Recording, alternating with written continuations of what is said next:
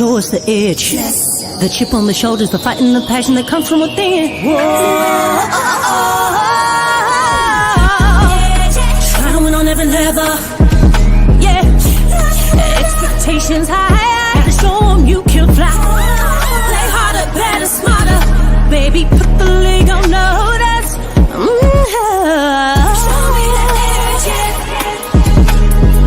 Play with the edge, yeah. Show me the edge, yeah. Play with the edge, yeah. Show me the edge, yeah. Show me the edge, yeah, yeah. Whoa, done seen the walk of shame enough. Wanna see the walk of winning time to come up and bring out the outlook. Don't every play, every possession. How bad you want it, love, do you want it all? This ain't a blood of love, built for something greater.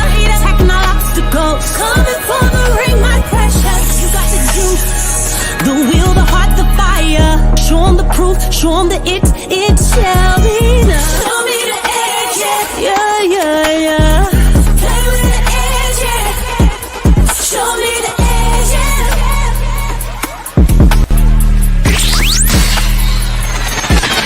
You're listening to the Pelicans Postgame Report on the PRO Media Network for all things Pelicans. For all things Pelicans, you're now tuned into the Pelican Postgame Report. Much love to the flock. Appreciate y'all being in this episode of PPR in the morning. Shout out to you guys. And listen, man, we doing our thing, man, early in the morning day, man. Shout out to you guys. I'm Big Q. We got DC in the building. Big ups to the Pel family, man. If you guys had an opportunity to see the Summer League game, we'll kind of recap a little of that thing. We'll go into the latest on Brandon Ingram, what's going on with him. We'll play some of the snippets of what David Griffin said during the game. He got up there and started prattling as usual. We'll go into that, break that down, and then we'll cover other news, notes, and items from our Pelicans. So shout out to you guys. Please feel free to smack upon the like button, hit the subscribe button. If you're living pretty good, hit the like button. Put a big check in the chat because we doing our thing on Saturday morning. So shout out to you guys. Good to see you, Michael. Elite, Walk for Jesus International, Disciple Revival. Shout out to you. State of the Pelicans, Young City 9. If you guys in here, give me a Go Pels or Go Pels Mine, as DC like to say. Give me a shout out and I'll give you a shout out. That's right. Go Pels. I would like to thank all of you wonderful human beings in the chat. So we got Doc Ock DC in the building, man. So there you go. Brother Morning, Watt. Q. Good With Q. morning. Good morning. I love coffee with Q. You're a great human being. That's a different show, DC. That's Coffee with Q. That's the Sports Coma Saints Talk, sir. I think you got your shows mixed up, but that's fine, man. That's all right. All right. So big ups to you guys. All right, Brother Wallace, good to see you, fam. Appreciate y'all being in the stream as we jump into it. So, all right, Mark. Is this pancakes with Q? I mean, what's going on here? This is a brunch with Q? No, it's not. What do you? No, sir. None of that's going on. This is just PPR in the morning, sir. That's all. Not quite morning before lunch with Q? I don't know where you're getting the Q part from. It's PPR, sir. That's different letters right there, DC. Thank you very much. All right, Brother Kai, how you doing? Good to see you in the chat as well. DC got What's jokes. up, Kai? Kai, the greatness. Kai, the All great. right, guy. All right, what's JH15? How you doing, sir? Appreciate you in this thing. All right, man. A shout out to DJ, his guy, Carlo Metkovich, had a good outing, man. He was hustling, very light on his feet. Did a really good job. I'm really happy with our bigs, Big Q, and I'm very intrigued by the rotation of wonderful human beings we have on this roster that are all 6'8" and above. They can all be centers because they can be the center of the world, and we will play fast with force, not violence, but compassion.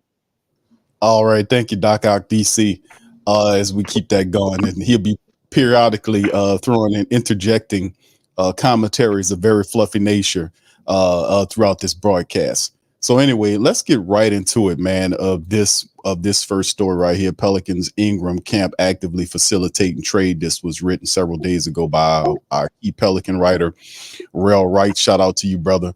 Pelican star Brandon Ingram has been on the trade block, but the team is facing difficulty moving him. This is primarily because Ingram is steadfast in refusing to accept a lesser deal, which could potentially ease the trade process. Now, according to NBA Mark Stein, he's saying Ingram has 1 year left on the contract and is said to be seeking a 4-year contract extension worth nearly $210. So there you go there. And then it talks about the Pelicans are unwilling to meet those demands. And while various teams have explored trades for the 26-year-old, none have been willing to sign him at those numbers. League sources indicate that Ingram's camp has also joined the efforts to find a team willing to meet his contract demands. So that is the big sticking point of this particular offer, is that since the Pelicans cannot move him, his team is actively getting involved to try to facilitate a deal. How would that work? Well, we'll see. We'll see how that works. The overwhelming sentiment around the league is that Ingram is not seen as a max player, which is stalling potential trades. Despite this, with Ingram's team actively helping to facilitate a trade, more options might emerge. And Ingram, who earned an all-star nod in 2020, averaged almost 21 points per game last year. As the solution develops, the hope is that Ingram's involvement will lead to a suitable resolution for both him and the Pelicans. Stay tuned for more updates as this story unfold, and unfold it shall. So big ups to the fan, man. Y'all know that's a really interesting situation, DC, as BI's camp is saying, hey, man, let's jump up in this thing. Let's see what we can get going here.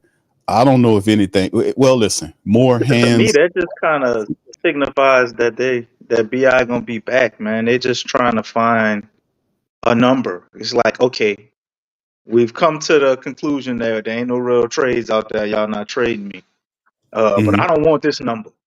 Let's see, if there's a team out there that would consider trading me or whatever. Just like a last ditch effort to come to an agreement on a number, because if I'm not mistaken, bro, isn't this like a common thing that all agents do, especially before signing a contract, even if said player didn't want to be traded?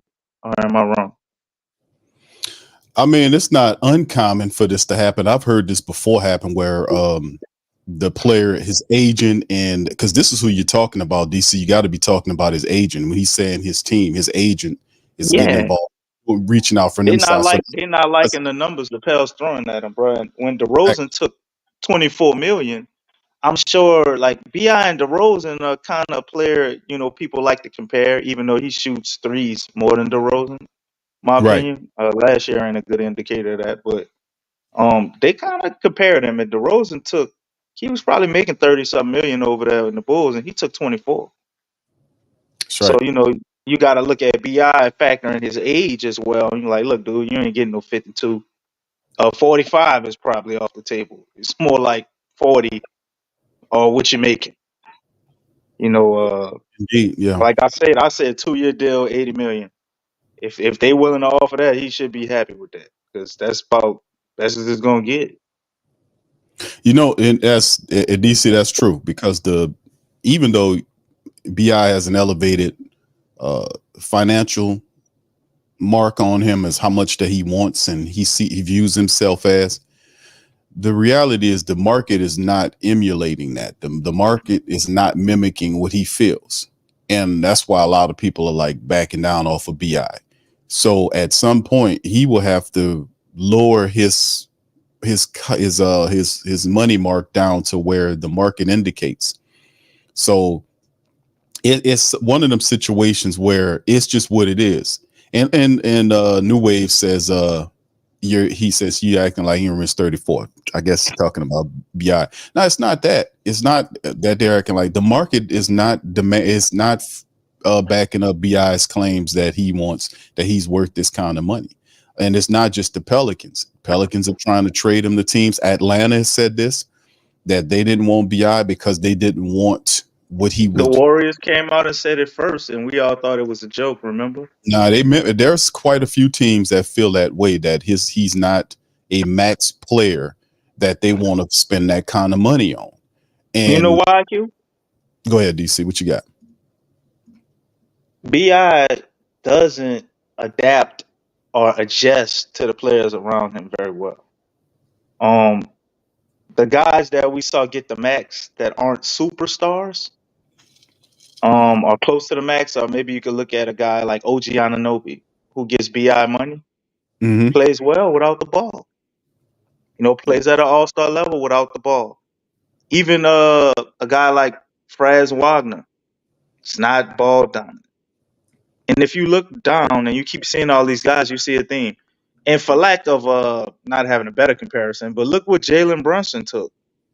Yeah, Even though you can say he's a better player right now, but I would say Jalen that's Brunson took what 4 years, 153.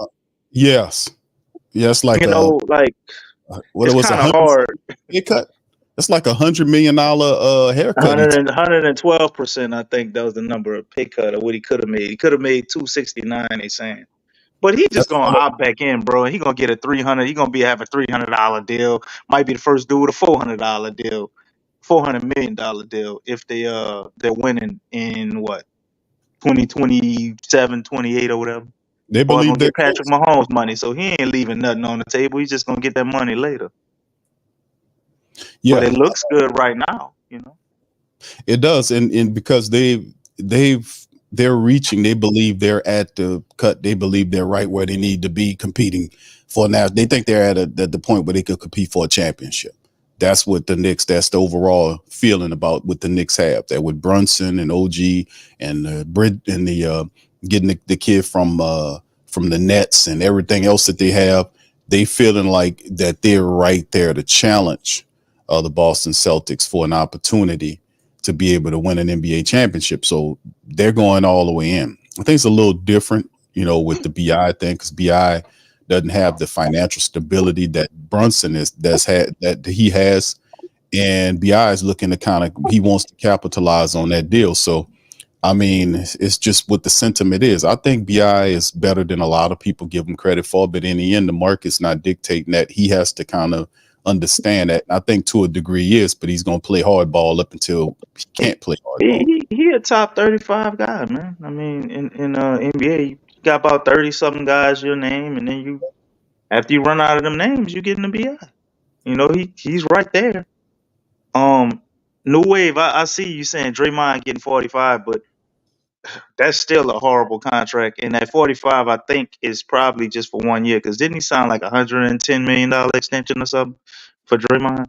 But Draymond still fits the same narrative. What I said is somebody who plays and don't need the ball.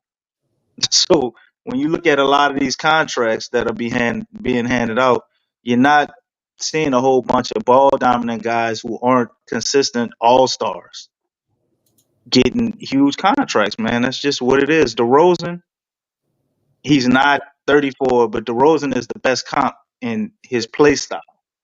And seeing how guys like that are valued right now. Karis LeVert would have been another one, even though I think BI is way better than Karis LeVert.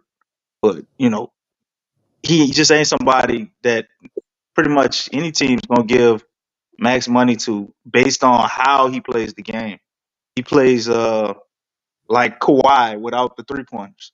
That's not something they're looking to maximize in a game where three-pointers are the end-all, be-all for a player that's only really giving you scoring. His scoring is maximized, but they want you to be able to shoot a three ball to be able to get big money.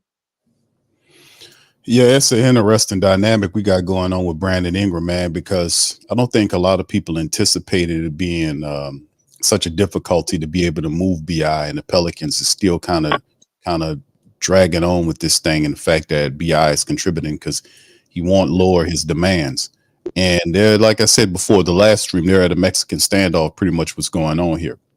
So it'll be interesting moving forward, man. But a lot of potential trade rumors and speculating, and teams will continue to jump in there.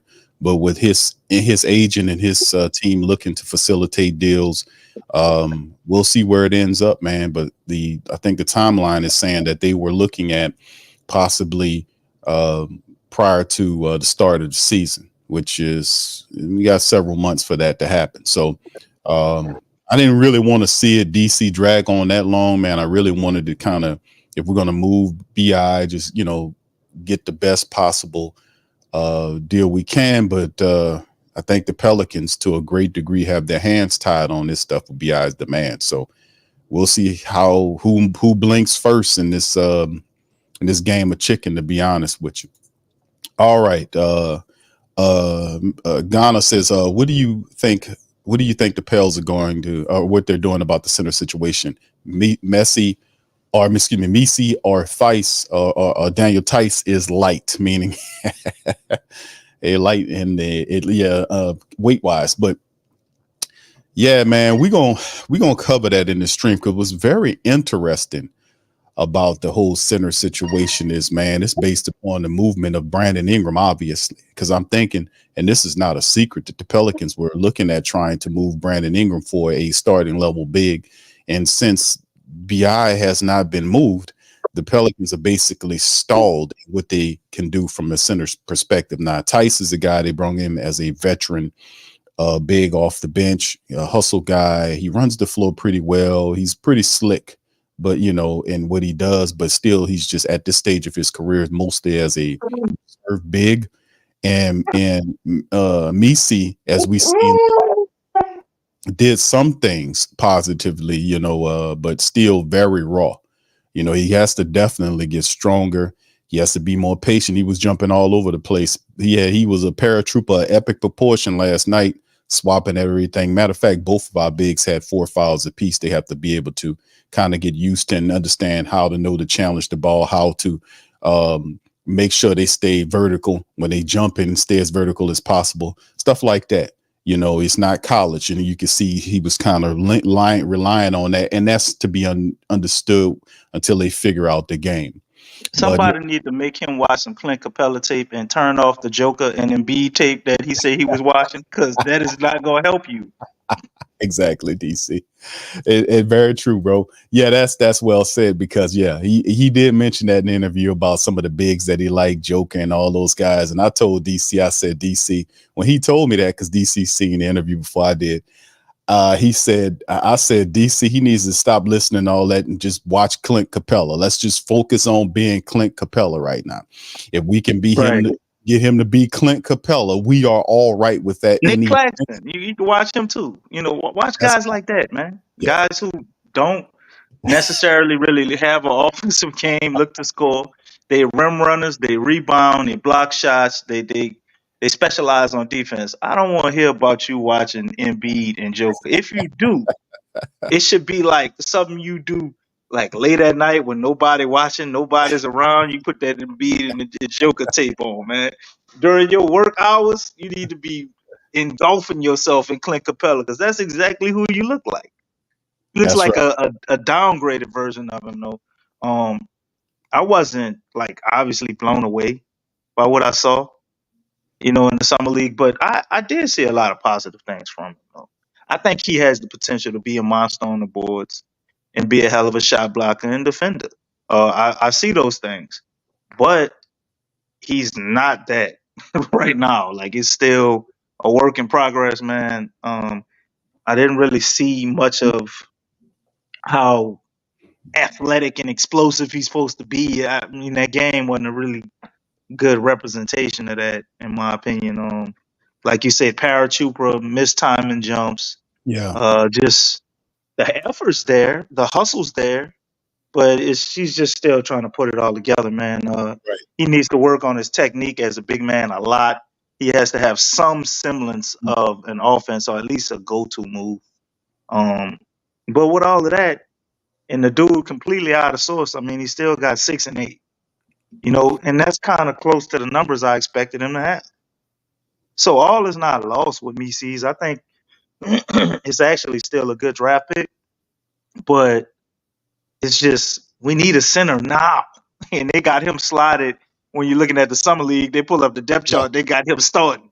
as Ain't no starting. way in hell you can start him at how he's playing now, unless he has to dramatically improve from now through training camp. Which, if all indications of his trajectory and how he's done in college, that may be possible. So, but at this point now, hell no. Now in the preseason, if it looks like a totally different player, then hey, whatever, I'm all for it. Yeah, and thank you, Ghana, for your question there. And yeah, Matt Ryan is more than it's going to be a part of this bench rotation as well.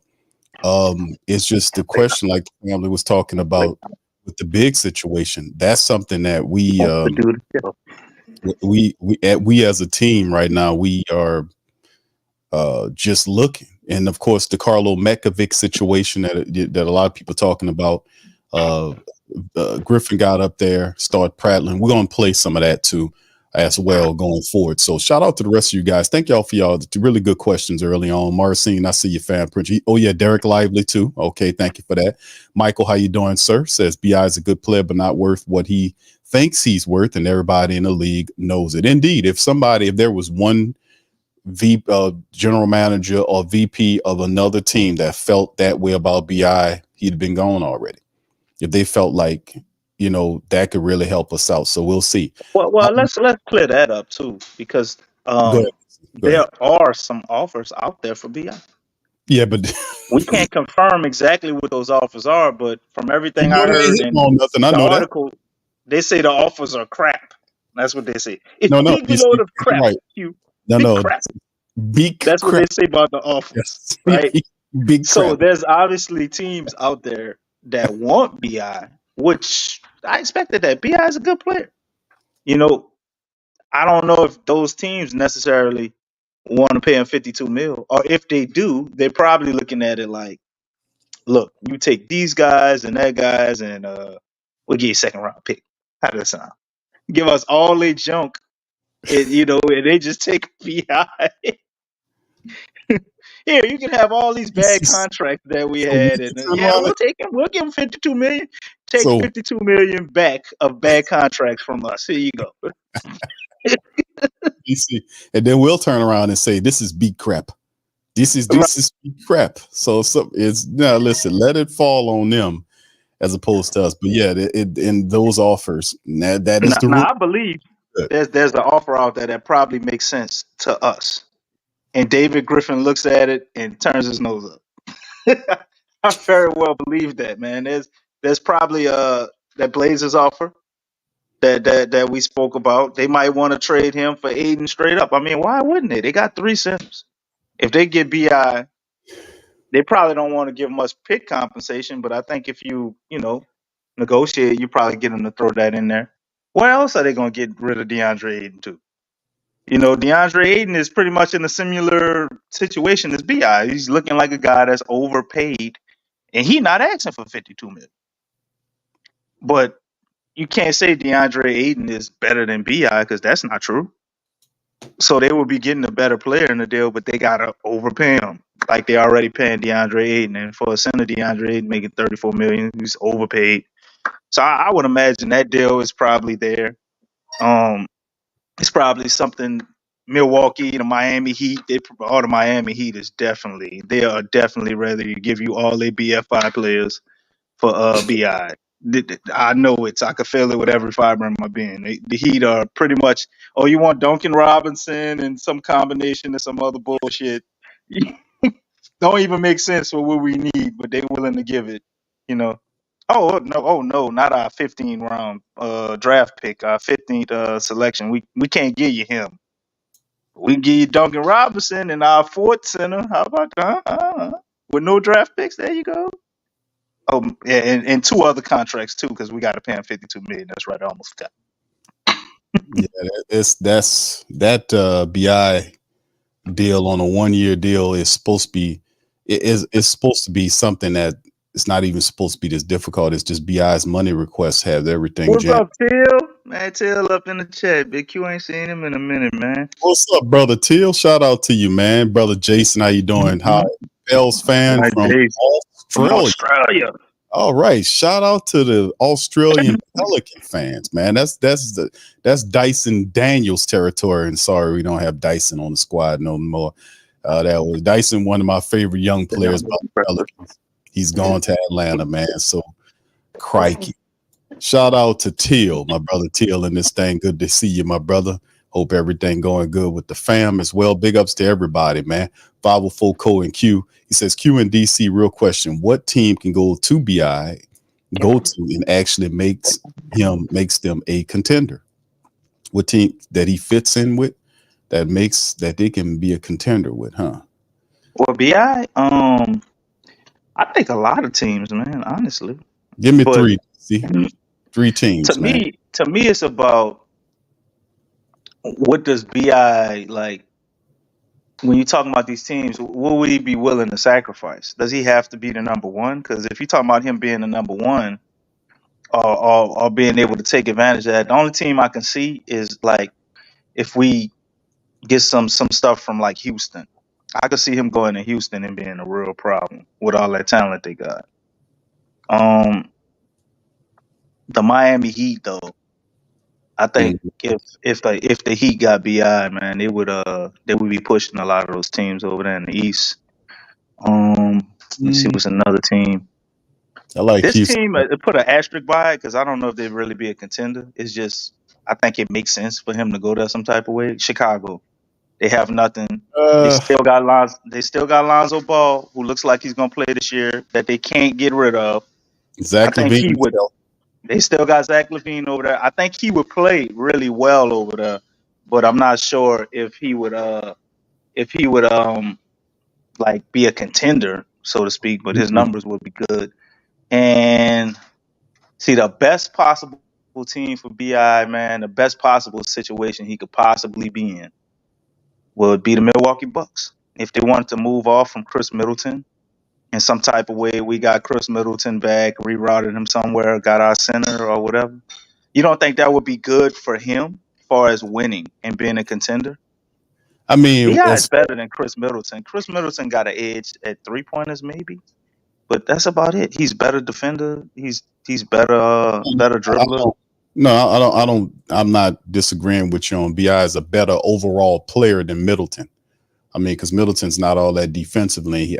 He is a good shooter, but outside of that, I don't really. That's pretty much all. But BI is definitely a better player than Middleton, so he would definitely look pretty decently up there with Giannis and the Bucks. So that would be interesting. But yeah, that'll be good for him. But what the hell we get in the process? We don't.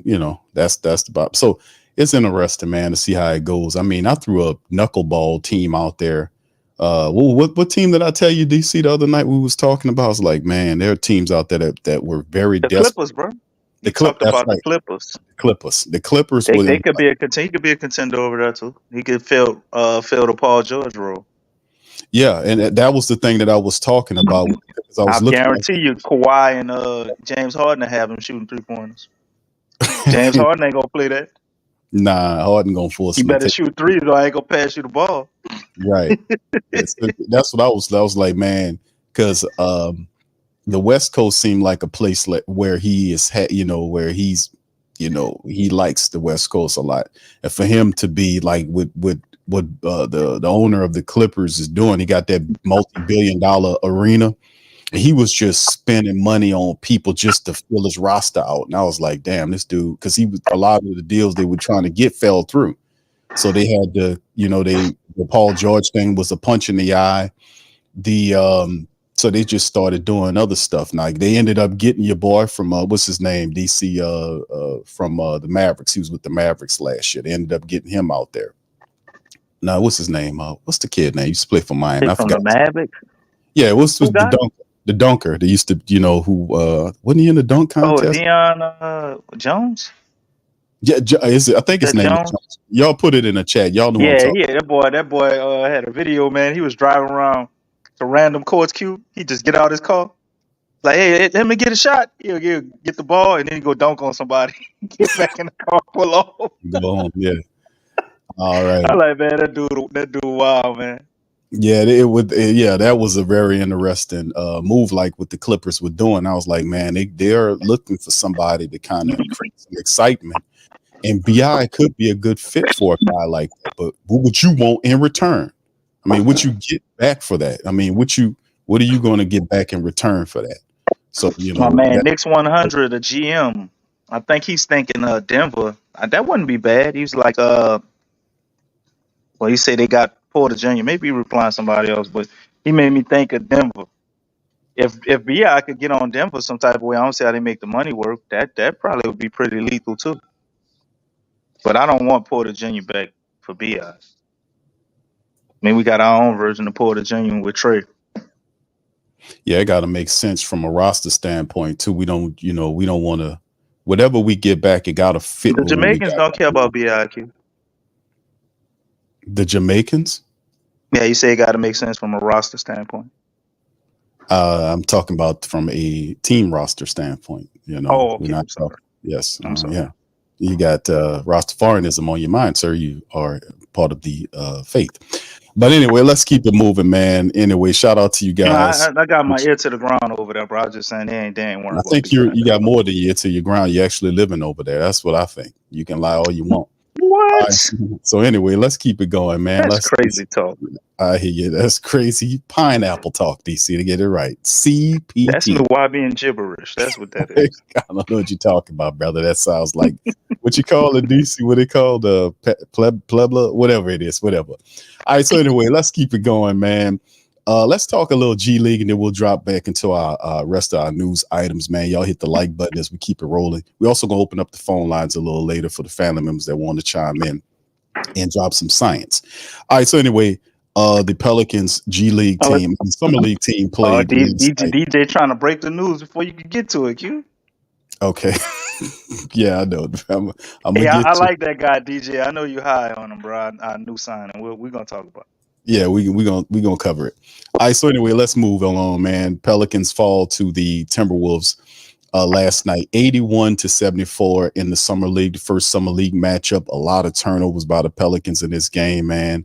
18 turnovers by the young. That's what happened when you got a movement shooter, playing point guard. That's kind of what you can expect. Indeed. Yeah, that was I didn't get that, but anyway, Pelicans. They're trying to enhance his on ball game, bro, which I think is smart because I love Jordan Hawkins. I love his game, but Jordan Hawkins, to me, just from what I saw in the Summer League and just looking at him, man, I don't know what he did in the offseason, but I don't see any difference. He didn't get bigger. You know what I'm saying? Right. Like his handles look still the same. His defense still needs work, even though, I can say it's slightly better, more effort. But he always had effort defensively, just not a very good defender in the NBA at this point right now, which I think he will be. So high on that. But man, it's a slightly concerning, I'll say, because I don't think he had a good off season from what I'm seeing. The stuff he's been working on or whoever he's been working with, I didn't really see a major leap in any ability other than, but he was already good at this. His rebounding is sneaky good, bro. So Yeah, I think that in itself can afford him some minutes. I noticed that too when I first seen Jordan Hawkins. I said he looks exactly the same. He didn't his build didn't look any stronger or sturdier.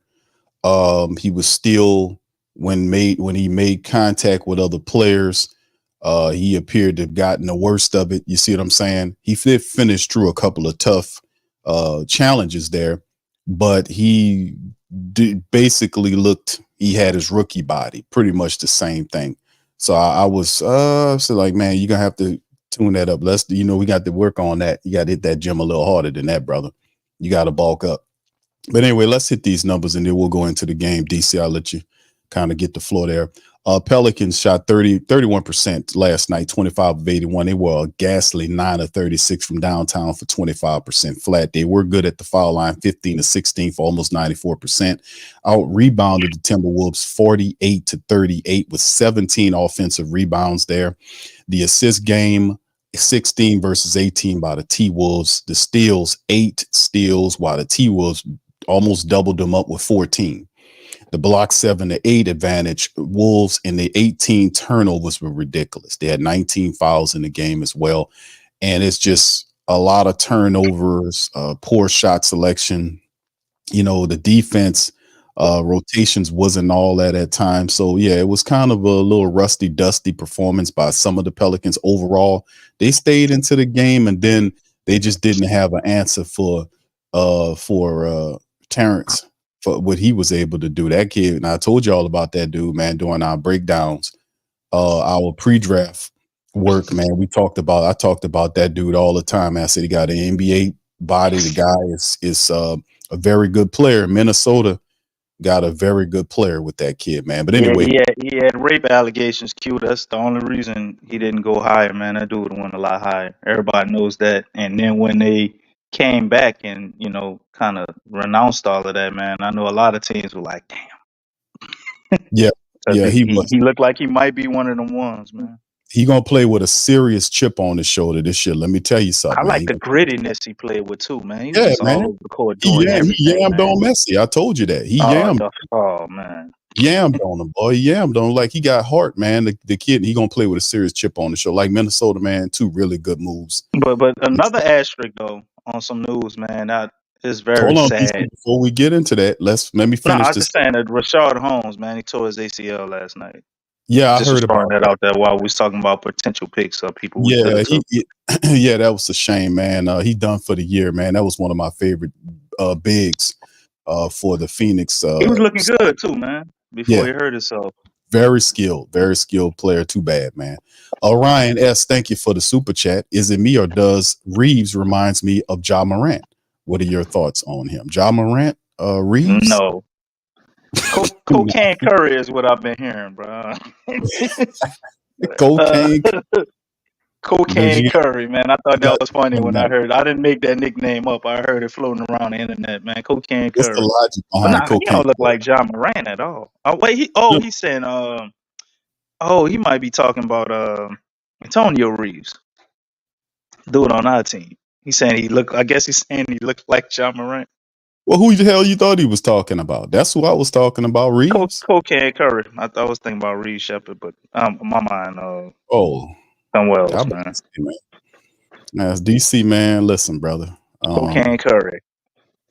Think about Reeves Shepard. I didn't say Reeves and think about Reed, man. Because Antonio Reeves ain't do nothing. He made 1 3-pointer, and he had a few good little drives to the basket, and that was it, man.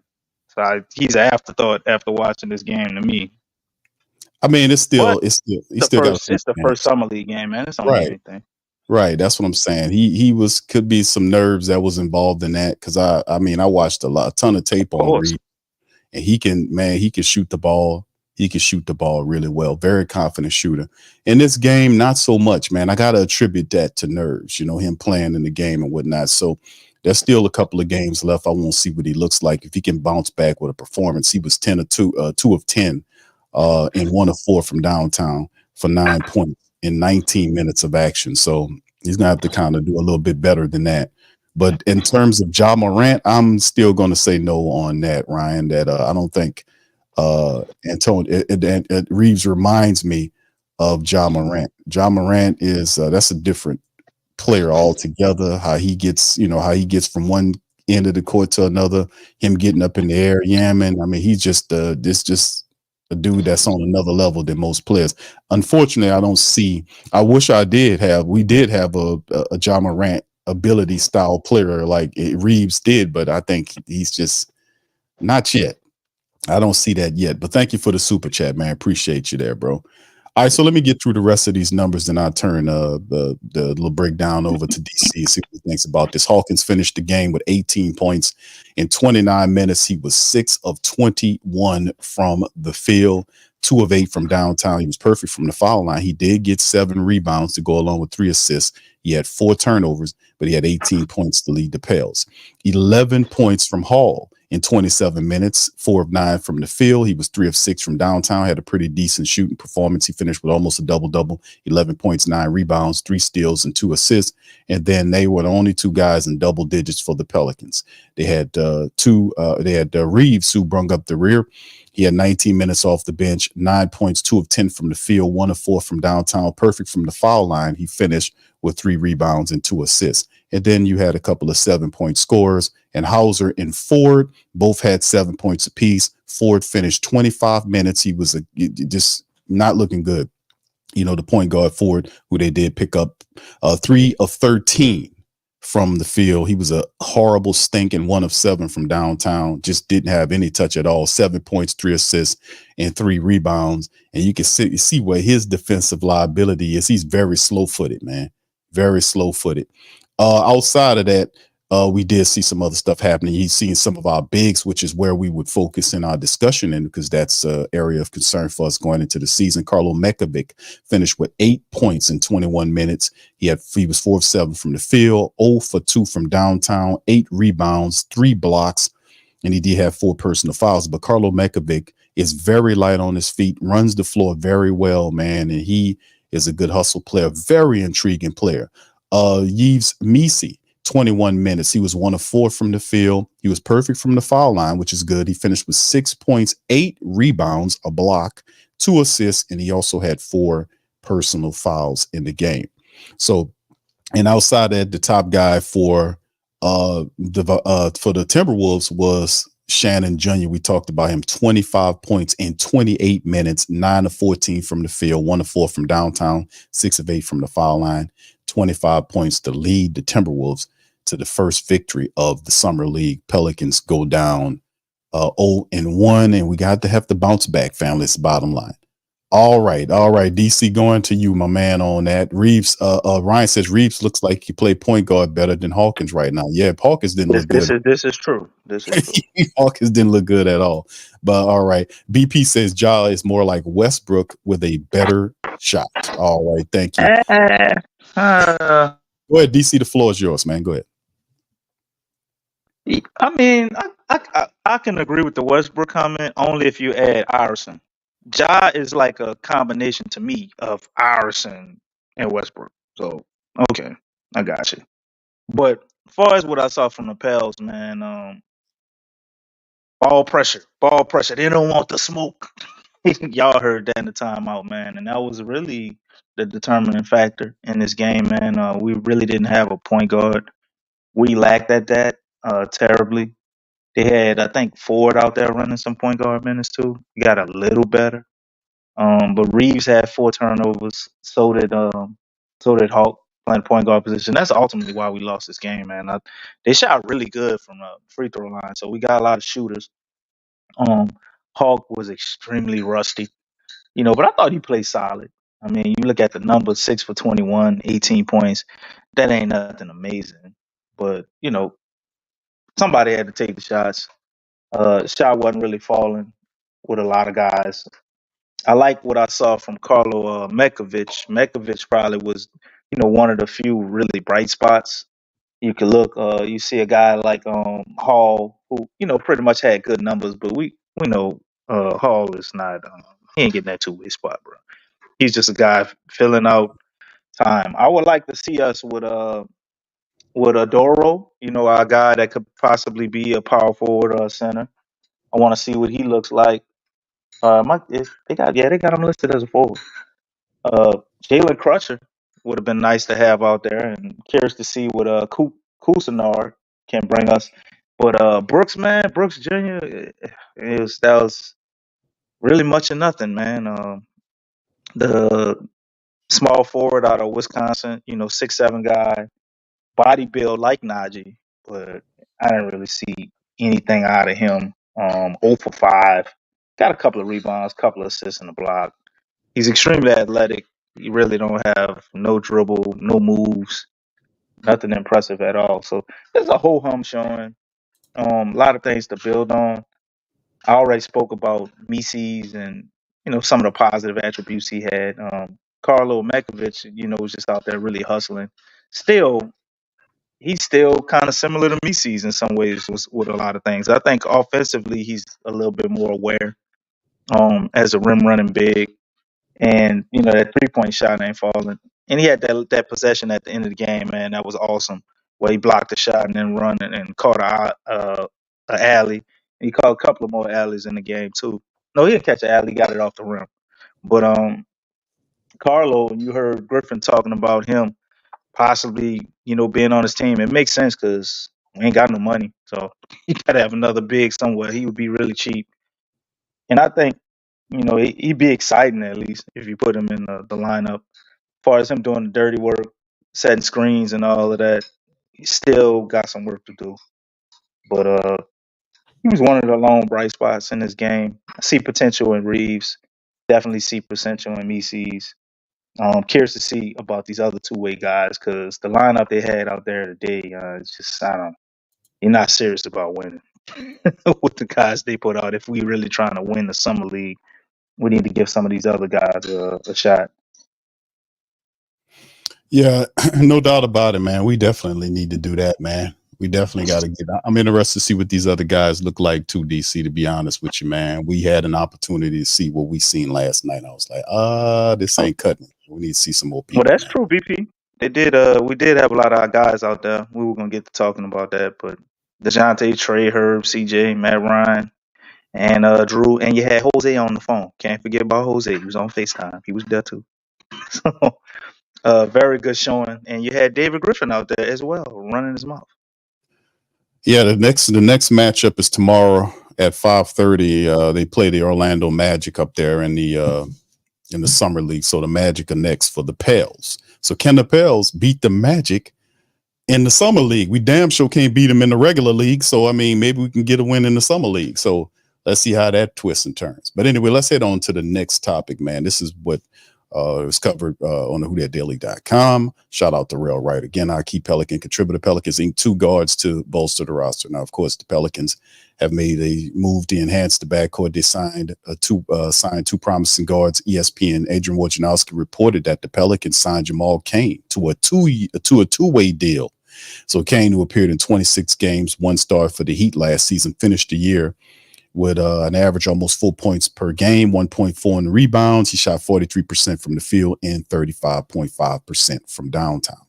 Really interesting move here. He's 6'7", 191 pounds, and also showcased some versatility and talent in the G League, where he posted almost 24 points per game, 11.6 rebounds, 4 assists, 2.2 steals, 1.3 blocks per contest, while shooting over 50% from the field and under 37% from downtown in 9 games.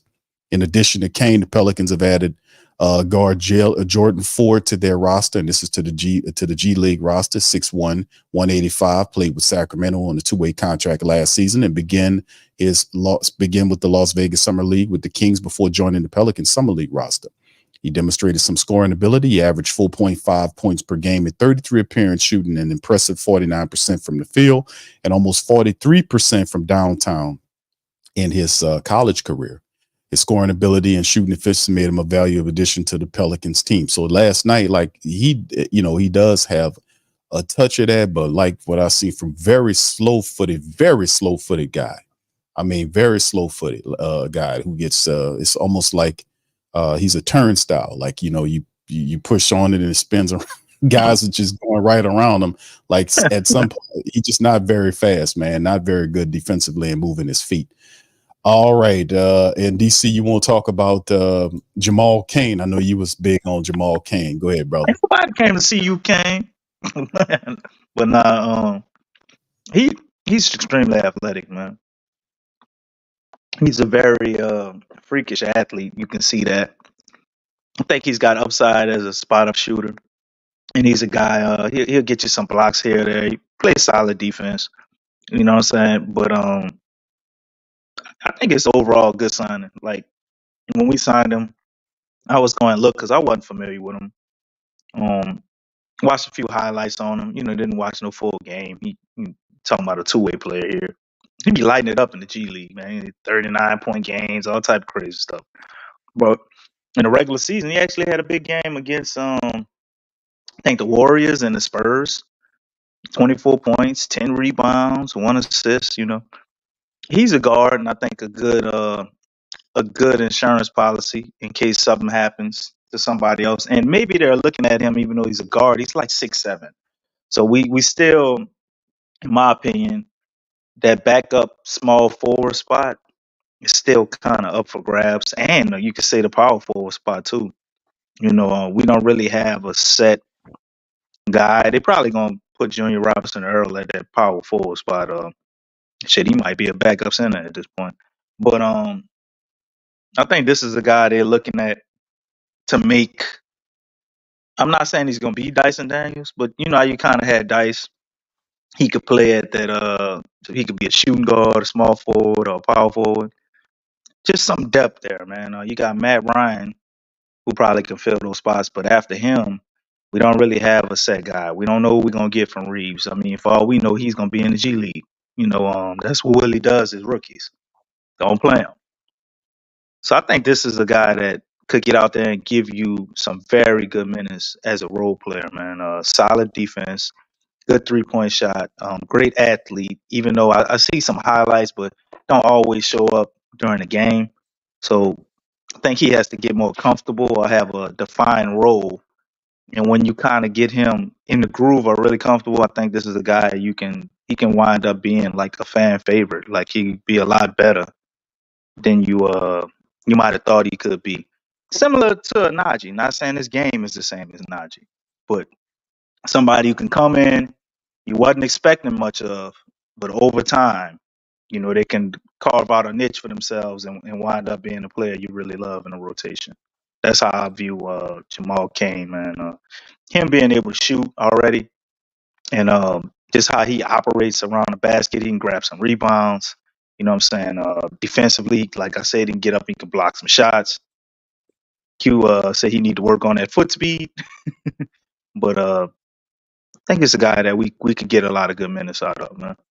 Can be very productive as a role player. No, I think Kane's foot speed is okay.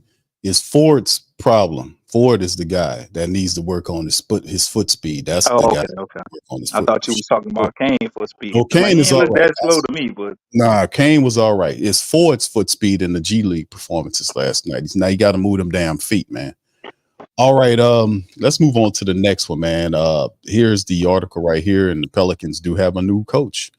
Pelicans hire assistant coach with multiple years of experience. After the NBA Finals finished, the Pelicans wasted no time in upgrading their roster by making a trade for DeJounte Murray. The guard was once considered a star here by the Spurs, and after things went sour with the Hawks, those sentiments have cooled a bit. Still, Murray has immense talent. The Pelicans are hoping that he brings some different element to the team, turning over the primary ball handler from CJ McCollum a year ago and keeping it moving. So since Willie took over the head coach job back in 2022, they made the playoffs 2 times, but have lost in the first round during those years. While all season is normally used to upgrade the roster, Pelicans have decided to bring in some more experience to the coaching staff.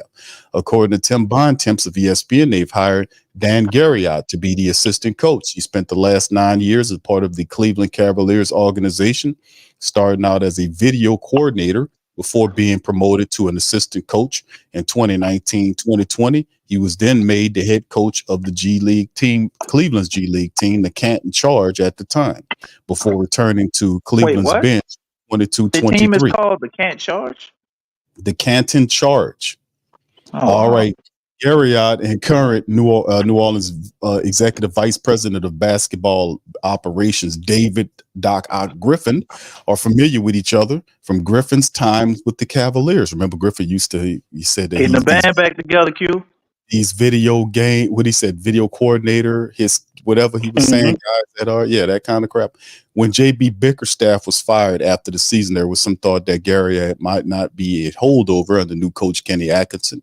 Now it's official, as Garriott will join the staff under Green and try to help the Pelicans take the next step in their progression. So there you go, family.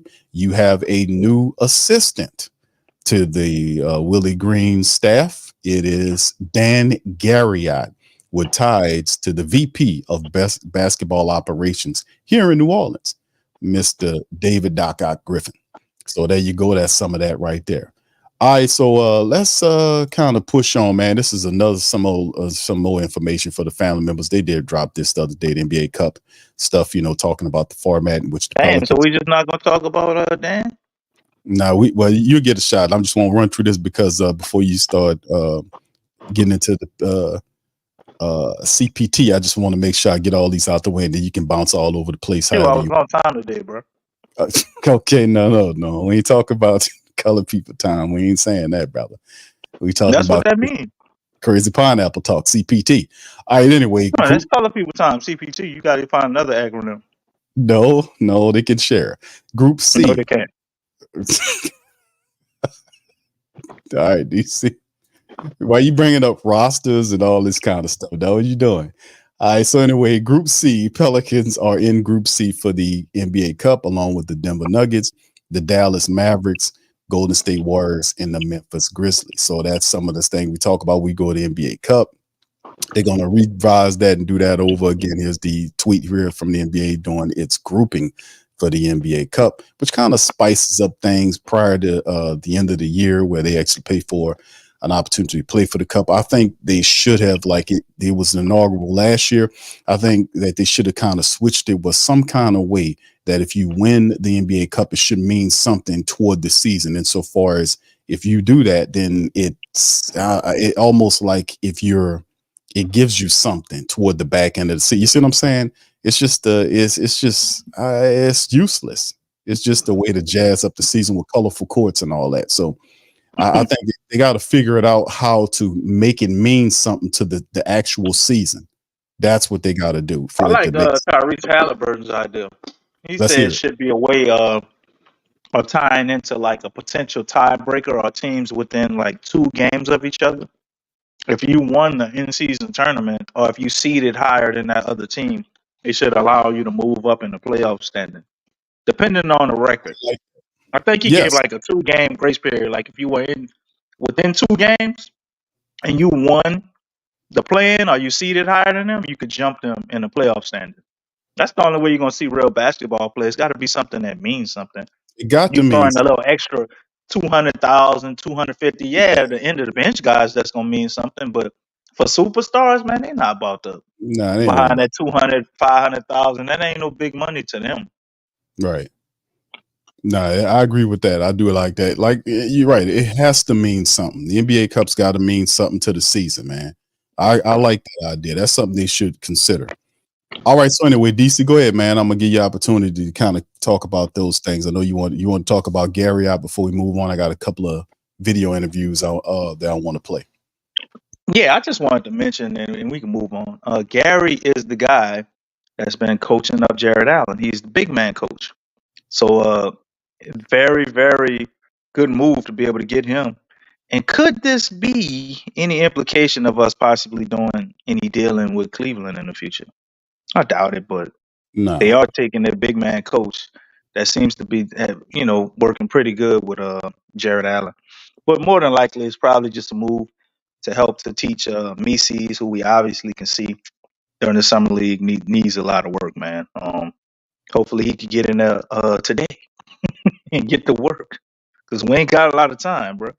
And as we're looking at it right now, you pretty much got Daniel Tyson, Mises as your only center, so he's gonna have to get some major minutes, unless we're gonna give him to Mekovic. Don't forget, and if that's the case, he needs work too. So, Dan, you're on the clock, bro. You're on the clock. I-10 by 10, bro. You're on the clock. We need you right now. Damn sure. Damn Skippy. With super quick, fast, in a hurry. No doubt about it. All right, so let's do this, fam. Let's kind of move into this. I wanted to play this. DC sent me this. And I wanted to play this interview from a piece. It's like 3 minutes long from DeJounte Murray. He was on, I think, on the All Smoke show. Yeah, with Steven Jackson and Matt Barnes. He was talking about his mindset, and I found it very interesting, man. So y'all put one in the chat if y'all can hear this. Then we'll listen to David Griffin, what he said during the summer league matchup. Here we go. Humble, grounded, family, basketball. Outside of everything you told us so far, who are you off the court? What do you like to do? I mean, obviously fatherhood is big for you, but what do you like to do just in your spare time? Bro, for me, I like bowling. Bowling? I love bowling. Okay. I love bowling. It'd be nice. I'd be like, bro, let's go bowling. Not really. Wavy, you know. Let's go bowling. Just randomly go bowling. Because for me, it's like I grew up in parties, bro. I was in clubs at 13. I was in 21 over clubs, 13, 14 years old. You know what I'm saying? So it's like to make it to where I'm at now, I have no interest in that. Mm-hmm. Like a lot of these dudes, like older dudes, It's new to 'em. young dudes, it's new to them. They just now being able to get a taste of it. Yeah, they jumped off the porch late. I was already doing that. You feel what I'm saying? I was already dealing with women. I was already, you know what I'm saying? I was already in clubs. Everything. Had money, cars, everything, bro. So it's like now I'm at this point in my life. It's like, it's just basketball for me. But also because I already did so much in an early stage, I have no interest to do things that are already done. Mm-hmm. You feel what I'm saying? So a lot of people, like my brothers, even when I was in San Antonio, they used to tell them guys like, man, get him out the gym. Like, tell him to go take a vacation. Tell him to go, I don't know, do something else. Get basketball off of his mind. But it's like, if you ain't grow up like me, you know what I mean? Like, you can't relate to me. Like, you don't understand where I'm at. And also, I know how I was judged in that draft from the things that I did or I was around as a kid. And I don't want that to be the reason that, you know, they boot me up out of here. And I feel like my chances, knowing they know my story, I feel like my chances ain't like Now that you're other going to guy. get a lot of fuck ups. I feel like I only got one. As soon as I make that one, it's curtains. It's over. Back to Seattle or wherever you going. You know what I'm saying? So for me, like, bro, it's really fatherhood, my family. I like bowling, but I really be inside, bro. Like, I really be inside. And I have fun doing it, though. And I try to tell, like, my brothers, even dudes I meet in the league, bro, I try to tell them, because even my teammates from year 1 in San Antonio to year 7 now in Atlanta, they see I don't party, bro, I don't drink, I don't smoke. And they see that and they're like, bro, why? Like, you know what I'm saying? Like, go have fun. You are. You feel what I'm saying? But I'm having fun. And I try to tell them, like, don't let me affect what you do, I'm going to be good regardless. I'm going to be good regardless, but I'm comfortable who I am. I have fun sitting at home watching 6 games at a time with my daughter, my family, my girl, or on FaceTime with my family. You know what I mean? Like, I have fun doing that. Answering prison calls over and over, chopping it up with them. That's my life right now. When I'm done, like, I'll probably start doing more. But right now, I just know, I feel like it's messed up that it's this way, that I got to think like this. But it's like, I feel like I go to the club or something, you're not about to play with me. You feel what I'm saying? So it's like, put yourself in that position. Why put myself in that situation, bro? That position, why? I could just be at home, bro. Because they doing a lot of playing outside. They doing a lot of playing. Yeah. You know what I'm saying? And we don't play like that. It's hard to stay out the way these days. And it's hard to stay out the way, bro. You know what I'm saying? So it's like, for me, I'm just focused. I know what I want. You know what I mean? But also, like I said, I don't want to be on the headlines for no negativity, you bro. work too hard. I work too hard, bro. Yeah. And I know you take away me, you take away a lot of village, bro. Yeah. You feel me? Yeah. You take away a village, a lot of people. You feel me? So it's like, I'm cool, bro. Very humble. All right, Say Big Q. That's pretty good. Go ahead, DC. I understand why we won the Atlanta Hawks trade now. Yes. When David Griffin went down there to put that pistol on Landry, Showed up. DeJounte Murray would have been the guy to put the pistol on David Griffin, and he was ready to leave. So Nah, he won the trade. let Landry. When he seen Griffin put that pistol on Landry, DeJounte turned around and put that pistol on Landry. Say, yeah, I'm gone. Y'all. Right. Right. It's all starting to make sense now, bro. There you go. All right, Yeah. I love it, man. It sounds like we got a more streetwise Herb Jones. Same mentality, man. Just locked in. You know, he says brothers got to tell people to try to pull him out the gym. Man, Herb got to start, bro. Because I can tell you right now, him and DeJounte Murray going to be sleeping in the damn gym together, bro. Their chemistry going to be crazy. You ain't lying, dude. Got to start Herb, bro.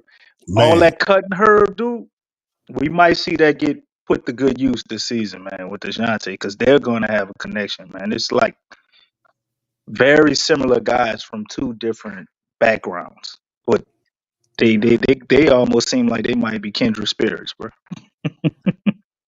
Yeah, One is more vocal though. he shouted him out when on the press conference. I Yeah, seen he him. like Herb, man. I mean, it's two things, man. I I don't like Herb though. I mean, Herb's a right. likable guy, man. I mean, DeJounte Murray is an excellent. Yeah, he is definitely 504 Q. Said Cole says Q. DeJounte Murray is an outstanding human being. He is definitely an outstanding human being. In octopus speak, you're absolutely right, sir. And that's the first observation. The second one, it must be cold as hell in that goddamn studio. I mean, look at Steven Jackson got both his hands in this damn coat. They need to start a fire and get some goddamn smoke going on, bro. I'm serious. All the smoke. What is it? Cold smoke? They look cold as hell up in that place. But shout out to DeJounte, man, for just a phenomenal person, man. I'm proud of them. The Pelicans did a wonderful job in picking him up and bringing him here, man. Just awesome.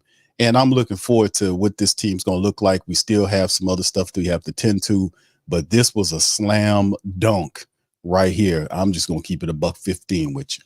Anyway, let's push on. Let's move on, fam. Let me tune up the rest of these interviews right here. And we're going to get on into and see what the octopus got to say. And it's time to listen I'm going to listen to Doc Ock and see what he got to say Put a about condom on your ears, y'all. All Some right. bullshit. Here we go. Here go Doc Ock on the mic. Y'all put one on the mic if y'all can. Thanks, Mark. Thanks, Mark. Glad to be with you, Lex. Griff, thanks, good man. to see you, man. Lex up and up. Well, we'll start with Hawkins because we just heard him talking to George. Outstanding young player, outstanding young man. What are the expectations here as we get to year two? I know he got some time early in the season because of injury. What's the plan here going into year two? Yeah, I think we'd like to see him continue with what he's been doing or that you saw in the first quarter. But in terms of the workouts heading into this, Jordan can get to a shot anytime he wants. And I think what we're trying to do a little better job of is getting him to sort of translate his athleticism to the defensive side of the court. And I think that's really where he's going to put most of his focus while he's here. I don't think we have any questions about whether or not he's going to be able to score. But what's going to get him on the floor with our team and with the varsity in a consistent level is his ability to do that. We got to get that to a place where the coaching staff is comfortable. Is part of the reason also, you'd ask a guy that played a lot for you as a rookie to come year two to get more of an opportunity to actually handle the ball and play make, because that's, his wheelhouse we know is catch and shoot, scorer, but being able to get out there, run a high ball screen, make good reads off of it, manipulate the basketball, like things like that. Are you looking for that to be also an evolution for Jordan? Yeah, for sure. It'll definitely be an area of growth for him, and we're excited about this opportunity to give him that. At the same time, we've got a lot of ball dominance in our group.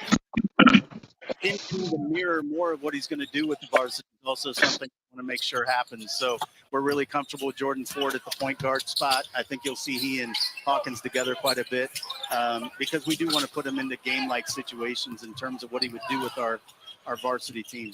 Well, speaking of the varsity, there's a gentleman sitting about 10 seats away from us, DeJounte Murray, who you engineered a trade for. How important of that role that you have looked for, wanted to improve upon, and now have one of the outstanding young point guards in the league?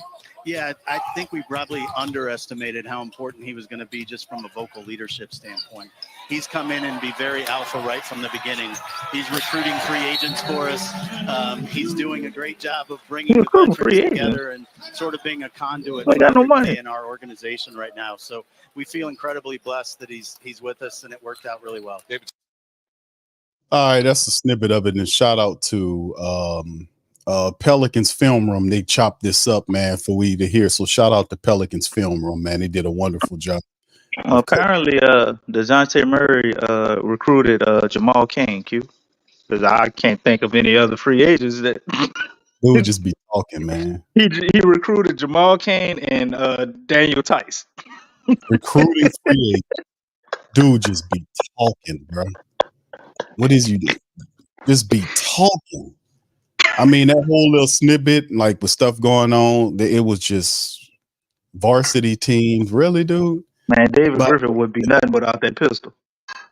Man, but listen, I got to give him super credit on the DeJounte Murray trade. Just finding a lesser intelligent general manager to trade with and be able to get DeJounte Murray for reserves and of course the 2 first-round draft picks the Pelicans gave up for him. Fits a perfect need. We just gotta close the deal with this BI thing to get the team going. But it's amazing, man. Let's finish up, man. Let's listen. This is the second part of the interview right here. Let's get it queued up here. And here's the rest of it. Here we go. Which was, you were right on the verge there. Obviously, Zion got hurt, and that kind of changed everything there. But, how far off are you bringing in new talent this year to add to what you had? We're really excited about the group as a whole. I know everybody thinks we've got to invest in the center position a little bit. We actually are really excited about what we have now as a group. We're excited about getting to play small and fast. I think our coaching staff looks at the group we have as an opportunity to really grow.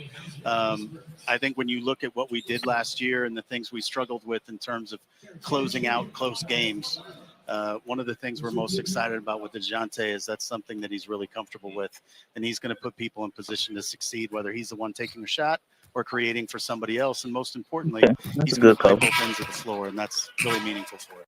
Real slick how he went from the center. Yeah, he ain't say nothing about centers. Ran right away from that shit, didn't he? Ran right away from went straight That was from smooth, bro. I gotta give it. He moved off the hell out the back of that. only if you're not paying attention is it smooth. That was smooth, bro. That wasn't smooth at all. I mean, he ran right from the center position, which is the biggest Pelicans have. It's about smooth as he can do, Q. Come on, I give him a little credit. All right, so there you go. The small and fast DC, the Pelicans saying that David Griffin. At least he ain't say nothing crazy like I think Messiah Miri is a supercharged Clint Capella. Like, he ain't say no stupid shit like that. So nah, but it's just the thing is like the center position. Everybody's focused on getting the center position solved. Pelicans right now have a outranked rookie who right now, based on what we seen last night, is not ready to start or do anything. Daniel Tice is a veteran reserve big who the Pelicans have, who they signed, which is not a starting level center. Now he comes in, he can play some games for you, but he's not a full-time starter that you want to do that with. And then Karlo Mekovic is the other guy who's also a rookie big who also needs development. So then with that being said, he threw out the gambit about playing small. They're very excited to play small and fast. I would rather, and listen, DC, I don't have a problem with David Griffin. I don't think he should be sitting his ass up here. It should be Willie Green. They panned to Willie Green watching the game. When they went and talked to the representative of the Minnesota Timberwolves, you know who they talked to? You know who they talked to? And because they did this same similar segment, they talked to Chris Fitch. What? They talked to the coach?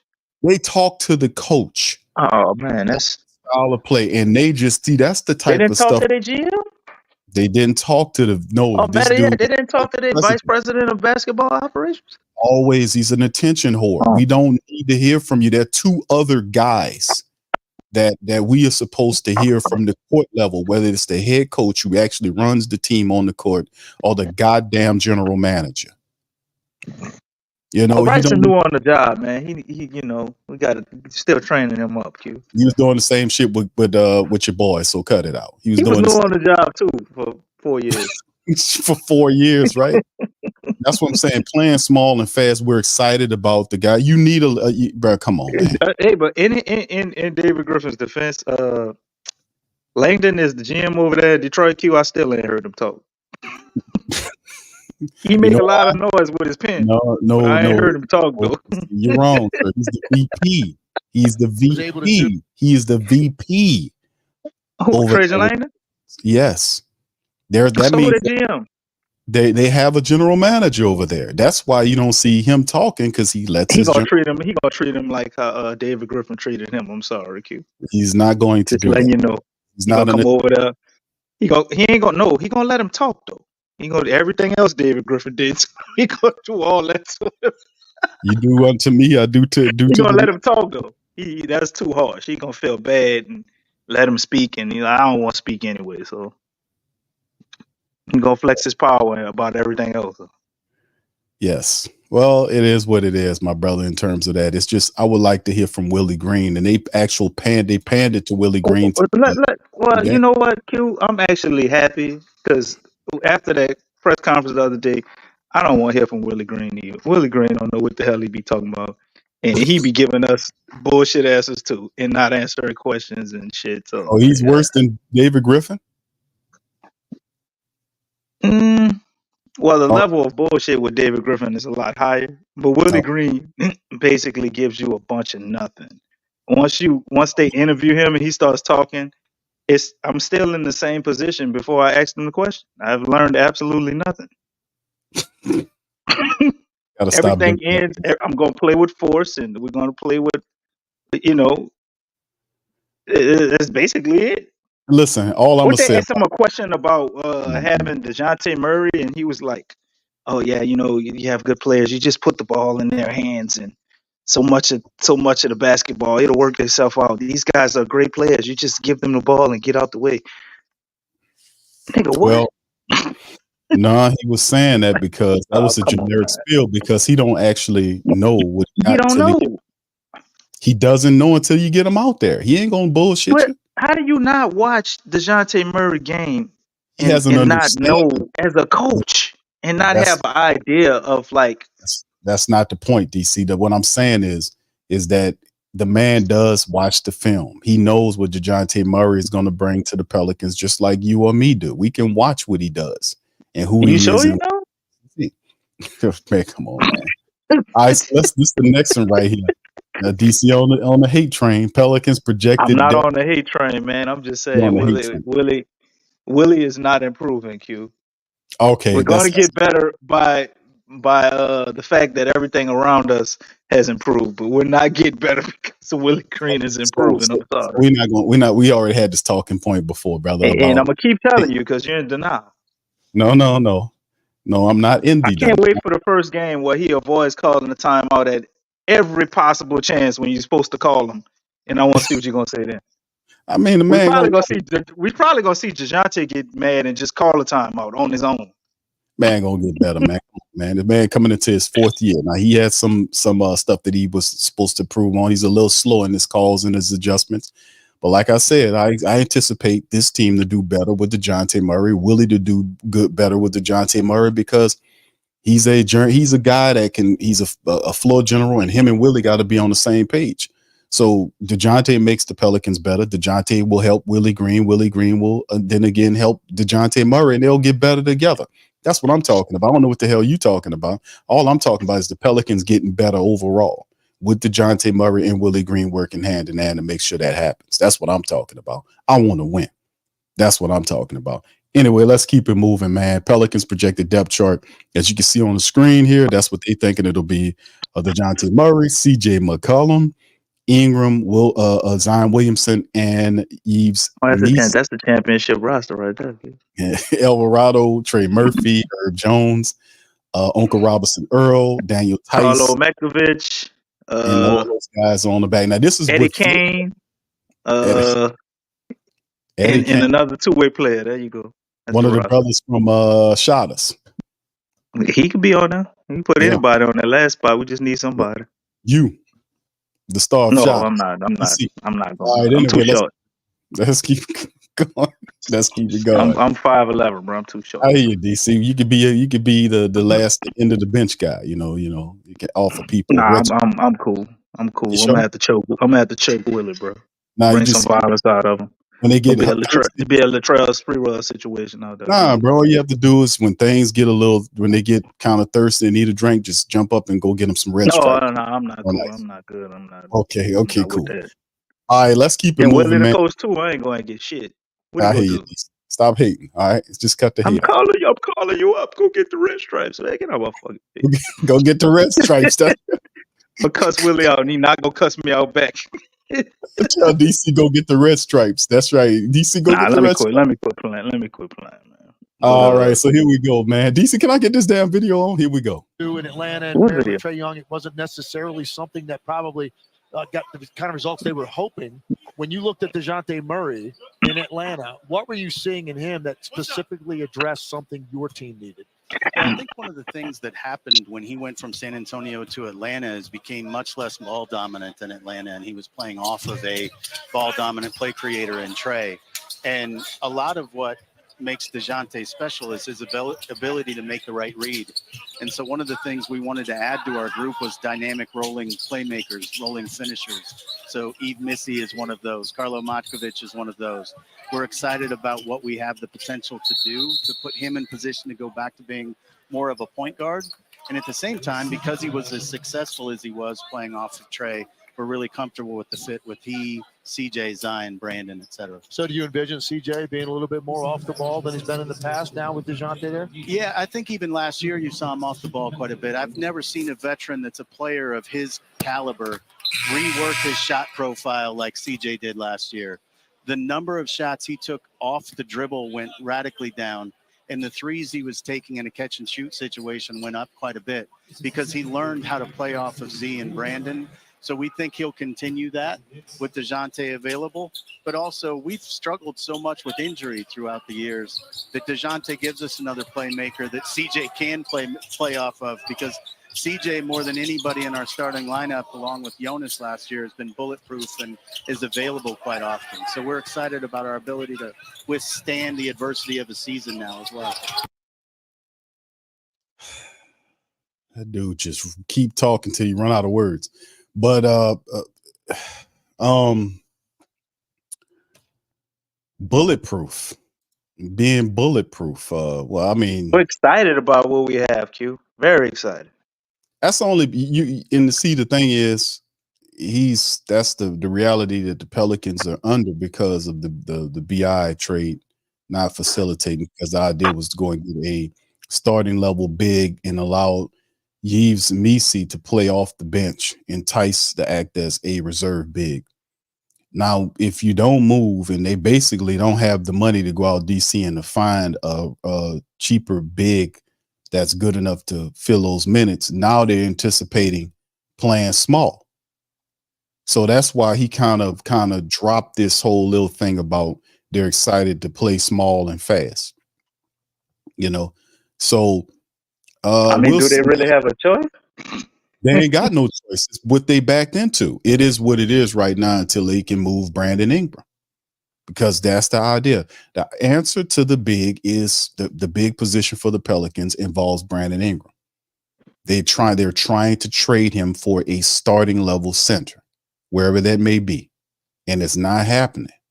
So as a result, plan B is to fall back to playing small, or pray and hope that Yves Missy could be even a lightweight Clint Capella type, or one of these other guys could step in and do what they need to do to kind of help the team going forward. So that's the fallback option the Pelicans are currently under, man. And I don't know, man. With DC, go ahead. That's all I got. There's a couple other ones, but that's about I mean, it. that's the situation they put themselves in based on prior movements, maybe that should have been done before this season.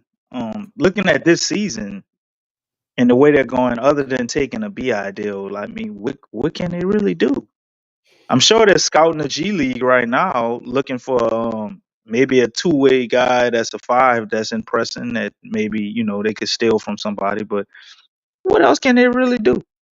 Until you move BI, I mean, you got the, what is it, multi-level player exemption. We probably could have added, or can add, somebody into that. I think it's 5.7, right? So they could find another center and pay them almost $6 million a year. It's probably what they're gonna have to wind up doing. But they gotta fill 2 other roster spots, I think. Mm-hmm. So they really don't have a lot of options. And then if David Griffin comes out and like, look, we need a center.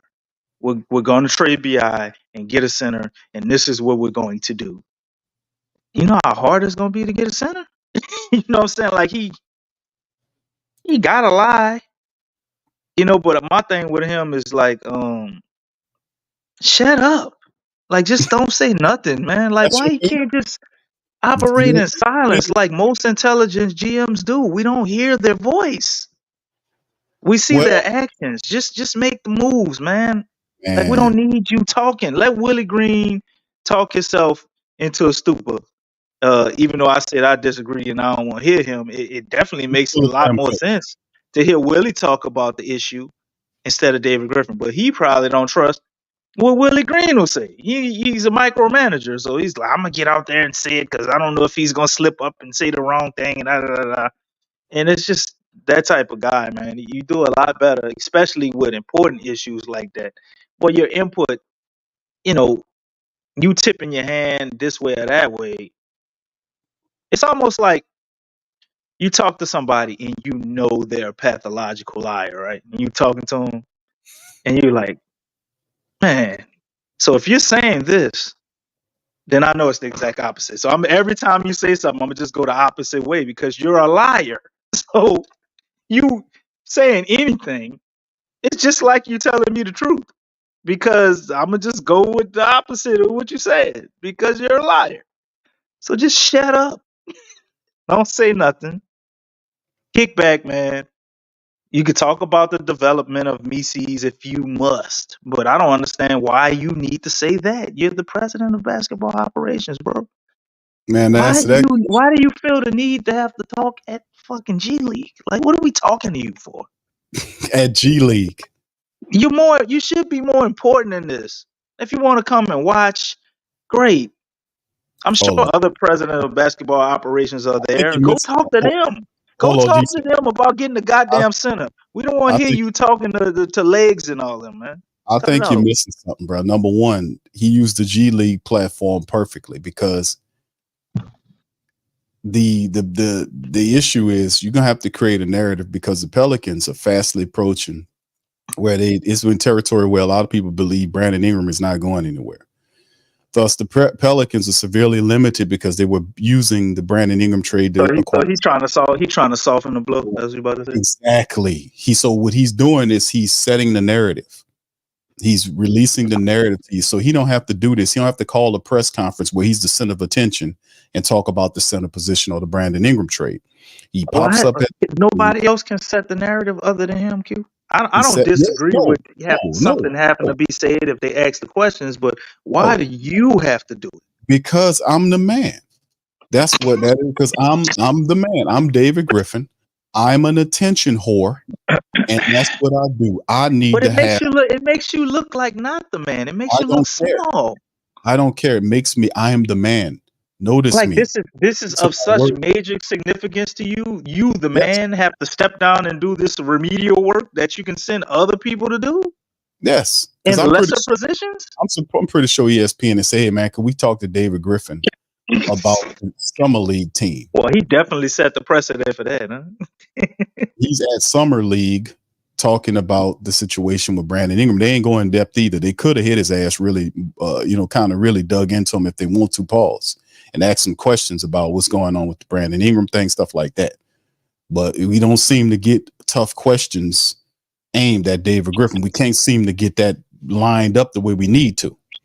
But this ain't nothing new about David Griffin. David Griffin is if there's other people that we want to hear from, like the coach and the general manager. There's an actual general manager. I've been saying this about this guy. There's no need for him to be talking about this right now and saying this about this, that, and third. But he's doing it because he thinks that he's slick and he's creating a narrative that's letting you know that we feel good about Misi. We feel good about Karlo Makovic, and Tice and those guys. And if we need to, we could play small and fast, which doesn't require a center. So somebody else will be playing the big position who's not a traditional five. And we're going to play small and we're going to play fast. That's the narrative. So that he tries to kind of stave off some of the pressure of not making a move to complete the team. Because keeping Brandon Ingram, it doesn't solve the problems and issues because it only prolongs them, because Brandon Ingram ultimately is going to end up leaving the Pelicans because he's not taking the money right now. Pelicans offered him that money for 2 years at 40. They offered him the $45 million. He said no to that. He wants the money. Now, does he lower his demands? Hell, I don't know. Not right now. He wants what he feels that he's worked hard for over these many years. And the Pelicans are over a barrel. Now, the Pelicans can say, listen, man, let's just pull the goddamn trigger and get off of this dude, get this guy this, and get maybe a pick or something to just be done with it, complete the team and move into the season with whatever we gone, as opposed to just allowing this to lay out. Because he's saying that they have trades that suck. I'm pretty sure they had a few trades out there that probably wasn't too good. But you can't tell me all of them trades out there was DB Well, crap. the problem was, man, the DeJounte Murray trade, once we initiated and completed that trade, right? In my opinion, I think after we did that, we had to pull the trigger on Brandon Ingram, either combined in that trade or like right after it. All that waiting we did, we had to pick an offer, man, and jump on it. Yes. I'm more inclined to believe that they may have had a few decent offers out I'm there. trying to tell you. They weren't blowing you away, but they No, were but they decent were offers where it's like, okay, we didn't particularly win the trade, but it's like I could see that. I'm not terribly upset by us doing that. You know what I'm saying? And they probably turned their nose up at those deals. And as they waited, the deals got worse and worse. exactly. That's what I was Because saying. everybody found other ways to fill those needs that they had. So you don't have a team that's really desperate. You hanging your hat on, hopefully a Chicago team is losing their mind, a Portland team wants to do something. Maybe a Houston team is looking like, oh my God, Reed Shepard, we got to get off one of these guys. All we need is a wing. You got a few teams, but it's like, the level of urgency or desperation a team may have had 2 to 3 weeks ago, that's completely gone because people found their guys. They've found a way to fill in whatever hole they have, or they're cool with gambling in that one spot because everything else is solid. A la Cleveland. Cleveland may just be willing to gamble at the small forward spot and find somebody and hope they can, because everywhere else they solid. You know what I'm saying? So it's like, all that waiting, man, and it just put us in a hole. Not saying we still can't make something happen, but ultimately, whatever's gonna happen at this point, like the article said, it's probably gonna be around maybe training camp or whatever. It's just gonna go a lot later, man. But I don't think a deal happens till the end of the season because you went this far, turned down probably a few decent deals, right? Like what's stopping David Griffin from going further? You know what I'm saying? It's almost like when you're gambling at the casino and you said, okay, once I get to $100, I'm leaving. Or after I spend this $100, I'm leaving, right? And then you hit a few times, you won $20 here, you put it all back in the machine. And you've been feeding this machine, you're like, I know it's gonna pop. You blow that $100, it's 50 more, just 50 more.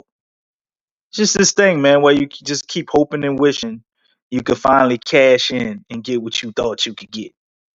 And I think that's what we're gonna deal with, man. It's gonna ride all the way into the season. Yeah, we'll see, man. Because this is Ain't no deal gonna be good enough, Q.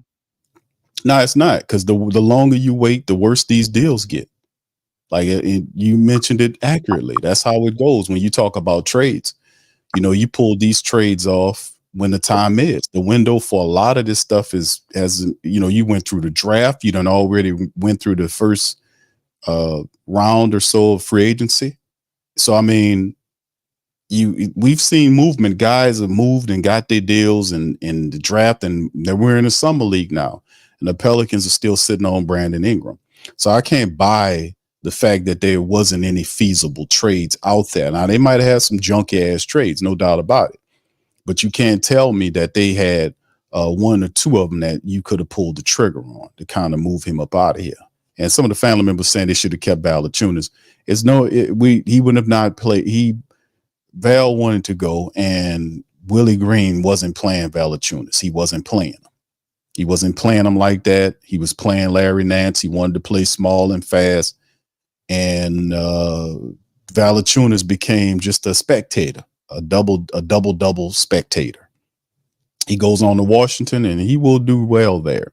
But in terms of what the Pelicans have, man, now it's a matter of just trying to get the young guys together or play with a lineup that doesn't have a big, like you have a forward there running in small ball bullshit that Willie Green likes to jump off into. So that's why David Griffin is sitting up on Summer League when Willie Green's supposed to be the dude on the mic. Like you go to when they did when they went to interview Minnesota side, Chris Finch was on the bench. Chris Finch was sitting there watching the game. They put a mic on him as he was talking, watching his players. Willie Green was there. They panned to him twice. He's just sitting there. Nobody want to talk to him, but we got him sitting up there because he wanted to create narratives. These people don't do nothing for no reason at all, man. That's the narrative to let it leak out that there isn't a trade for Brandon Ingram, and the fact that we feel comfortable with it. Now you forced to feel good about those guys because you couldn't make the trade to get the starting level center. So now we are where we are. Now, can the Pelicans still pull a move right now and dump BI for something? Not dump them, but get a starting level. They got guys out there. Like I said, you ain't gonna like who I'm gonna name, but those guys are out there, and it don't require you to have 3 teams to go and get them. Hell, they know that, like we know. Who out there, Q? We know that. See, they ain't gonna like who I'm gonna say. I ain't gonna even say it because they ain't gonna like it. They ain't What gonna you like mean? Man, come on, man. We got to give them a dose of reality, bro. it. Well, first They of can all, call in and talk about it. Talk about how they don't like it. send me. First of all, send me a bucket of Red Stripe, and I'm gonna talk about it. Okay. I don't think they have a such thing as a bucket of red stripe. They do have a bucket. Don't make me Google I it. believe they sell beers in 6-packs. Last time I don't know Yeah, about ice this bucket full of Red Stripes. supposed but where, nigga? Ice bucket full of Red Stripes. Ain't got nothing at my house. But You drank Red Stripe. can you stop being misdirecting of answering the question? Who are these people? Stop Who being are these David Greenish. sinners? Yes. And Willie Greenish. Who are these people? Where are Willie these Green. sinners, man? These people, I mean, we know one of them is DeAndre Ayton. Now, people are going, we don't like DeAndre Ayton. We don't like DeAndre Ayton. A lot of people. I think the narrative, at least in Marcus JaVale McGee. what all our Pelicans people, man, have Come turned. on with it, Big Q. It's DeAndre Ayton. I think they cool with DeAndre Ayton at this point. I mean, what makes more sense for us Hey. to keep holding Trey back or just put DeAndre Ayton in the starting lineup? You They're not got gonna- Mises who goes to the bench. You got Tice backing him up. You got CJ who you probably gonna put on the bench for her because you got your 3-point assassin Not in there says the now. projected lineup. DC, It just makes sense. It makes sense. It fixes all the issues that we looking at because it's like, okay, you got DeJounte here starting CJ, Brandon Ingram, Zion, and Mises, right? I understand why they're showing CJ there because it's like you got Zion out there, man. As much as I want Herb to start, and I think he should, but okay, so we're gonna have Herb and Bi and DeJounte. Like, aren't we spreading the floor for? No, hold on. Aren't we spreading the floor for Zion? No, man. Right. So it's like I get No. why we looking at CJ right here. They You put have to CJ have a at- situation where Trey can start, so you can start her, and CJ got to be on the bench. CJ should still probably be on the bench in this lineup, but okay, what are we doing about spreading the floor with Bi, man? DeJounte is a 36% 3-point shooter. He'll take 6 of them. Okay, you're hoping Bi can take more because he wants a bigger deal and all of this, but that don't mean this is gonna work flawlessly. And then you got Herb. Herb take about 3 or 4. He shoot them at 41%, but that's really primarily from the corners. It's not the best fit. Now I could see a situation where they make it work, but you got to run a small ball lineup to make this work effectively for Zion to be able to get off. Man, you're gonna have to put Herb at center sometimes, or Trey got to jump in there somewhere to have more shooting, especially if you're gonna start CJ.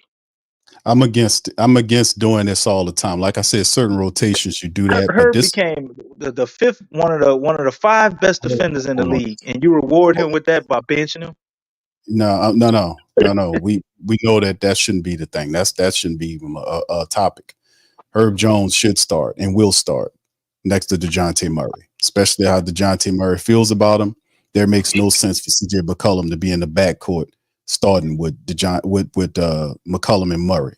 Eminem. It should be DeJounte and Herb. Herb's earned that right. He's earned that right. CJ McCollum should and will come up off that bench. Now, in terms of like the center position, like this is a real thing. You need to find somebody to rebound because you can't. Willie Green wants to take 40 shots a game. Somebody got to rebound, bro. Unless these guys are shooting a 3 at a high clip, and they knocking it down, somebody got to go out there and rebound. And might I add you to the flock that we don't want Zion Williamson playing 5 because of his fragility. He has not played in a full season of NBA basketball just yet.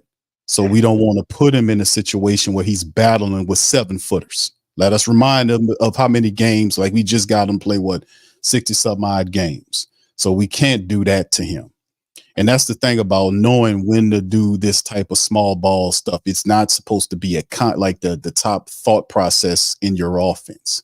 You utilize it at certain aspects of the game when it's beneficial, but you are supposed to have a starting level big that rebounds. And for the Pelicans, should be offensive, a very strong offensive rebounder, because you got a guy that preaches jacking up 3-point shots. He wants 40 a game. Who's rebounding? So we gonna just go down there and jack up 3-pointers. Nobody's rebounding any damn thing. So we need a big that can go down there and get rebounds, just in case some of them 3-point shooters, like we like to let shoot the ball so much in Willie's system, misses those. So we don't be one and done and run back to the other side of the court. We need a strong rebounder out there, offensively speaking. You don't have to be a skilled big like that, but if you talk, we can rebound. We can rebound as a group. Q. Hold on, bro. No. We can do it as one big happy family, as a unit. We can do it together. No, none of We're that. gonna rebound with compassion. No, we need a strong offensive rebounder, DC, if we taking 43-point shots a game, bro. I'm just saying. Because they get hot at times and they knock a lot of them down, but realistically speaking, we need a guy that can go in there, play defense, that can run, shot block, and clean up the glass. That's why Clint Capella was a guy that the Pelicans looked at, because he's a strong offensive rebounder. He's one of those guys that get in there, clean up the glass, get a stick back off a missed shot by Trae Young or whatever. So it's just one of those things that will work in that type of system. So I can get what they're talking about. I just don't want to see Zion at 5 or Herb Jones at 5 going up against a center. I don't think that will be a good look for these guys. Like, you don't do that to them. You got to put players in positions to be successful. Remember that? Put them in positions to be successful. That's what coaches are supposed to do. So like I said, I know my team and I know the philosophy, the mindset of this team with Willie Green. It could be murky at times, but he said some stuff that pretty well that he's really concrete on, DC. He wants to shoot 43-pointers a game. My only question is who's rebounded, because you ain't going to hit all of them. Who going to get the rebound? DeJounte Murray is an excellent rebounder. DeJounte Murray is probably the furthest out from getting the rebound. We need a big underneath there that can get the rebound. So is that Yves Messi? Zion is going to step up. That's DC. That's all gobbledygook, man. Zion is going to step up, but we ain't talking about that. Please, no Zion. Zion has the best second leap in the whole league, Q. It's generational, as David Griffin would say. Thank you. To say he's the league's best second leaper. His second jump is out of this world. And he gets out of this world. You got his verbiage down, that's for sure. All right, but anyway, like I said, man, it's one of these situations. Like, I don't care who you guys throw in there, whether it's DeAndre Ayton or whoever it is. If people saying Walker Kessler, they have to package some guys together. Remember, nothing's easy when you trading with Danny Ainge. Danny Ainge always wants to max out, so you ain't gonna get Kessler or whatever without him getting this and extra picks and stuff like that. You gotta lose a trade against Danny Ainge. Right. Danny Ainge ain't gonna let you win nothing against him. That's what the thing about Danny Ainge. A lot of people were saying that from the Jazz organization, that a lot of people up there are upset with Danny Ainge because they're starting to figure out that Ainge had an opportunity to get better players, but what he's trying to do is he's trying to go check it out. I went and researched that. I was like, Danny Ainge is such and such. When you go and look at what a lot of the insiders are saying, the people that's diehard Jazz people, they're upset with Danny Ainge because they saying Danny Ainge could have gotten players that could have helped the Jazz right away, but he's trying to win on a trade. He wants them to give extra picks to get these deals facilitated.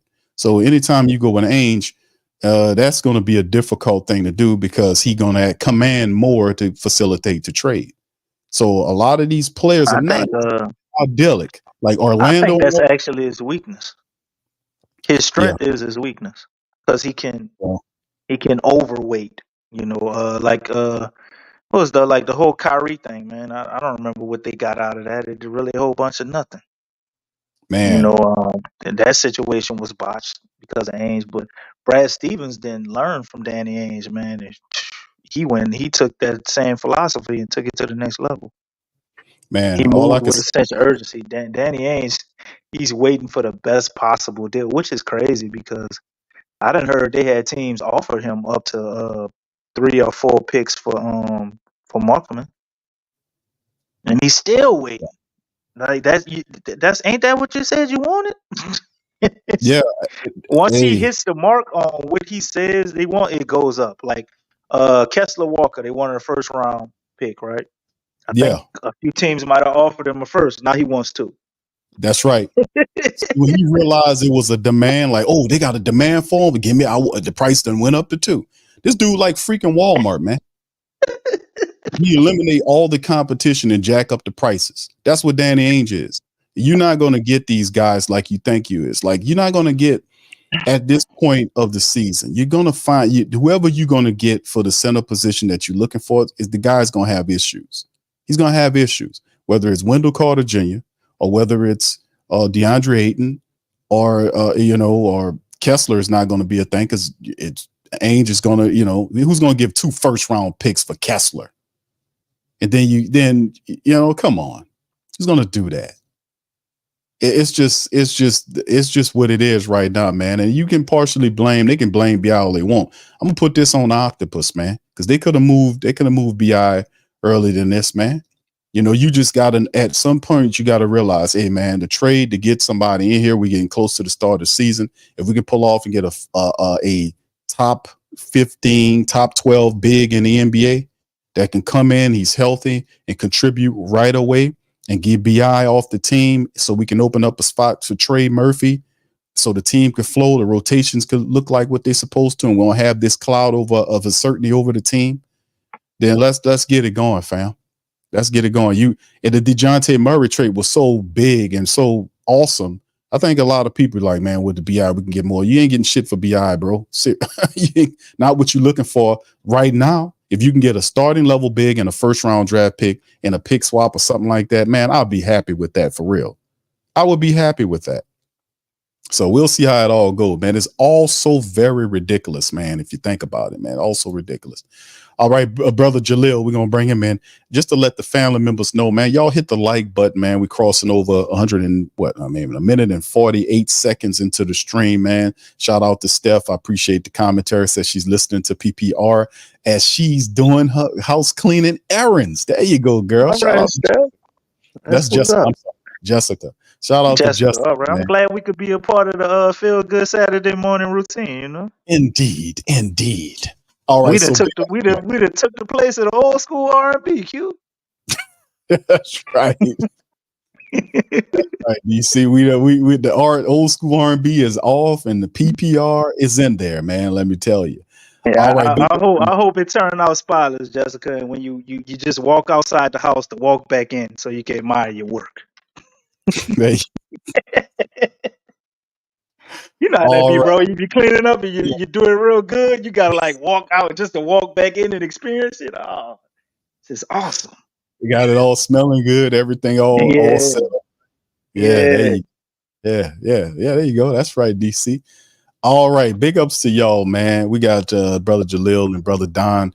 Hey, if y'all want to chime in tonight, let's hear from the Flocking Nation, man. What do you guys thought? Y'all listened to us for the last hour and some change. Let's hear from you guys. Chime in the chat. The link is pinned to the top of the chat. Oh wow, this is the wildest comment I've seen. Y'all feel free to give us your commentary on the game.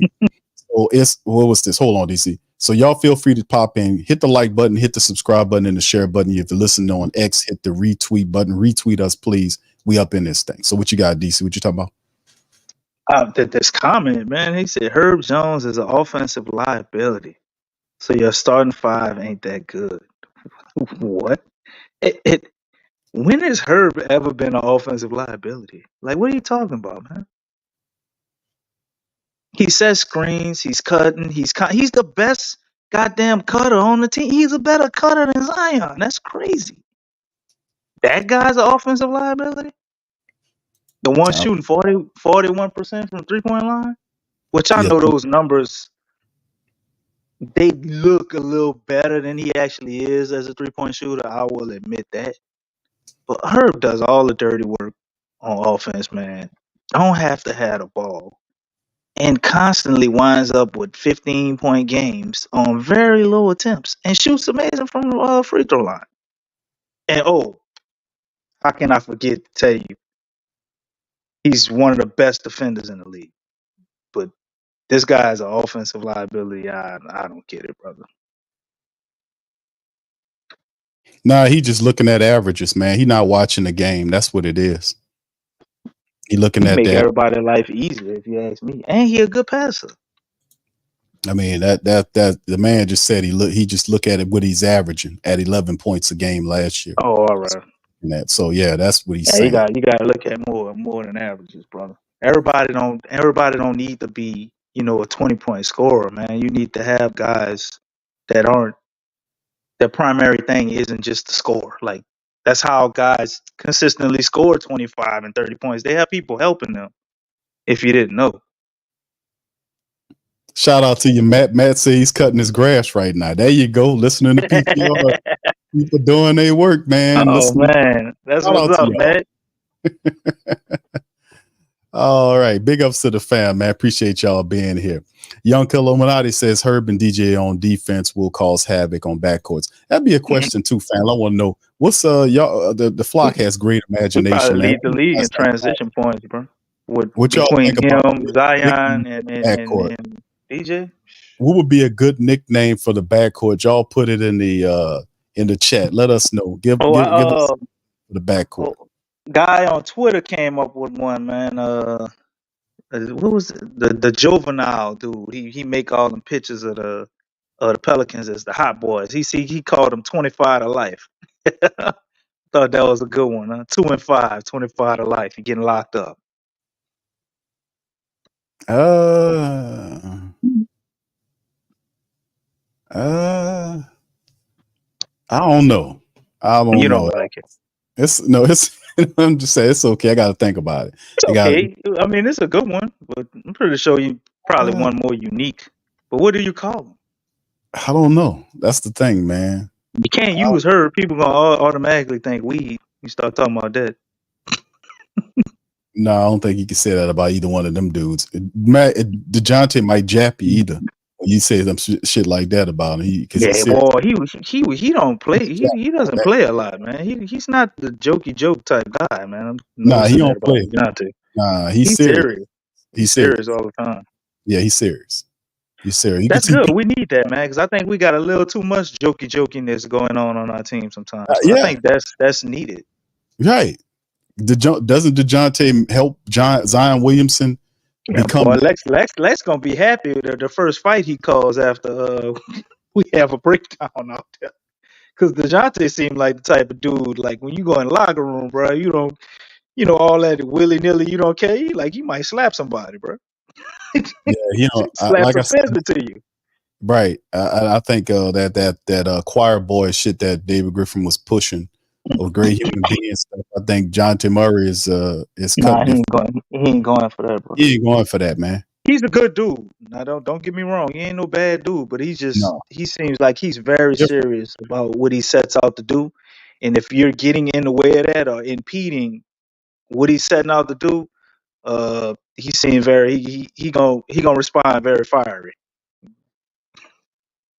Yeah, I agree. I think he's cut different. It's a different dude altogether.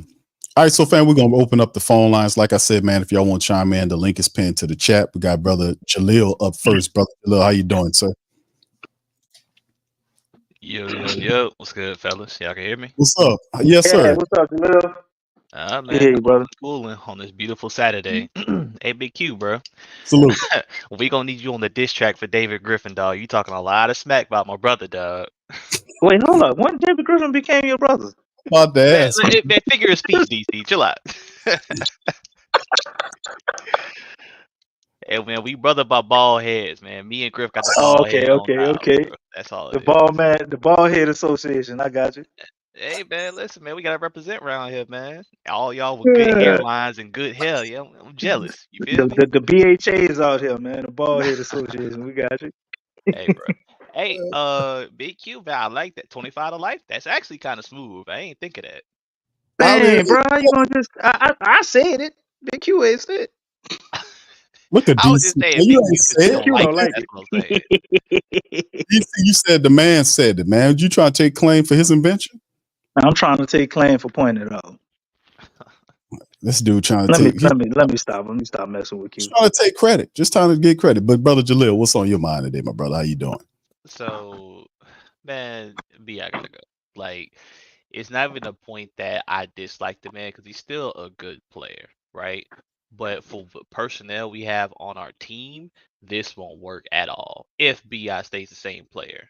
If he has, since now he has a point guard, he starts shooting threes. I don't think we're having too much of a discussion, but we still need a center. And at Right. that point, our wings, Zion, and everybody else don't rebound that well. If you want to attribute that to JV hogging all the rebounds, cool. It's just I haven't seen it from any lineup we throw out there while wings are great at rebounding, right? So for any team that we trade BI to, except for Cleveland for Jared Allen, I don't think that's gonna happen, but that's the only one I can see it happening with. Any other team that's out there that wants to take BI, we're not gonna get a good return, you know what I'm saying, back. The best return I can see us getting is soft ass DeAndre Ayton. And we know how soft that boy is. It's not good, but he does raise our ceiling the most. Obviously, you got Clint Capella out there, you got Walker Kessler, you have, any other decent center out there, not good, or not great, but just like good or decent. And I can't lie, I'm willing to settle with that because it opens up the spot for Herb to start, opens up the spot for Trey to start, and then you have to play the shooters because that's who's going to be on our bench. You got to play Hawk, you got to play Matt Ryan. If we sign another shooter or whatever the hell, that would be cool too. But we won't be forced to play these all defensive lineups that we got tired of seeing all last season. So we're basically getting rid of all Willie's toys and forcing him to play the people that we want him to play, which is cool. Shout out to Doc Ock, Big Q. It's just one thing that I do see that could be kind of an issue. DeJounte Murray is good off the catch and shoot, right? Herb was good off the catch and shoot, right? Obviously, we're playing with Zion. He's going to get to the cup, and he's going to pass it out to the corners. DeJounte Murray shot his best three-point percentage from the corners. So did Herb. My only question is, if Zion's driving and they know to cover the corners when Zion's driving, what's going to be the outlet, specifically at center? If we have a DeAndre Ayton, the pick and pop is right there. The pick and roll is right there, and he's actually very good at finishing. Clint Capella, he all right. Jared Allen, he's very good, at the dump off passes. So it's just gonna be interesting to see what we do, as far as on that front. But with BI there, oh my Jesus, it's gonna look so bad. Because I know what we want to do. This is my last point. I know what we want to do. We want to play fast. We want to run. We don't want to get out on the floor and run. Guess who's one of the worst players on our team at pace right now? Ingram. Absolutely. It ain't gonna work. We need to get rid of this man, bro, because it's not going to work. If we legit have this man coming into the start of the season, dog, unless we're killing teams, bro, I just watch highlights, bro. I need something to cure my depression. This shit ain't it. This we gonna be on the season with. But yeah, that's Jalil, my thoughts. What's up? you do realize when we had Alvin Gentry, we were the highest paced team in the NBA. That was with BI. You don't think he's able to change or convert if we have a better offensive style? Well, Look where that guy. isn't that what James Borrego tried to implement? Not the pace, Uh, but as far as a different offensive style. Was BI the one impeding him from doing that, or maybe unwillingness from Willie to change, or He who didn't know Willie. why? Borrego has a high pace offense, so why isn't it happening? We're gonna put all of that. I know Bi was slowing the game down. He wasn't shooting the threes, right? But is he the only reason That that the wasn't pace didn't I seem would to go up? threes. It wasn't just not shooting the threes, DC. The people No, talk no, he slows the game down. He catches the right. ball on the elbow and in his little mid range and just slow the game down. That's what And I'm getting, Willie brother. runs a lot of plays off the elbow too. Like I mean, he's doing that before Borrego got here, and it's continued. So, is that all Bi, or is it some of Willie's coaching philosophy that was unwilling to change last year? it could be a combination of both. Both things can be true about that. But especially when you watch Bi legit, I would see Borrego try to call plays and whatnot, and Bi will literally just do his own thing and try to get the fadeaway midi. And it's like I know that's not the offense that Yep. Borrego is trying to run. Right. And I've This seen is that true. way too much. And I'm like, This is true. I don't think it's all, you know what I'm saying, on Bi. Of course not. But the fit there, Yeah, that's very true, man. Because even Griffin mentioned that. He said he done seen enough of it to move in a different direction, and this is just curious, man, just to see how it all dragging out with Brandon Ingram, man. So I don't know, man. I don't know. Like you mentioned, DeAndre Ayton. Like I said, there ain't no perfect answer at this stage right now in terms of what's available. But like I said, DC, when I said it, I was like, is you have a one-on-one deal with the team. You see if you can get Bi out of it, get a starter at the position. The contracts are near each other where the deal could be a straight up between the two, and you see if you can get a picks, move on. And I think the Pelicans could function well, well with that mentality. But right now, I don't know, man. I'm like, what is it, boy? Okay, you breaking up, DC. I can't hear nothing you're saying, brother. if I could add on, Go ahead, brother Jalil. okay, if I could add on one point, right? The thing with any other team besides Cleveland that we may trade Bi for is gonna have to be a multi-team deal because nobody's got has the necessary salary to match. Because remember, Bi also has a 15% trade kicker.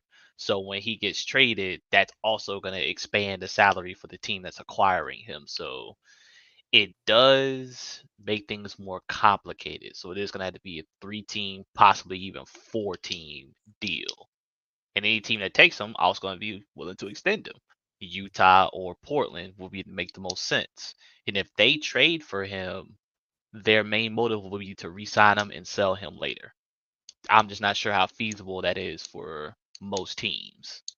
No, not with most teams, brother Jalil. You're right. Most teams won't be able to do that. But if you're looking for a team that's looking to acquire a expiring contract, or they're looking to get rid of a player that they are loaded at the position with, that's why we talked about DeAndre Ayton. That's why his name keeps popping up, because Portland is trying to get rid of him. But he makes what, 36 million? Bi is at what, 33, 34 million, 30, whatever it is. And the trade kicker is true, with the Bi thing. But that could also be worked between the two teams as well. So it's a lot of pieces to be moved around for it to work. But if two teams are motivated enough, they can make a deal to get it done. And they still have, I think the Pistons are a team that still have some cap. I think they're like $14 million. Well, this is as of what, the other day, above the cap. So I mean, it's moving pieces here that would have to happen, but two motivated teams can make something happen. Like I said, I just don't know. Like if you look at Portland could use a Brandon Ingram. They could, but then Portland Ingram is also a team that could acquire him and then kind of.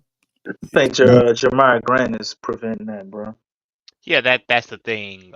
With Cleveland, you gotta wait to see how their Evan Mobley contract situation sits out, and then you gotta wait for Portland with Jeremy Grant and who's the other guy, Anthony Simon, see how that situation plays out first before we even entertain the idea of a Bi trade. And if those two things don't materialize, we're going into the season like this. I don't know what the market on I still Jeremiah. think a team like Orlando may be a dark horse for some type of trade. Obviously, they don't want to keep Wendell Carter Jr., and I don't think they fully finished repairing their need for shooting on the perimeter. So I don't know how you mix that in with BI, but they definitely can be a third team in whatever we're trying to do to potentially get Wendell Carter Jr. Because to me, the reason the trade hasn't been done, that's not being talked about. Pelicans have a guy in Jared Allen. We're very stubborn, and we've been trying to get Jared Allen for almost 2 years. So I think David Griffin is trying to do any and everything he can to possibly get Jared Allen for whatever reason, whether we agree or disagree. The fallback plan, I think the other player, would be Wendell Carter Jr. Both of them fit the dynamic of what we would want. I actually like Wendell Carter Jr. a little bit more because of his potential to spread the floor. But until either one of those teams shuts the door on a trade happening for real, I know what we're hearing with Cleveland, but at this point, Cleveland doesn't have a starting small forward. They still don't. They drafted Jalen Tyson, who I think is pretty damn good. He probably could be a rookie starting small forward. But are they going to go that direction? Summer League is happening. I don't know if they played yet, but I ain't heard his name.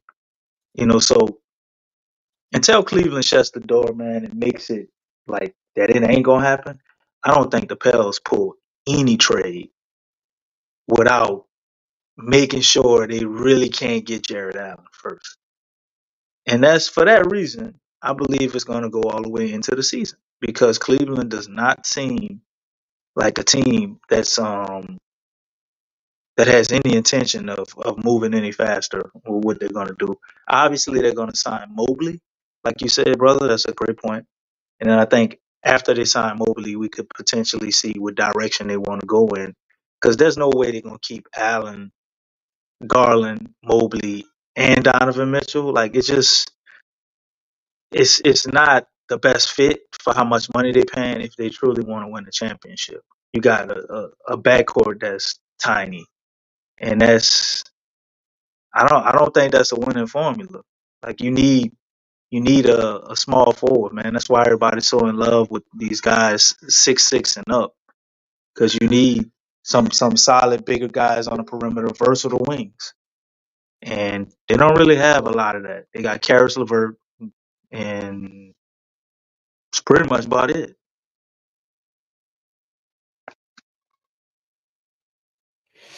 I don't know. I don't know what. I don't. I can see that going into the season.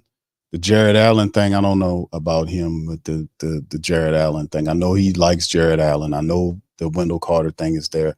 I don't know about that. The Jared Allen thing, just holding on for dear life. That Cleveland just says, "Hey, man, you take this." Obviously don't want to do it. Me neither. But that's what they doing, Q.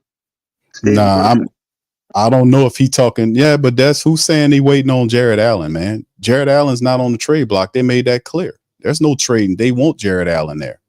They didn't. They haven't made it clear. They said Man, it. Kenny Atkinson, They ain't them, really made that clear, bro. man, Because they wanted to talk about Jared. I'm gonna tell you why they haven't made it clear. Because I've been watching some Cleveland podcasters, and I listened to their press conference. Q. I heard the insiders, and I see Kenny Atkinson talk about it, man. Kenny Atkinson talked about Jared Allen, but then they talked about how excited they are to play Mobley at center and expanding his game. You give him $200-something million. Dude, that don't mean full time, man.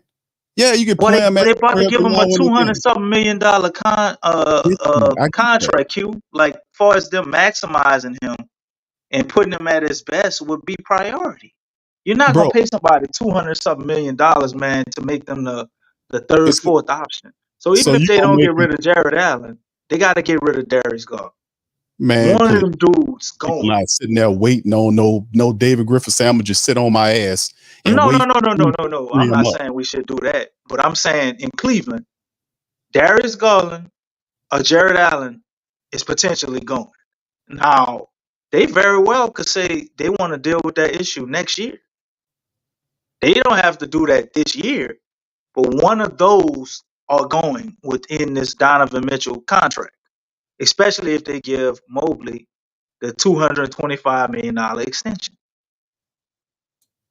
That ain't gonna be their core All three, I'm man. saying is Mobley playing Mobley at the 5 every now and again. I feel you on that, but I get you their economics and all that. I would. Tell me how that would work, brother. If they I either gonna put mean, him at the 5 or they not. who's to It's not say? gonna Who's to say? be sometime. Who's to say He played in Jared the Allen playoffs does at the that? 5, and he looked amazing. So that's But what they who's to potentially could be say? going on. Who's to say? But this is Kenny Atkinson, bro. This is not Bickerstaff operating, man. Kenny And Atkinson got at the press conference, Q, and I hear ranted what and you're raved saying at his about that, potential man. and him What is at he the 5. supposed to do? What is he supposed to do? What are you supposed to say? He ain't had to say Same nothing thing. about him at the 5. Same What thing is he we're doing supposed to with say? Bi. I mean, right. They're not, in my opinion, Pelicans are not sitting on their hands saying, we're going to wait to Cleveland offload Jared Allen because at some point, maybe they're going to do it because they're about to pay Evan Mobley a bunch of money. Now, that could be the case. No. Be that I'm not Jared saying Allen they takes should a do that. cheaper deal or stay, man. You don't, I mean, come on. We I'm don't not know how saying they to, should do that, brother. I'm just pointing out to you that please don't Cleveland point is that out going to to me. move off of one of those guys. And I hear David you. Griffin, I to hear me, you. But is that don't clearly help us watching out. that and trying to, Not to me. Not clearly to me. If Jared Allen is not available, I'm moving on. I need to get this team going right now. Well, I need that's what a somebody good to help that's what a them out. good GM would do, bro. But But it's sometimes not. we have It's mental not. lapses in that area, Q. No, we don't. I'm not saying that we We should talk. do this. Griffin's not a GM. He a VP, bro. Okay, Bryson's the GM. Bryson And what, getting coffee still, man. That man said nothing changed with the title. bro? Cut it out, You bro. heard him. Stop disrespecting the brother, man. Come on, brother. Stop disrespecting. And I'm just saying, No disrespect to Bryce, but that's what he said. He said nothing changed with the title, so I'm assuming that Griffith's still making a lot of the moves with his input. that's not what he meant by that when he said that, and you know that. Okay. So like I say, What's wrong with you, man? like Nothing wrong with me. What's wrong with you? That's not what he said when he's like, okay, you had to back down off that yourself. You know what he He meant when he said said nothing changed but the title. he didn't mean what you said. Come on, brother. Like he gonna keep doing what Man, that's the hardest working man in the building, brother. Dude said he done everything, bro. Everything. Done it all, Q. I hear you, brother. I got you. All right, hey, Brother Jaleel, go ahead. You got the flow, bro. Before we move on to the next call. Yeah, I was gonna say this, and I want to hop off and so you can get to the next man. This is crazy, man. So Pat made a comment saying, "What's this polish you talking about? Portland don't want Ingram, right?" My thing is, it's hypotheticals because we don't know who in the world wants BI at less than a max. Now, obviously, at a max, nobody wants BI, but at less than a max, we don't know who in the hell wants BI because he's still a good player. Not great, as 501 coach says, but you can't just close it off and say, "Oh, they don't want Ingram." Yeah, you don't know that. There's no report that actually says, no team wants Ingram. It's no team wants Ingram at a max. So you got to take that into account as well. Words mean things. But to my last point, it's like I say, it's gonna be what it is, and I think we just have to sit back and just be patient. Because I think during summer league, I don't think any moves necessarily happen. But after summer league, I think we may see things pick up again, and once extensions start going with the two main teams, Cleveland, Portland, maybe Utah, because we still got to see what marketing does and Danny Ainge and marketing. Are they going to trade him? Are they going to keep him? That could open up some doors as well. But all that to say, I need to be off this team, bro. Not gonna disrespect the man. I was going to, but I'm like, you know what? Nah. But I need him off the team, and hey, shout out to y'all, man. Y'all boys be working hard. I be chiming in here and there, man. I appreciate hearing y'all on this good Saturday morning or whatnot. So, hey, man, y'all take it easy. Shout out to you, Brother Jaleel. Thank you for chiming in, my brother. Much love and go Pels, man. All right, that's Brother Jaleel. Good to hear him. Brother Dine's up next. We got Jay Black chiming in a little bit. Shout out to y'all. Y'all hit the like button if y'all want to chime in. Let's hear from you guys, man. Hit the link is pinned to the chat. Now's your chance to chime in as DC's talking bad about Bryson Graham. All right, anyway, Brother Don is about to chime I in. ain't talking bad about Bryson Graham. I said Bryson Graham do everything. You know what the hell you talking You about? can't Talking be about limited by such a small title as the general manager. you being sarcastic. You know that brother is the general manager of the team. And you talking about ain't nothing changed but the title. You That's trying what to he said. He been doing everything, and he's still doing everything. okay. Before he got that title. Brother What you Don, mean? how you doing, man? Well, good. Welcome to the show, bro. We got DC What's up, Don? crazy pineapple talk again. How you doing, Don? Man.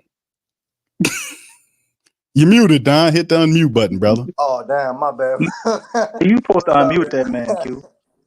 Oh no, he was muted himself. DC's involved with crazy pineapple talk. But brother Don, what's on your mind Why you today, trying bro? to talk so fast, bro? I'm Just say trying to listen to CPT, brother so I Don. just say color people time again. No, brother Don, floor is yours, brother. Don't listen to DC. What's going on with you, brother? Hey, no, man. You know this here, man. It's another day to make something happen. How y'all doing? Good, man. Just listen to the little Bro. DC. Listen to Just a little CP. having our little back and forth banter. That's all on a Saturday morning. What's happening with you, bro? Don, it's called CPT from DC.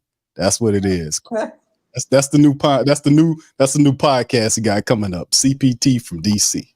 But go What ahead, you brother. talking about, bro? That's color people time, bro. You can't be using them acronyms. That's all you got to come up with new. I thought you would have had PT for DC. PT? PT, what that is? Pineapple talk. See, look, that man that did better than you. No, Don. It's CPT. It's crazy Trying to pine. come up with better than you. Oh, Yeah. No, Don didn't know what it stood for. He didn't know what it stood for. But it's CPT. He hating, Don, dog. He hating. Oh, there you go. Crazy pineapple talk. But go ahead, bro. What's on you? Man, y'all watched the summer league game yesterday. I really don't like how what we're doing with Jordan Hawkins for real. We talking about making him a better, I don't know, putting the ball in his hand, making him a better playmaker and stuff like that. I don't think that's what he's going to be doing in the game at all. You know what I'm saying? So I don't know why we're not trying to maximize his strengths. You know what I'm saying, as far as off the ball and things like that. As you see, we really don't have no point guard in the summer league either. Like, I mean, it looked like all centers was bringing the ball up the court. It was very difficult bringing the ball up the court. Like, I don't know what was going on, but like I feel like we should be trying to maximize him, and that's what's wrong with us now. We always doing some weird stuff, as you see now with the center.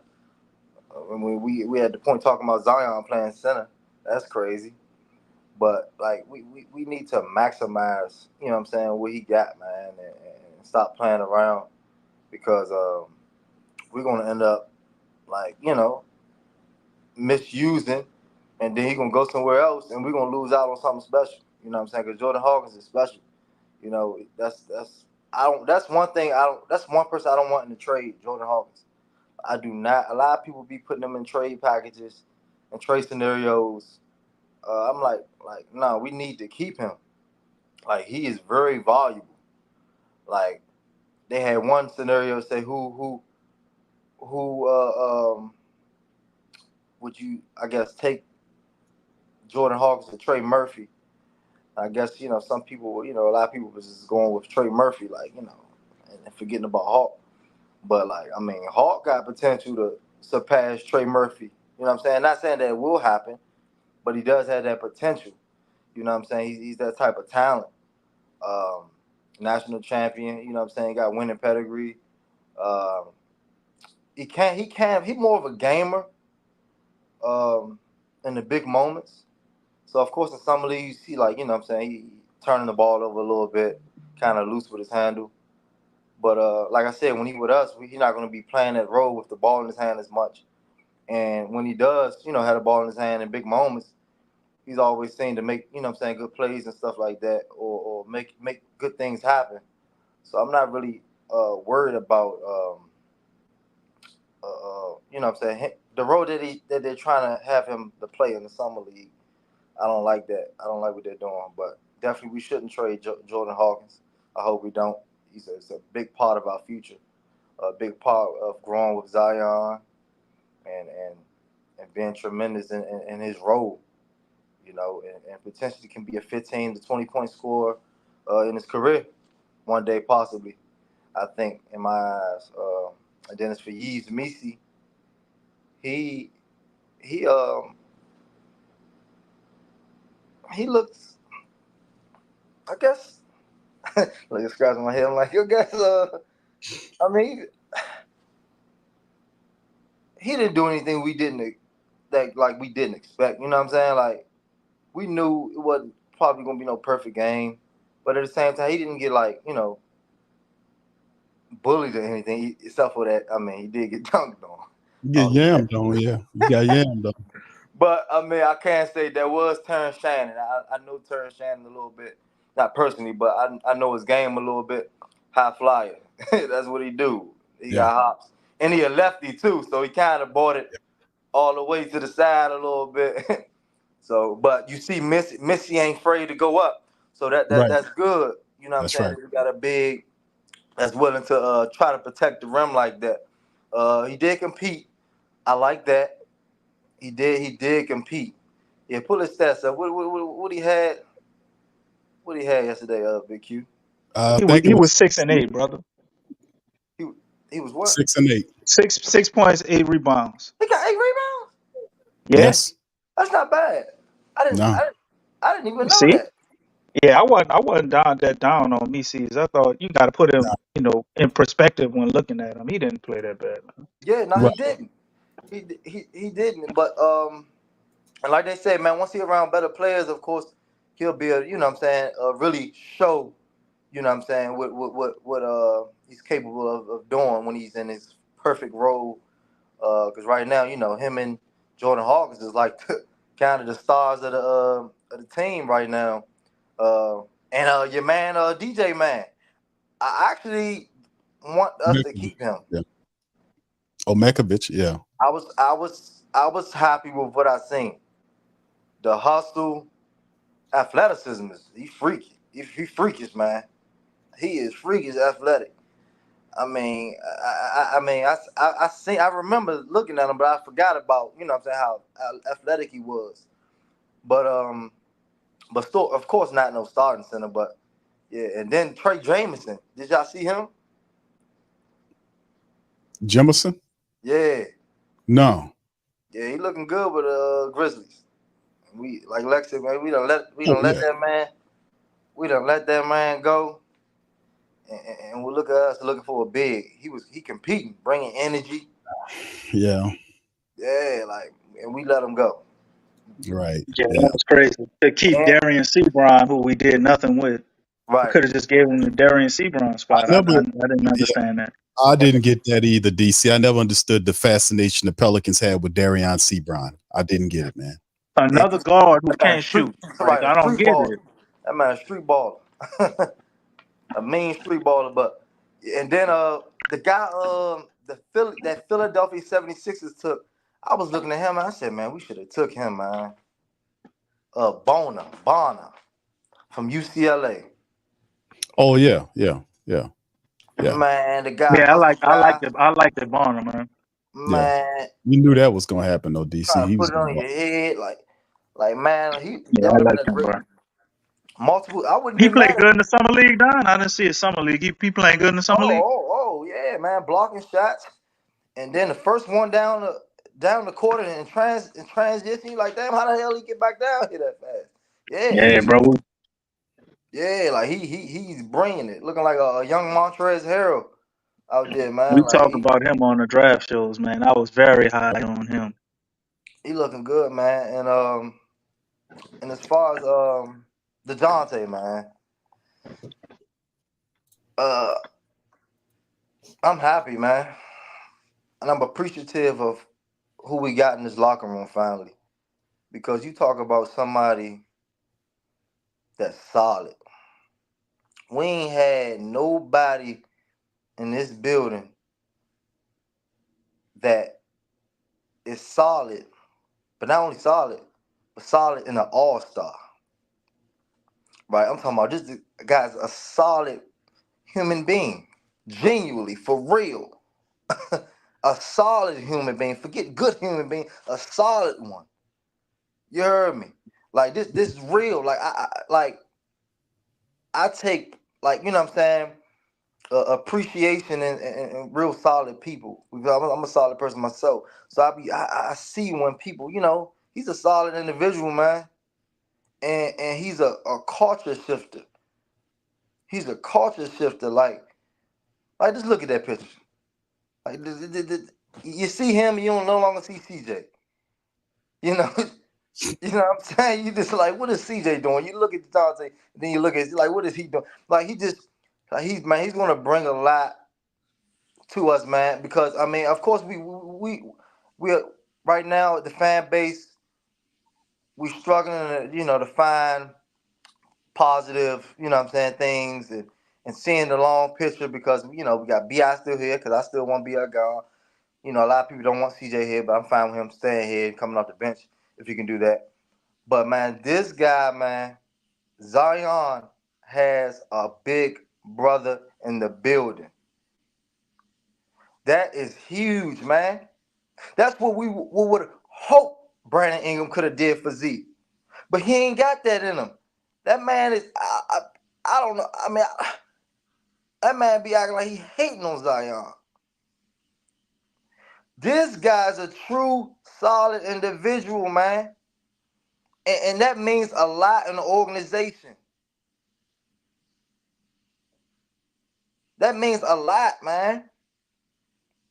And bro, the way he was emphasizing, you know, in the conference, Zion's our superstar. Setting the tone. Understanding the situation, understanding the bigger picture, understanding the importance. Zion, our superstar, and I'm gonna push him. Being solid, understanding what's needed. He ain't no yes man, and I'm happy for it because we got too many of them on the team. Either we got yes men on the team, or we got guys like you said, just I don't know, just big ego guys that just care about themselves, and that's it. Look, look at the two ego guys just smiling on the star lineup. You know what I'm saying? Like, man, we got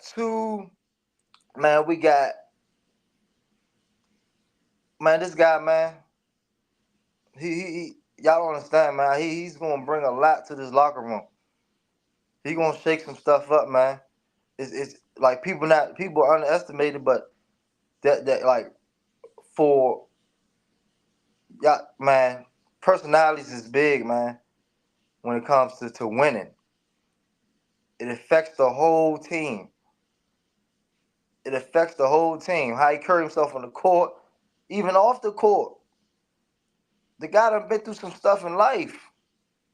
He ain't like a lot of these other dudes that, you know what I'm saying? I mean, not saying they ain't go through stuff in life, but I'm talking about he done been through some shit, some real shit. You know what I'm saying? And that shit build character. And that's what Zion need. You know what I'm saying? Like he appreciates shit like that. Zion appreciate people that's trying to get better, that's trying to do things to, you know what I'm saying? Like he appreciates that old school mentality. Zion don't, you know, but Zion not a guy that's just he's not gonna speak up on, you know, on everything. I think he's drawn into that though, speaking up and things like that. But initially, you know, that's not him. So for him to have a big brother in here now that can do that and that really care, that means a lot. The Dante, man, he said, nah. What he say about Herb Jones? He said, yeah, nah. Y'all laughing, but I'm serious. I'm gonna take care of Herb Jones. Just character. Just shows you a lot about, man, how this dude, man, He wants success of life. He wants growth of life, period. All the way around the board. It ain't no hidden agendas or none of that. Those small things mean a lot. And he said, if y'all listen to that whole interview on All the Smoke, he said something that I said in the middle of the season about Bi. I said, look at Bi's body language, just sitting with his hands on his shoulder. On his hip, looking at his teammates, not celebrating, not applauding his teammates. And DeJounte said on All the Smoke, he said, I be paying attention to my highlights, and you know what I look at? I see the bench. And I'm seeing who not clapping, who not happy because I'm doing something, or you know what I'm saying, or a teammate is doing something good. That means a lot, man. That's a real individual who care about the team, who care about success. Small details in your personality and characteristic traits goes a long way. It goes a long way, man. That's going to affect it, man, because that's going to affect our superstar, man. We needed somebody here like that, man. Dog, he's like this. He ain't even like no Chris Paul or no big name guy. But can we not, you know what I'm saying? Can we say, hey, man, since he's been here, man, he had an effect on us. You know what I'm saying? He had a big effect on us, man, since he been here. His presence is being felt. His presence is being felt. Like, man, like, dog, man, I appreciate this, man, because Zion needed this, man. Zion needed this. CJ and B.I., they don't got his back, man. They don't got his back, man. They don't got his back, man. We needed somebody here that's going to help maximize our superstar, man. And that can put a few help fuel Zion up, man. And also challenge the head coach we got. I'm sorry, challenge the assistant coach that we got as head coach. You said it right. Willie So, Grant, the assistant coach. So man, I'm so proud and happy for that because we got to control the controllables. I mean, we can't, you know, we got Willie Green still here. We want him gone. He's still here. Bi still here. We want him gone, but I mean, I'm just looking at, you know, trying to control the controllables. Right now, DeJounte is one of the controllables, and I like that, and I like that, man. And I still want Willie gone. But, you know, I don't know if y'all remember, but I've been the longest Fire Willie guy. I don't know if y'all remember that, but I've been for 2, 3, 4 years now. I was the first one to say that. It don't take that long to figure out if a head coach got it or not. Same thing for players. See that shit? You can see that. It didn't take a long time to see just how big of an effect DeJounte gonna have. It didn't take long to see that. He didn't made an effect. He didn't put an effect on us before he even got on the court. He ain't even got on the court yet. We celebrate like he already been on the court. Dog coming different. And I don't know if y'all seen that picture of him and CJ. They was talking. It was on at the summer league game. CJ was talking to him. Jonte was there, like, you know, with his, like, you know, he had his hands kind of folded up. He was squinting a little bit while CJ was talking to him. And like that image just looked like, you know, he felt, you know, like, you know, it's a new man around, it's a new leader in the building. And DeJounte, like, he feeling like he just filling out CJ's bullshit. You can just see it in the image. You can just read that image, man. I don't know if y'all seen it or not, but you're like, okay. You just trying to understand what CJ talking about, but he ain't really feeling it for real. Like, nah, bro, I don't really rock like that. Like, I hear what you saying, but yeah, shit about to change around here. I'm here. You know what I'm saying? So, yeah, man. I'm excited about that. That's what I'm excited about, man. Shout out Alvarado too. Shout out Alvarado. I hope he go far in the Olympics. I don't think he will win the Olympics, but hey, if he does, that'd be big. that'd be big. You know what I'm saying? That's Lex.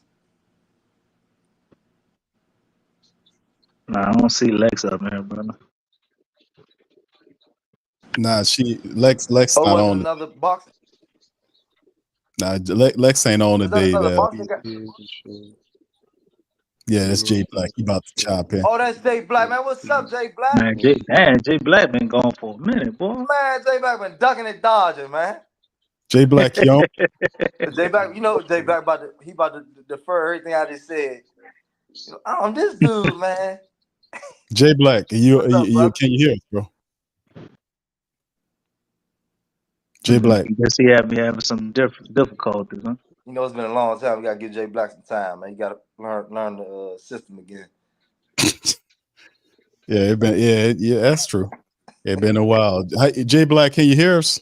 How you doing, brother? Jay Black got DC type technology.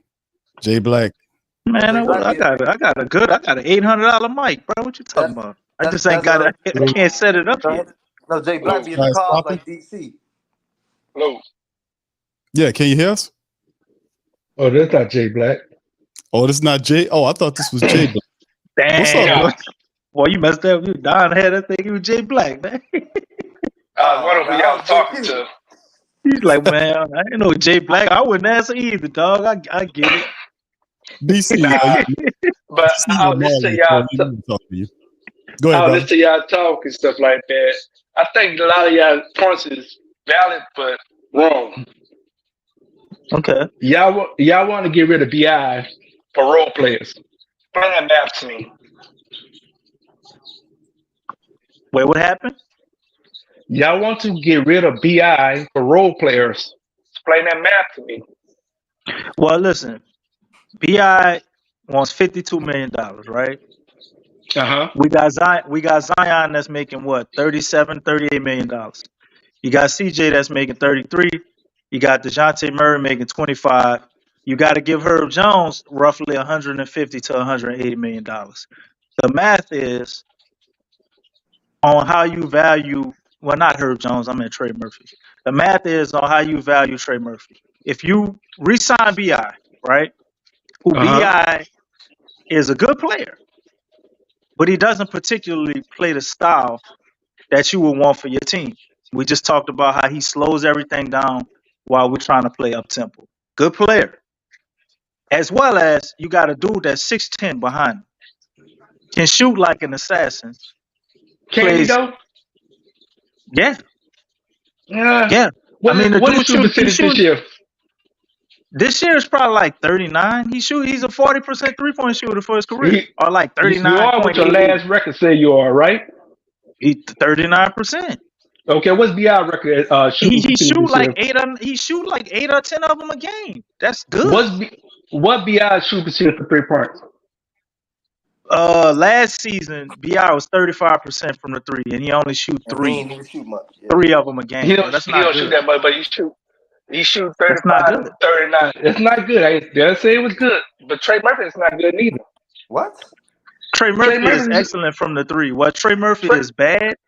Trey Murphy doesn't his game off the dribble, creating his own shot, attacking the hole. He's still working on that, right? But he's getting better progressively, really fast. The more minutes he get when Trey plays as a starter, would you be surprised to know his numbers are very close to BI when he plays as a starter? But it's not better than BI. He's not. And he played a lot of starting minutes, and he have not got better in his 2.5 years he played. He got better every year. Oh man, he got better every year, brother. Who he got better at? I watch the games and stuff like that. Trey Murphy's a good role player. Trey Murphy is what 25. He's 25 years old, right? 24, 25. No, he's 23 or 24. No, maybe he about to turn 24. He's not 25. Yeah, he's 25. Nah, I don't think he's 25. I think he's 24, brother. I don't think he's 25. And BI 26. BI about to be 27. Trey Murphy's 24, bro. 24. He 24. 24 Yeah. So years he old. okay. He 24 and BI 26. So they're 2 years apart in age difference, Okay. right?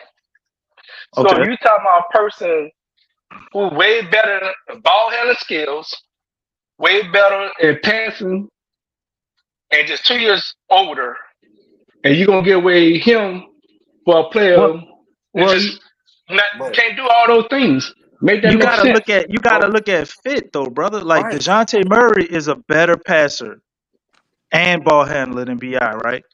Yes, CJ BI's not McCullough is point guard. a good ball handler and passer. You got Zion, who's a good ball handler and passer. We don't. How many ball handlers and passers do we need in the starting Okay, lineup?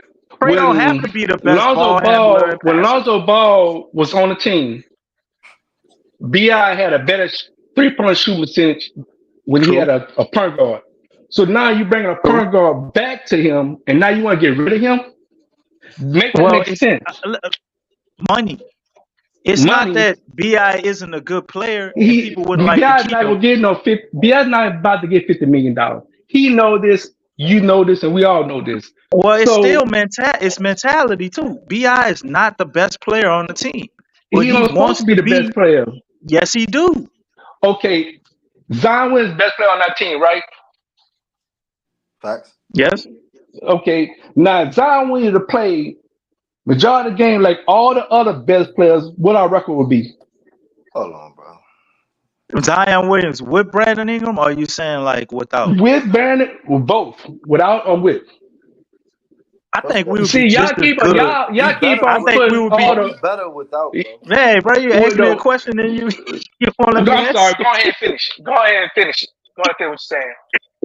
I like your passion though, bro, and I do No, like I'm just BI as a saying. player. I see it for what it is that it can't work, but the money is why it can't work in my opinion. If we could work out the money and BI is willing to be like that number 2, 3 guy, then yeah, I'm all for it. But that ain't gonna happen. But Zion without BI, bro, do you realize BI went down and we gave Zion full go at it? We got better. Better. And it's not because BI is a bad player. It's because the way BI wants to play and the way Zion plays, and honestly, Zion is a more adaptable player than BI, to be honest.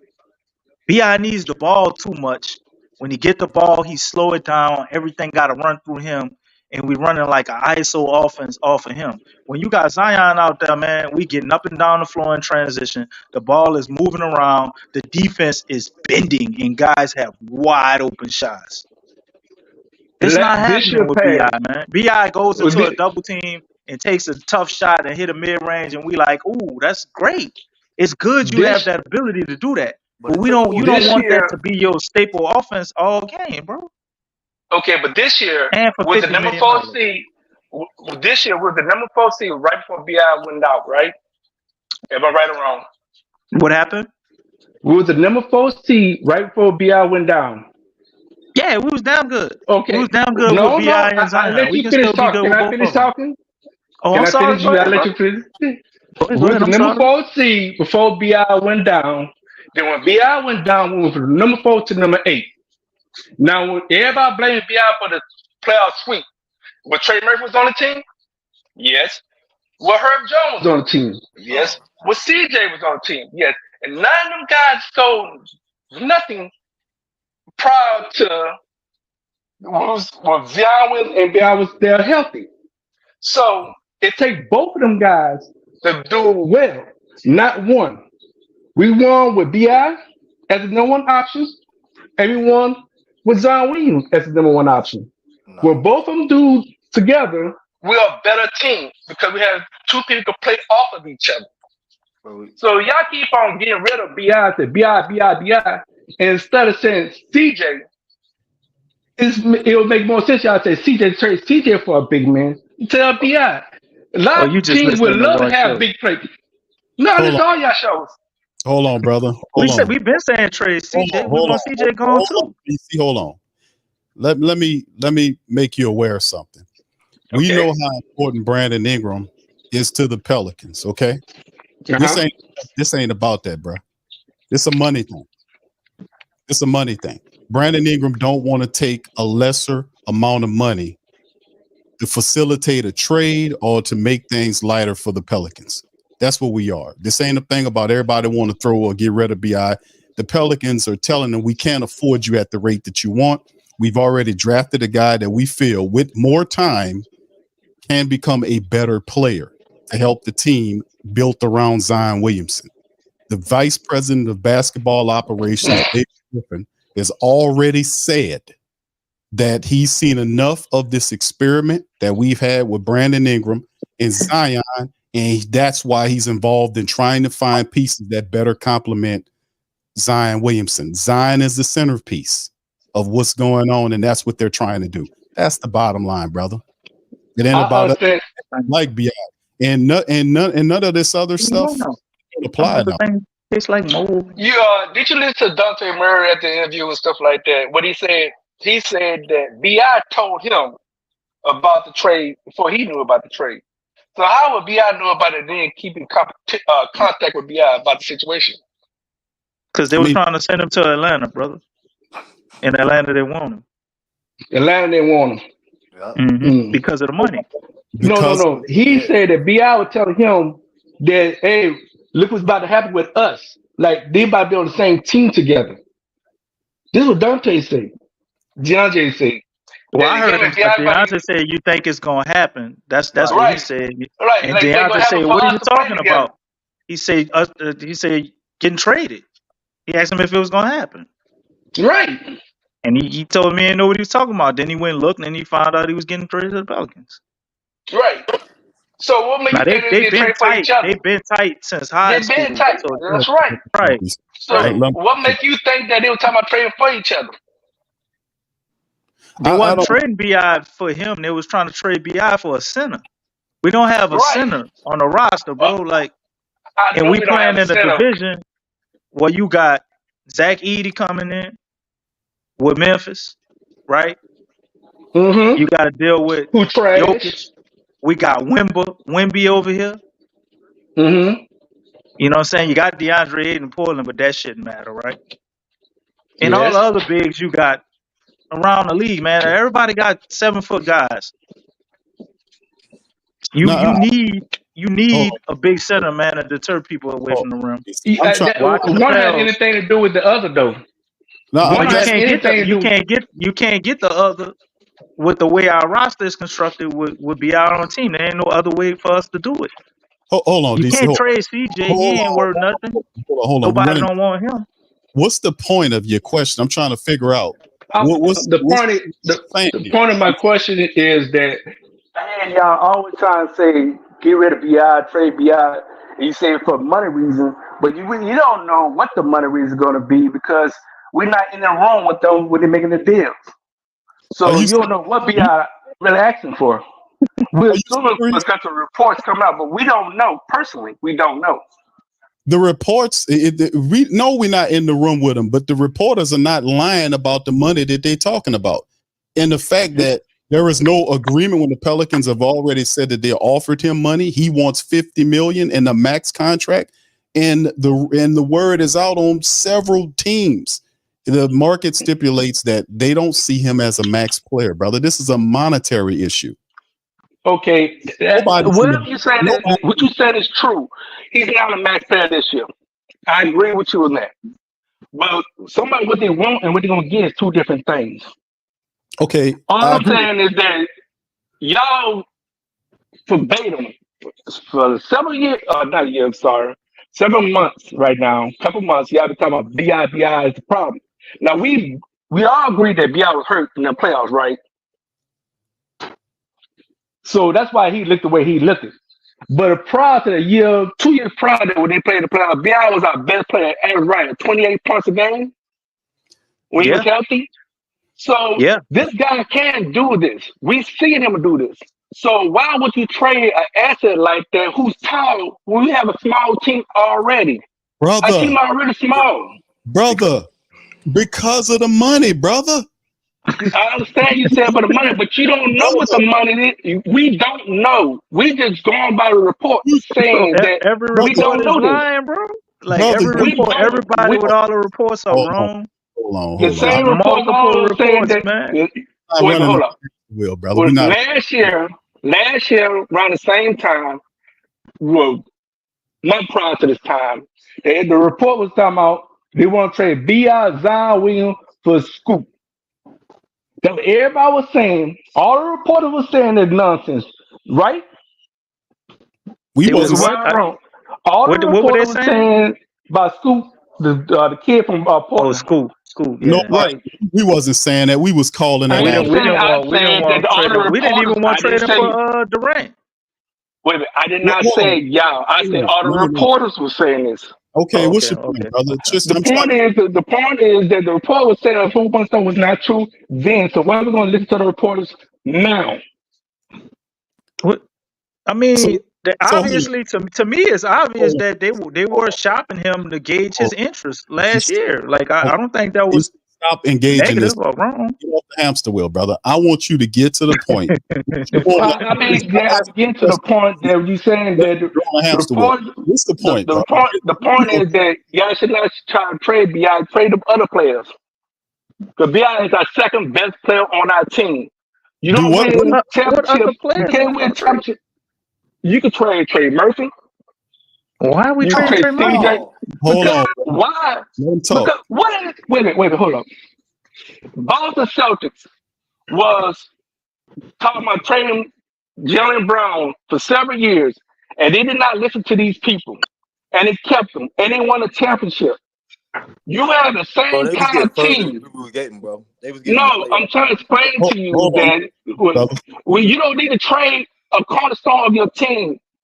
We've been having players coming out of the league on our team and leave every since we got here to New Orleans. Now we got players that want to stay here and we want to trade them away. Okay, hold on, brother. So let me Like, get this. I understand that standpoint. Let's get this I straight. see So where you're coming from. let me ask you two questions and then we can move on. Number one, do you pay Brandon Ingram the $50 million a season, the max contract that he's looking for? Yes or no? No. So what do you do with Brandon Ingram? I keep him and we got a better deal for him. What if he don't sign the deal and he just want to play out his contract and he refuses to sign the deal?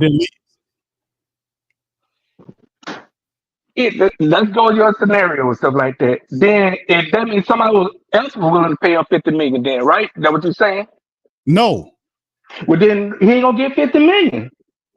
So what's the answer to BI is what I'm asking you, brother. You saying that you keep him. You keep BI. And if he play out his contract and he go sign somewhere else for, let's say, a lesser contract, but he mad because you wouldn't, give him the money or whatever when he wanted to. You making it now worse. what? Because that happens all the time. Rarely. You don't know. You don't know what will happen. B.I. go to the open market and say, well, somebody offer him $40 million a year and stuff like that. So, well, they can offer him $40 million for 4 years. We can offer him $40 million for 5 years. Which one do you think he'll take? And who supposed to play? How we get a center while we doing all this? Like I said, you trade other assets that we have on the team. Trade a first round draft pick. This is other way you get a center. We are a small team. You try to make us go smaller than bigger. I understand we need a center. If we trade BI for a 7-footer, we getting bigger. Because Trey is 6'10". Brother, you bouncing and you around. put him in the starting lineup, and you get another 7-footer. We get bigger if we trade BI. DC just engaging in it. DC just feeding into it. But the brother bouncing around. You bouncing around like a rabbit, brother. I'm bouncing around. Please explain it to me. I'm saying, brother, because you're not sticking on point, man. First of all, you said that you come up here and say that the family members are down penning BI. We talking mess about BI. We want to trade BI, and we telling you BI is a good player, but this is a contract monetary issue between the Pelicans and Brandon Ingram. You follow that up with, how do we know that's true? How do we know that's true? We are not in the room with him. And so that's saying that whatever the insiders are saying, like Adrian Wojnarowski, who you get a lot of your inside stuff from, and most of these other credible inside reporters are spewing out poppycock. Like it's not, none of it exists. Like none of it is where it's supposed to be. It's absolutely ridiculous, brother. It is a monetary issue. That's why the contract, you yourself said you're not paying them the max salary. Then what we do with them? Try to find a trade. That's what the Pelicans are trying to do right now. They're trying to find a trade. BI's people, his agent has gotten involved in the process to find a trade, brother. I'm saying present some solutions here. You're jumping around to. You asked I gave you a solution. I told play it out. So you saying trade Brandon Ingram? I mean, trade Trey Murphy, trade Trey Murphy, and then you asked me who I would trade. You asked me who I would trade. I gave you an answer for the question you asked me. He gonna trade the dude you could get for $18 million less than Bi. That's what he wants. Trey Murphy is not a same caliber player as Bi. He don't have to be. If we got DeJounte Murray, he doesn't have to be. Hey, Zion and Trey can put up 30 on the same night. Bi and Zion ain't putting 30 up on the same night. Ain't no trading Trey Murphy going on, brother. They see Trey Murphy as a piece of the future. That's what Trey Murphy only got better every year, bro, since he played. Every single year he's gotten better. Brother man said 9.4 points to 14.5 to 14.8. 2 rebounds to 3.6 to 4.9. 0.6 assists to 1.4 to 2.2 assists. He's only improved every year. 39% 3-point shooter on very high attempts, which is very extremely important. What he shot last year for 3-point percentage? Wait, what? What he shot last year for 3-point percentage? He shot 38% from the 3 on like 10 attempts. That's not bad. From the logo. And that's a down year. That's a down year for him. He shot 38% last year, and that's his worst year shooting the 3-ball. From the logo, DC. Right. That's a down year. 38% this year. You said 38% this year or last year? This year. This year. But I mean, I'm saying last year because we're going into 24-25. I got what you said, but the year before last, he shot a better percentage from the 3, right? Last, he shot 40%. Right. So he got worse. I know BQ was up going wrong, but it was up going wrong because y'all bringing up a different equation. The dude tore his ACL, bro, and he was returning back from injury. And he had a rough shooting stretch coming back from injury. Toward the end of the season, he shot a way higher percentage, which is how he got it to 38%. Because in the beginning of the season, he didn't shoot very well because he's coming back from tearing his ACL. Anybody come back from tearing the ACL, they don't play that good. They don't play that good. What he shot this 3-point percentage in the playoffs? I don't know, and I don't care because he's a role player, and we had an injury. He's a role player. Y'all want to keep a role player and train a star.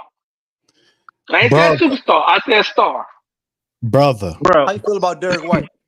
Brother, you can't keep Bi, DeJounte Murray, and Zion and do anything worthy of winning a championship without gutting everybody else out and completely starting over. We have championship caliber role players, which are hard to come by, especially when they're 6'7" plus. You got Herb Jones in that, which is why everybody wants him. And you have Trey Murphy, who everybody wants in the NBA because it's hard to get guys like that, and they're not easy to replace. And you need those guys to win a championship. And then we have Derek White is a good role player. He's a good role player. He's not an elite role player. Oh, is he? Yes. Yeah, he put that ring on that finger too, didn't he? He's a role player. And he put a lot of role players got rings on their fingers. What that mean? No, and get big minutes. He starts. Big minutes. Hold on, we got somebody else to add to the panel. We got 2K Nolan here. What's up, brother? I know y'all probably won't go at it. I'm gonna let y'all talk to Jeffrey, man. Me, I'll keep it light. I'll keep it light. Keep it light what's up with y'all though? What's up with y'all though? The whole story behind BI, the Pelicans want to play a certain way. They want to play with pace and space. And the current team, the way it's currently constructed right now, we would have the same problem the Kings would have, and not having enough size to defend the rim, but you have pieces all around that are pretty decent to win. But you can't win because you can't defend the rim. You have problems with the center position. BI costs a lot. He's not a max player, but his agent, he has a really, really good agent that always gives people the max amount of money that they could get. And from the people that got paid, like Franz Wagner, all these other role players, Jonathan Isaac, Cade, all of these people who some people say maybe what and what with BI. BI can go after his money and justify his contract because his stats are a little bit better than the people that have already gotten paid as role players already. You seen the only person that could have maxed out, that didn't max out, that probably would have deserved it this year was the dude from the Knicks, Jalen Brunson. The Pelicans need some of that grace from BI to trade him or to just keep him on the team. But in order to play the style of basketball that's pace and space around Zion. And around Zion, the way Brandon Ingram plays with that mid-range game first, it doesn't fit the team. Simple as that. It's not the fact that he's a bad player or anything, just for the way that the Pelicans want to play, BI does not fit the pace and the speed of the game in which they want to play. That's why a center is needed. You saw Thesis, you probably watched Messi play last night. That's not going to cut it for what we're No, it's trying to do. not. So we need a center, a Jalen Duren, a Jared Allen, somebody that can help us protect the rim because we have the pieces. We're actually top 7 or top 6 in odds to win it all or win the West, but we need that centerpiece to close it out. And we could get rid of BI because we have players that have shown they can do what BI does. And BI has been asked to shoot the three a lot more. He's not willing to do that. So they're saying, hey, we have a person that can do that because we don't need the mid-range killer. We needed a closer, which we got. And we needed somebody that can space the floor for Zion, which we have, that plays behind Brandon Ingram and Trey Murphy and Jordan Hawkins. So the way that this team want to play, that's the reason they keep in CJ, because CJ stayed within the top 3 or top 4 in three-pointers made all season this past season. He plays with space. He can space the floor. Even if you don't like it, but he's not going to warrant you $50 million. That's why they're not going after CJ first. Even though he's a defensive liability, but they need to get Ingram off the books in some kind of way or capacity because of the way that the Pelicans want to play next year, which is pace, space, defense. Simple as that. Now, I hear what you're saying. I listen to everything you're saying. You made a lot of valid points. Now, I'm going to ask all y'all on the panel a question. What team y'all know won a championship with 1.5 stars? We got. What do you What do you mean? mean 1.5 1.5 stars? Dante Murray got 1.5 The stars. Dejounte Murray is the star level player, bro. right. He's What the are you all talking about? star. What are you talking about? Got the same amount of all stars as BI, and Yes. his Yeah. was more recent. Okay. Once again, let's say with 2 stars. Who won a championship with 2 stars? The Boston Celtics, The Celtics. Think you the just shot Denver Nuggets. your argument, brother. Milwaukee, What are you Denver. talking about? Milwaukee and Denver will be Much closely all to the what last championship teams as of late. Pretty much. As of recent, Lord, brother. I mean, what's your point on that, brother? I think you just Hold on, shot yourself. sorry, y'all. My mic went out. Yeah. That thing blew You out. knocked his mic out. Yeah, that one there, brother. You shot your mic out, brother. Hey, we love you though, brother. You I know. think 2K Nolan ended that one. Yeah, you done killed the brother argument and his mic. With the smooth talk though. Straight up. Say that again. I got my mic back. Oh man. Go ahead, brother Jeffrey. Now you were saying what? You said who won championships with 2 starters? With 2 stars? Yes. We just answered it, brother. We gave you a bunch of them. Boston. I said I couldn't hear you. My mic went out. My earpiece went out. Boston, Milwaukee, Nuggets. Nuggets. They had 2.5 stars. Milwaukee had 2.5. What's this half? What's a half a star, bro? I don't know. What's a half a star? Somebody made a star once or twice. They ain't a real starter, but they're a star. Huh? Hold on. So who's the third one on the Nuggets? I can't hear y'all. Who's the third one on the Nuggets? Who's the third one on the Nuggets? Yeah. You know what? Nuggets don't have none. Nuggets just had 2. Oh man. I give you Nuggets. Okay. All right, brother. I'm just asking. You're saying that the Pelicans don't have enough stars to win. Is that what you're saying? I've said the Pelicans. If you trade BI for a role player like y'all want to do, right? For a center who's a role player, that's call it what it is. All you will have is BI. They're trying to trade BI for a starter, brother. Not a role player. They're trying to get a starter for a starter. That's big man. Not a backup. Starter, a big man starter. Right. But a role player. He's not no star. I mean to say, he's a starter, but not a star. Starter's role. Okay. Star role. You understand? You understand what I'm saying now? No. Well, I'm trying to figure out what you're saying. You're saying that we're trying to trade Brandon Ingram for a role player, which would indicate that he's a backup. Is that what you're saying? I'm trying. No. A person just in the starting lineup. Okay, you could be a role player without being a backup. No, I get that. I understand that, but I'm trying to figure out in what context this brother is what he's saying here. But go ahead, brother, carry on. And so you trade BI for a regular starter. So now you have Zion Williams who stay hurt all the time. So it does BI, but Zion Williams stay hurt majority of the time. And Dante Moore and Deontay Moore, and a bunch of starter role players. And you think you can win a championship like that?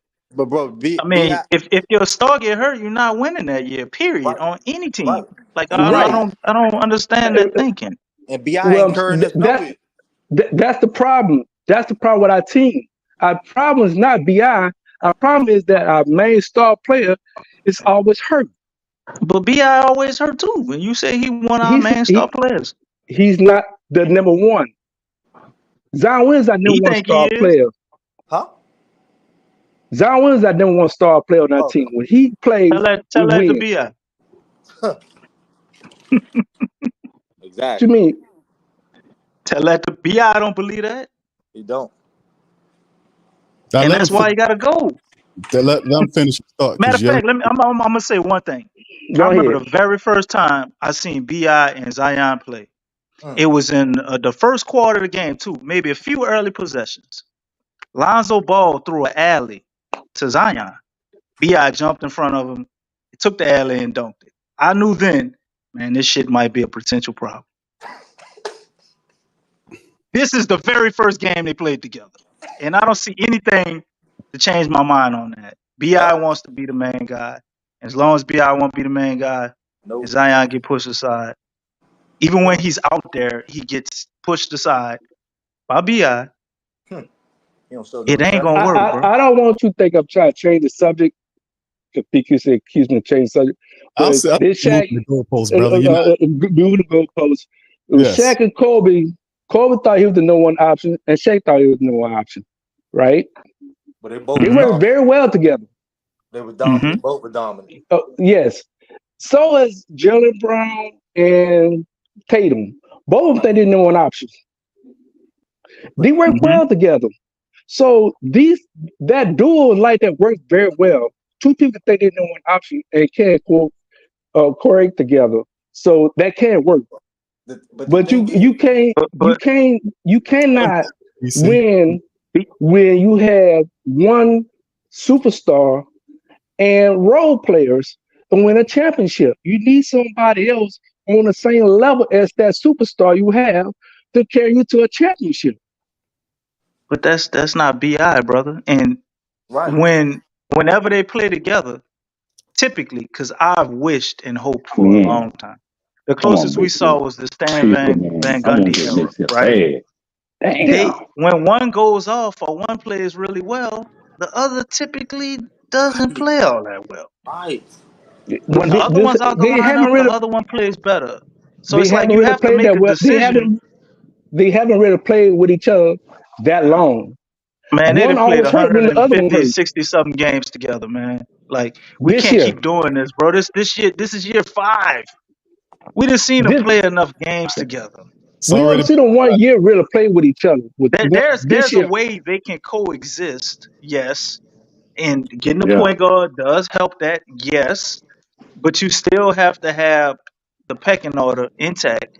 And then you still have to ask yourself, is my best version of me, as far as the Pelicans, Zion leading the helm with BI as the number 2, thinking he the number 1, or challenging to be the number 1? Or would it be better just to put a different star caliber player alongside Zion, such as DeJounte Murray, who has a lot of the similar skill sets as BI if needed? Mid-range assassin. He actually shot a higher percentage from the mid-range than BI. More efficient. Yep. You're right. So and he doesn't crumble late in games. We've been wanting BI to be the closer. He had the last time I remember BI closing the game, it was the Timberwolves when he basically went and obliterated them. That was dope. And then after that, it was like I'm thinking about the Jazz way into 2019. And the Nets. So he's not that great of a closer. We need a closer. You know what I'm saying? We got that guy on the team now. Okay, we have that guy. If I Ingram agree with played you. downhill, I he'd agree be a with lot you. better. He's that guy who we just traded for. I like him. I'm not taking no away from him. But one don't have anything to do with the other guy. Just because you have him, don't mean you get rid of what you have. You build on it. You make a team better by building on it, not tearing it back down and stuff like that. That's all I'm saying. Brother, the Pelicans, I don't know. Griffin already done said this, brother. They done already decided to move on. Brandon Ingram wants a lot of money. The Pelicans are not, they don't see him as that money guy. And thus, when that happens, there's only one thing you can do: seek a trade and see if you can find somebody that goes along with the predominant thought process in the room, which is building around Zion Williamson. So it's not. So when is it going to happen? It's more than likely to happen between now and the start of the season. That's the timeline in which a lot of these people are indicating they're supposed to be getting done. If it don't happen, then what? Then the Pelicans will have to keep him. He will have to play under contract. He'll play under that remaining 1 year contract. Okay. That's what will happen. Right. That remaining portion of that contract for the rest of the year. And if they'll try to still seek a trade and see if they can find something to happen. But if they can't come together on the money, it's a very simple street that we on. There you go. Okay. Now if it don't happen the way y'all said. All right, he fell off. Mike, welcome to the show. He clicked it. He fell off. Did somebody knock him off, or did he fell off? He fell off, brother. I didn't tell y'all. Seen me? I'm sitting up here. I ain't touch a damn thing. Put your hands up, Q. Run the video feedback and let me see if your hands. I don't do that to people. Y'all know I don't just click you off. I don't do it like that. Let y'all and talk y'all stuff. I didn't click the brother off. Oh man, Mike, you on the stream, bro? He love Bi, man. We just gotta accept that, bro. That What's brother going love on? Bi, man. How you doing, brother Mike? What's going up, on, fella? Good, brother. How you feeling today? I'm doing good, man. How y'all doing, bro? Bless. Pretty good, man. Talking pills, my brother. I had to call in, man. Brother, let me look, man. Let's be real, man. If you're a basketball player, you know how basketball teams supposed to be, put together. How are we supposed to put teams together, right? Yes, sir. Mm-hmm. So I'm like, he kind of putting his team together putting the team together from his heart instead of putting his team together from basketball standpoint. He looking at basketball different. We can't pick teams off of people we love and this we want to have on the team, and we got a personal connection with them. You got to put a team together to win. We're not putting the team together for feelings. If that was the case, every team in the league will have a team with feelings, and they would never win because of we love this player. Yep. Sometimes you got to. That's just in life in general. You got to sacrifice something to get something better. If that's your better, you can see it. Why keep the same thing going? So, and then his thing with we finally got a pure point guard on the team. It was a lot of times throughout the year, I'm looking at the games and I'm like, bro, we need somebody to run some action, slow it down. Make everybody around us slow it down, because at times we look like we was playing too fast to score too fast, or we was defensively was moving around and leaving players open and not knowing our assignments too fast and not being patient and settling in and playing basketball. That's what I saw. Especially from the point guard position, we was getting beat a lot. I mean, I love CJ offensively, but defensively on the offensive end with other teams, he struggled. He struggled a lot because he don't have the quickest feet. He's shifty with the ball, but without the ball, his feet ain't as shifty as they are with the ball. Two different things. He'll be a great sixth man, though. But I was getting Murray, we got times where we had a lot of close games. We could slow the game down now and get a great shot instead of getting a good shot. We can get a really great shot because he's a big shot maker and he can create. And he can get a defensive stop. And of course, him talking about BI with BI point, DeJounte Murray scored just as almost the same numbers that BI puts up. So you ain't losing nothing with Murray that you would get with BI. The difference is Murray gonna show up in the playoffs. Let me be real. Let's be frank. Yep. Murray gonna show up in the playoffs. I know BI just come off the injury with OKC, but it's times where I've seen BI struggle anyway in the playoffs. Murray ain't gonna have that problem just because of his mindset. His whole introducing to the team and him showing Zion love and saying he's a superstar. He's already laying the blueprint of I'm coming in, I'm challenging everybody. He even challenged Willie right out the gate. And to be honest with you, Willie looked like he was kind of uncomfortable with the way Murray's attitude was and the way he was so matter of fact. He looked like he was kind of uncomfortable with that because he was so like that. Yeah, you're not built like that. Yeah, so it's the static. That's what we need. We need this uncomfortability. We don't need all the warm, fuzzy vibes. We need some riffraff. We need something to be shook up a little bit. And he doing that. So I feel like Murray coming in, man, he gonna change. Just like almost changing the culture. And the way he said he's gonna get Zion going, and I'm gonna challenge him. Zion actually wants that. Yes, he don't want nobody saying being a yes man around him. He want people, and he said it himself in interviews. Zion did. I want people around me that's not just gonna tell me something. I need people to challenge. He said it out of his mouth. I don't want people around me because I'm gonna continue to do what I'm doing. He's telling you I'm not as strong of a person as I am a basketball player. I lack making decisions, but I'm strong enough to go out there and get you what you need. But off the court, I'm not as strong as you think. So that's basketball, man. So bringing Murray in is just going to change the culture. And I think Trey Murphy needs to start. I feel like Trey Murphy needs to start. CJ can come off the bench because Trey Murphy spreads the court and he's athletic and he plays defense. So that's a totally different ball club. And with the center position, just get a center that's capable of being a starter. He don't have to be an all-star, just somebody that can fill a void and get some rebounds, block some shots, and play some basketball and can switch out from time to time. That's all we really need. We don't need no damn superstar center because we got Murray, who's going to have the ball and make plays and get his 20 to 25 and 25 and 6 or 25 and 7, however he going to do. And Zion going to do his thing anyway. So I like CJ coming off the bench because that's instant cooking. Yeah. He gonna cook whatever second unit you got, he cooking. Yes, you ain't stopping it. So, and Murphy gonna space the flow to the damn logo, so you can't help because he can make that. So that's the wide open court. So I just see the game looking totally different, bro. And then defensively, Herb Jones and Murray out there, man, please. So you can kind of you can get rid of BI won't be a factor then. And with this team, he don't fit this team. Him and Murray shoot mid-range. They do the same thing. They play the same way almost. Murray just more athletic, fast, and he's more defensively responsible. That's it. You just getting an upgrade at that position. Too, brother. Yeah, and he's not scared to take them. Hey, so can we get you in for the interview, man, for the team and all that? What are we talking about, man? Murray already. I don't know, brother. I don't know. Already showed the respect to Zion. Like, hey, that's our star. I don't understand what we're talking about. No, it's not. It was not us, brother. That wasn't I know, us. not y'all. I know what you're saying, BQ. Not y'all, BQ. But you know, they got fans just fall in love with players and stay in love with them, man. If I meet a girl, not go on a date and I like her, but I don't love her, I ain't staying with her because I like her. If I meet somebody else I fall in love with, I want her. I don't want the one I like her. She look better. I want the one I fall in love with. That's gonna hold me down. That's two different things. That's right. That's right.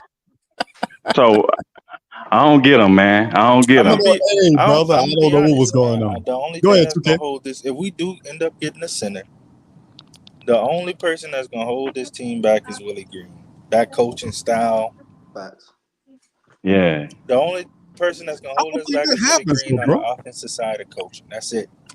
I don't think that happens, Nothing though, else. Everybody 2K, else bro. gonna do their part. Yeah, Everybody because else we gonna got be James Borrego, Q. going And bend when their, you you move know. Willie Green out of there, we Stop can hit the ground running. James being came smart. back. I understand that. He I get thought he wasn't fired coming mid. back. He gonna get fired mid season if it ain't right. He'll Was get that fired. confirmed that Borrego James ain't came come back? back for nothing, bro. Not well. The Pelicans didn't have an I hope we get official Jalen Duren though. But I thing think this about it, trade but would have been happened if Ingram was a person that played downhill, was a little bit healthier. Yeah, I think the trade would have made sense. But I don't know. We probably get a 1-2 year deal done with him and still trade him. But we need to get Duren. We get Jalen Duren, it's over. Yeah, he nice. I just think Murray gonna challenge Willie, man. It's gonna be tough for Willie, bro. I just could see it. I don't think it's gonna be tough. I think it's gonna be easy. Did y'all I like mean, tough for how Willie, not for Messi us. I look? mean, tough for Willie to make. Boy, that's funny. Yeah, Y'all Big redid the Q whole said it's gonna segment. be easy for Willie. I'm just asking though, did y'all like how Messi looked? Because I thought he got dunked on last night. Oh, he got dunked on, but Yeah, that you got dude, on. Yeah, he yeah. contest. He He a contest. rookie, man. Shot He block. He gonna get dunked on. remind me of Capella a little bit, man. He got Yeah, like a Capella game. and I can Right. live with that. We can live with Capella. He just I, ain't on that level yet. But I could see him being a Capella. He look like Capella out there a little bit. Yeah, That's kind of what we he need, won. though, man. JV couldn't move them feet, bro. I love JD, but JV had them feet in cement, big dog. Yeah, yeah.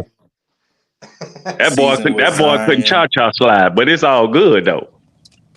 No, I was saying, Zion, no, JB, Messi, and these. I just don't see it. And they got us with good eyes to win, but that. Come on, we need to send it right. Like we need. Oh, yeah, we gonna get one. Yeah, we do need that. I don't know. This might be your starting. This might be your starting lineup going into the season, brothers. This could very well be, man. Please don't give me Except BI for on CJ. that list. Except for CJ. CJ might, move him out Somebody the way. said it was Walker Kessler trade value. Is he on the trade block though? Yeah, he is. Yeah, he is. DC, I heard you talking said about. it was. We need to get that done. What's up, brother? I heard DC talking about Kessler the other night about him not being that good. I think I see the same thing with you saying, man. He all right, but I don't think he like that. Something about him just don't nothing jump off at me like something. And when you playing basketball, when you're a basketball player, this is what I just feel personally. When you're a basketball player, you have to master something. It's something on the court you got to master, bro, and be good at everything else. But you got to master something. I ain't see his master something.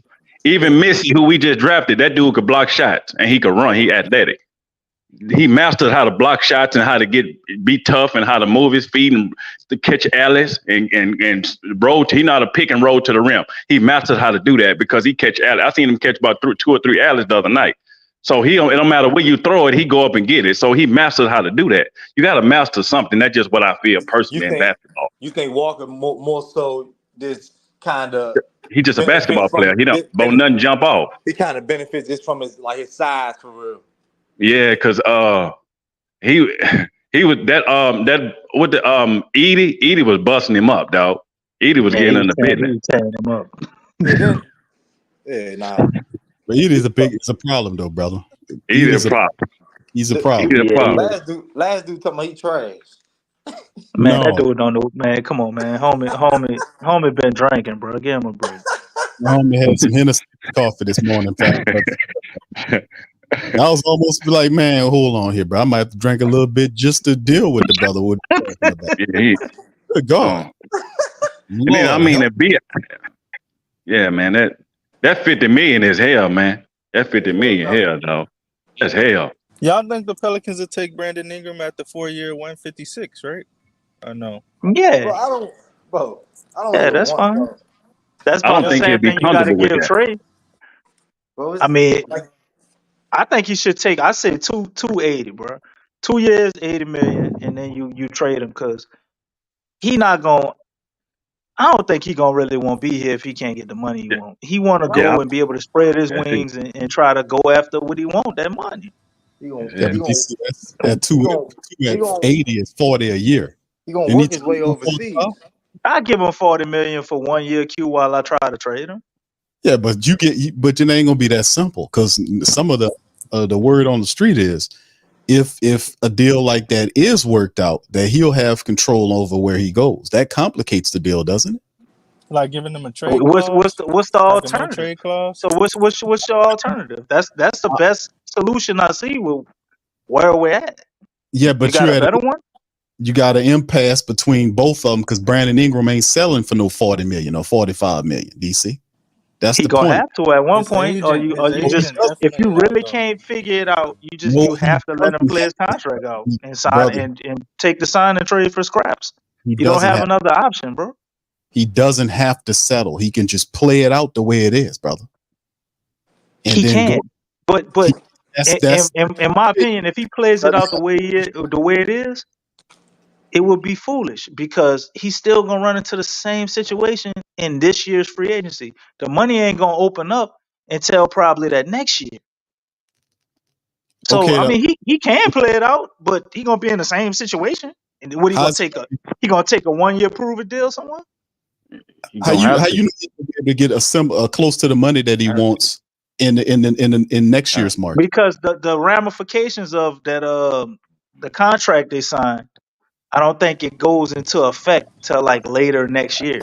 So at the beginning of free agency next year, people still might be hesitant to spend the way they are right now. Oh, I DC, I was got a But question that for you, year DC. after, they gonna brother. start opening up. You know, they're gonna start opening that money up. And some of these contracts we seeing guys getting, they not gonna look so crazy no more when you see some of DC, the new deals. I got a question for you, DC.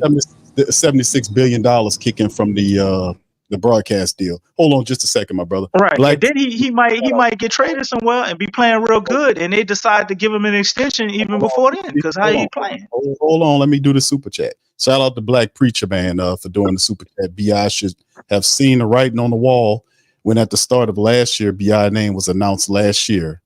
By last year end, it was Zion. So BI should have seen the writing on the wall when at the start of last year, BI name was announced last. By year end, it was Zion. Man, they tried to give him Black a max last year. My man been in the chat, Lonnie keep putting that up in there, and he's absolutely correct. They tried to give Bi a max last year. He didn't want that max because it was less money. He wanted to opt in and try to make an All NBA and bet on himself. And now it's backfiring. And he didn't do that. He didn't do that. And what Atlanta did, and it wasn't the fact that Atlanta didn't want Bi. They didn't want to give up the two centers. From what they said, they didn't want to give up their two centers for Bi. I didn't know who else they would have thrown in there, but they didn't want to give That's what up I'm Clint saying. Like, or Onyeka. that's the only money that they had available to give. So what they was gonna give us DeJounte and Trey Young? Like, I mean, they didn't have any. I guess we supposed to take DeAndre Hunter for Bi. Like, really? They ain't had no other That was money. puzzling to me that they didn't want to give up either one. I get the Onyeka one, but you didn't want to give up Clint. Yeah, they was talking about all. They didn't get Sarr, brother. So you was thinking about them getting rid of Capella once they would have got Sarr. They didn't get Sarr, so like, why are they trying to move off their bigs again? It would have saved them $12 million had they done that deal. Had they gave us Clint Capella and DeJounte, it would have saved them $12 million. But yeah, but if they sign in Bi with the intentions of keeping them, what does that matter? If they sign Bi, then they trying to win again. So why they worrying about saving money again and not having a Maybe center? that's a It bad don't front make office sense. decision. And That's a bad Capella's front is an office decision. expiring deal anyway, with like 20 plus million off. He got 1 year left on his deal. Capella has. Right. Obviously, they must gonna re-sign him. We'll see. But at the end of the point, the Brandon Ingram banter about the situation with him is tied to the fact that it's an impasse. Pelicans don't want to pay what he wants. They offered the money, he turned it down, and he's still not backing down. Whether people feel that he played himself, betting on himself, regardless, he still sees himself as that big money player. That's his stand currently. So the Pelicans are saying, hey, the Pelicans did everything they could do here, and whether he signs like a cheaper deal so they facilitate a trade, I don't see it. Brandon Ingram is this stubborn on getting the money. I don't see Brandon Ingram breaking character and signing a deal to benefit the Pelicans, one that he doesn't want, so he can simply be traded. I don't see that happening. He's going to play this out to the end, it appears. Now, does he have to change the heart down line? Maybe so, but right now he playing it up. He wants that money. And we feel can't like do a sign and trade I, because he would still cost us the $50 million if he got paid 50 and we had to sign and trade him. What do you That's why mean? we couldn't do this. We couldn't do like if we had to do a sign and trade with Brandon Ingram, right? He want 50 million. To send him out, we'll send out 50. We would still have to take in 50 million, and that's why we're not doing a sign and trade. No, the sign and trade is like when he's a free agent, and it like you just basically. I don't think they would have to send out 50 million, depending on when they do it. I'm saying the 50 million is Ingram. Right, If he but got the money if that they he have actually wants. the cap space, the other team who's signing them potentially probably would have the cap space, or you thinking they would. Then they don't. They just can send you back whatever they feel like to help free up some of that exemption money. Yeah, that'll just form like an We get the exemption. $50 million exemption, and they get an exemption for whatever we decide to take back from them. So it don't necessarily have to be matching salaries, depending on what team you go to. Now, if you going to a team that's cash strapped, I mean, yeah, you're exactly right. We gotta match the salaries. I think we should just, man. I think, be honest with you, I think we should just go ahead and just trade him, man. Yes, sir. Just trade him. Cut your loss. You're not the value you think you're gonna get for him at the moment. His value drops so far down just It's from gonna the keep playoff. dropping too. It drops so far. So get some very close to starter, and then you just move on. Because if you let him play out the year, he ain't gonna take that like Big Q. So he ain't taking that. Nah, He in his head, I'm still a guy. Ain't nobody around me. I'm him right now. So I want him money. So I'm not taking unless. So you just basically sometimes you just get what you can get, man. While you still got him and you can get something for him instead of holding on and seeing what you can do and giving him money just to get him off. Just get you something that you can get. Sometimes you let players go, man. It be benefit to your team too, just to let them go and get what you can get instead of trying to get a big old haul or what you're trying to get from them. It's basketball, sports, Yeah, man. but that's And the then it pro. work out for you. think it is. That's Let me the put pro that and out con there. of the Doc Ock. Well, let me ask y'all this, man. Let me ask the panel and the flock listening, man. Y'all hit the like button if you're not a subscriber. Subscribe up, sub up. Listen, that's a great point right there, brother. Brother Mike, do you guys think that that's the overwhelming philosophy that they're trying to get? You're supposed to take in a okay deal. They're trying to top out. Is that what you believe is going on, or that just it's no middle ground here? It's either a really good deal or it's a crappy deal. What do you guys think? Let me throw that out there to you. What do you think about that? Was David Griffin, so you know how Right. he want to hit on Right. them big deals. You know what I'm saying? He don't want He to. got one though. He can live on that DeJounte Murray deal Yeah, for but he, some time. I mean, but he still want an even bigger deal. Like he don't want Yep. to see no loss on paper. You know what I'm saying? Like so. I mean, that's he trying to find something big. I mean, I feel like I think he can get forced to make something happen. I mean, probably if the season playing out and if it ain't working, then it's like, all right, now let's just make it happen before he walk away and we get nothing. You know what I'm saying, in this off season. So if that happens, then yeah, he'll probably have that middle ground of this, trading for the best that we can get. But right now, he's definitely trying to hit big, and it's like that's the pros and the cons of him, because it's like, yeah, dog, like, yeah, try to hit big, because I mean, who wouldn't want to hit big? You know what I'm saying? But at the same time, it's like the reality too is like, all right, we know the league ain't really valuing him like that, bro. You kind of got to see it, and then like bro said, like, I mean, his value only going to diminish most likely. I don't see BI value increasing, to be honest.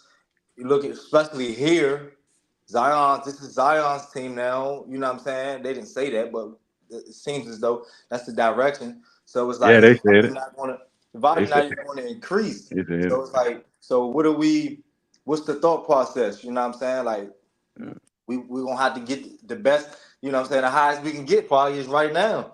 Why it's the off season, why everybody's still making moves and Yeah, everybody making additions and stuff like that. You know what I'm saying? And you um, really um, can't tell, you know what I'm saying? So yeah, so that's what I think for real. yeah, I'm with you, man. I think you try to get the best deal you can get right now, and don't wait till the end of the season because you're gonna end up getting scraps. You get it now because, like you say, the season hasn't started. Everybody's healthy. Everybody's on the team. Get as good of a deal you can get while we cooking right now. Later on in the year, back end of the year, they'll give you anything they want to give, and you probably gonna take it because you don't want to get you don't want it. You ain't gonna be able to get what you want, so you're gonna have to take what they give you. On the back end of the year, right now, you kind of in control to get what you want as far as somebody that's really good that can start instead of somebody looking for to be a superstar center or a superstar player or even a star. So just get you somebody solid. They just get in the building right now, man, and roll. Because if you wait, then you gonna get day scraps. You ain't getting nothing off of them. They gonna give you what they want, like you said. So I think they should just do that, man, because it just makes sense. And David Griffin got to come off this. I need this for this. He looking at BI All Star and saying this is what we getting for All Star. BI that All Star that came and went, brother. He ain't did nothing since that. Let's be honest. I like BI too. He when he on, he on. When he off, he off. So I mean, he's inconsistent at points too for me too, because it's not always consistent. But I mean, you just get what you can get, man. That ain't be rich. That ain't KD, dog. He BI, but he ain't KD. Two different people, two different players. So you just get as much as you can get. That's just how I feel. And you keep moving. Maybe that money you're trying to get BI, you can get somebody in the offseason next year. And use that money to go get you a big time center if that's what you want to do. But I ain't gonna just give money away to get somebody out of here. I'm gonna keep that money and go get me somebody I want. You can just sit down on it and go get it later. All right, shout out to Black Preacher Man. Bottom line is BI is a $20 to $25 million player. He is a soft player. He's not a dog on the court. Oh, Thank you, man. Black Preacher Man. BI gonna curse you out, man. BI gonna curse you out, man. Thank you, Black Preacher Man. Yeah. Appreciate I it. wouldn't agree. I think he a dog on the court. You- He a dog in that mid range, man. You got to respect it. But BI say you would. he got to do simple stuff to elevate his game. Play downhill, space the floor by shooting more volume threes. Simple as that. And everything about BI will be straight from now on out. He plays good enough defense to help on defense because he tall, lanky, stuff like that. But he have simple fixes to his game. Play downhill. Don't make every shot difficult. Get out. Space the floor. Every shot don't have to be a fadeaway. Get out. Yeah. Just because you got a point guard guarding you, Trey Murphy or Trey Young, what are you doing to spin around fadeaway for? Yeah. He's not Simple soft. stuff like that. Yeah, he's not soft. It's Dribbling the ball too much. Yeah. And the only people that have the capacity to take that is Orlando Magics and Detroit. They need somebody like Ingram. And those are two people we got to hit up. And Utah I like the probably center want to from buy them Orlando, out. man. I like the center from Orlando. I like that dude. Orlando re-signed all their people. Oh, they re-signed their center too? I think Wendell got a new deal. Jonathan got a new I like deal. Wendell, man. Franz Wagner even got a Nah, new Wendell deal. didn't get a new deal. That's why everybody's saying he's gonna be I traded. like Wendell He the only one that didn't get a new deal. because he could shoot a little bit. I like Wendell in New Orleans. Wendell play with more energy than Herb Jones. If you watch him I like play, Wendell. he play with all energy. I heard about He that. like a tall Jose almost. I think Wendell could fit perfectly in New Orleans, man. I gotta check him out more. I like Wendell. And he tough too. He got the same problem that Ingram got. He only play a certain amount of games a year. Oh, okay. That's what it is, huh? Yeah, he never played more than 63 games a season. That's the problem. A lot of people have a Wendell Carter Jr. That's the big stuff. Like I said, ain't nobody you're gonna get right now is not gonna have some type of issue.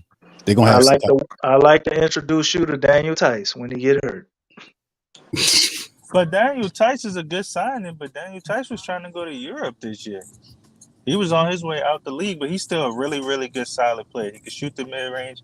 He can shoot a little bit of the three, but he gonna help you a little bit on defense, but he got experience.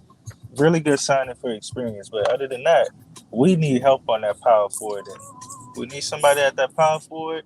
We need somebody to back up that center. Back up power forward, back up center. We straight. We lit for the season. Man, what All they right, have in, what they got in Detroit, man? That's Duran and Isaiah Stewart. That's what they have in Detroit. They have Duran and they have Isaiah Stewart. Yeah, Stewart. I right. thought Brooke Lopez was on the market, right? But I didn't hear nothing else I after don't see that. nothing about that.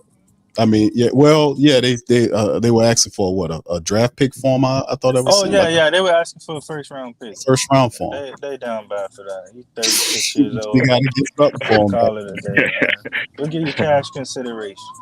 What you get. All right, I got two more questions for the family members, man. Two really good ones here. Shout out to Jesse Davis, man. Had a good one. Then I'm gonna bring up another one. Then we're gonna end the stream. Jesse Davis says, if you had to choose between giving BI a max or losing him for nothing, what do you think the Pels choose? Y'all chime in, fam. Would the Pels choose, or what I want? What would the Pels choose? Losing for nothing, you gonna have to play this contract out, baby. Yeah, You have to play that contract. I don't know. I think they might lose him for nothing. Yeah, I think so. I think losing for nothing too. I mean, because you keep your money in your pocket. Right. You dig what I'm saying? Like you're not. Like I said earlier, you lose your money on somebody else. Use that money for somebody else you want. Right. All right. Right. This is the I got NBA. I got Murray now who put up the same numbers you put up, so I ain't really losing nothing, to be honest. Talk about it. What am I really losing? What you think, DC? You want to chime in on this one? Nothing. Okay. You don't That's simple, man. Losing for nothing? Okay. If you sign him to a max, you literally risk the potential of not ever having a team that can really contend for a championship. And you stall out the timeline of Zion Williamson if you can't make perfect moves. You got to make perfect moves with him to be able to make that work, and it gives you no flexibility. And we know David Griffin is somebody who very much likes to have flexibility because his best moves come on fixing his previous mistake. So I say they lose him for nothing. That's what he does too. That's true as rainwater there, man. That's what he does too. He screws it up like what happened with that Steven Adams and Bledsoe kerfluffle. You had to get that right, man. So yeah, it's crazy. Mike has another one, man. We're going to end on this one. What type of problem would BI be in a locker room? I think that's what the team is wondering. Would BI be a locker room problem if the contract situation and the Pelicans just carried on into the regular season?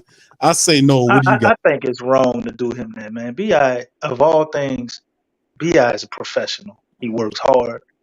He set forth, I would say, a positive example for how to be a basketball player other than the outing on the sidelines and all that. You definitely would have an issue here or there, but I don't think he would mess up the locker room at all.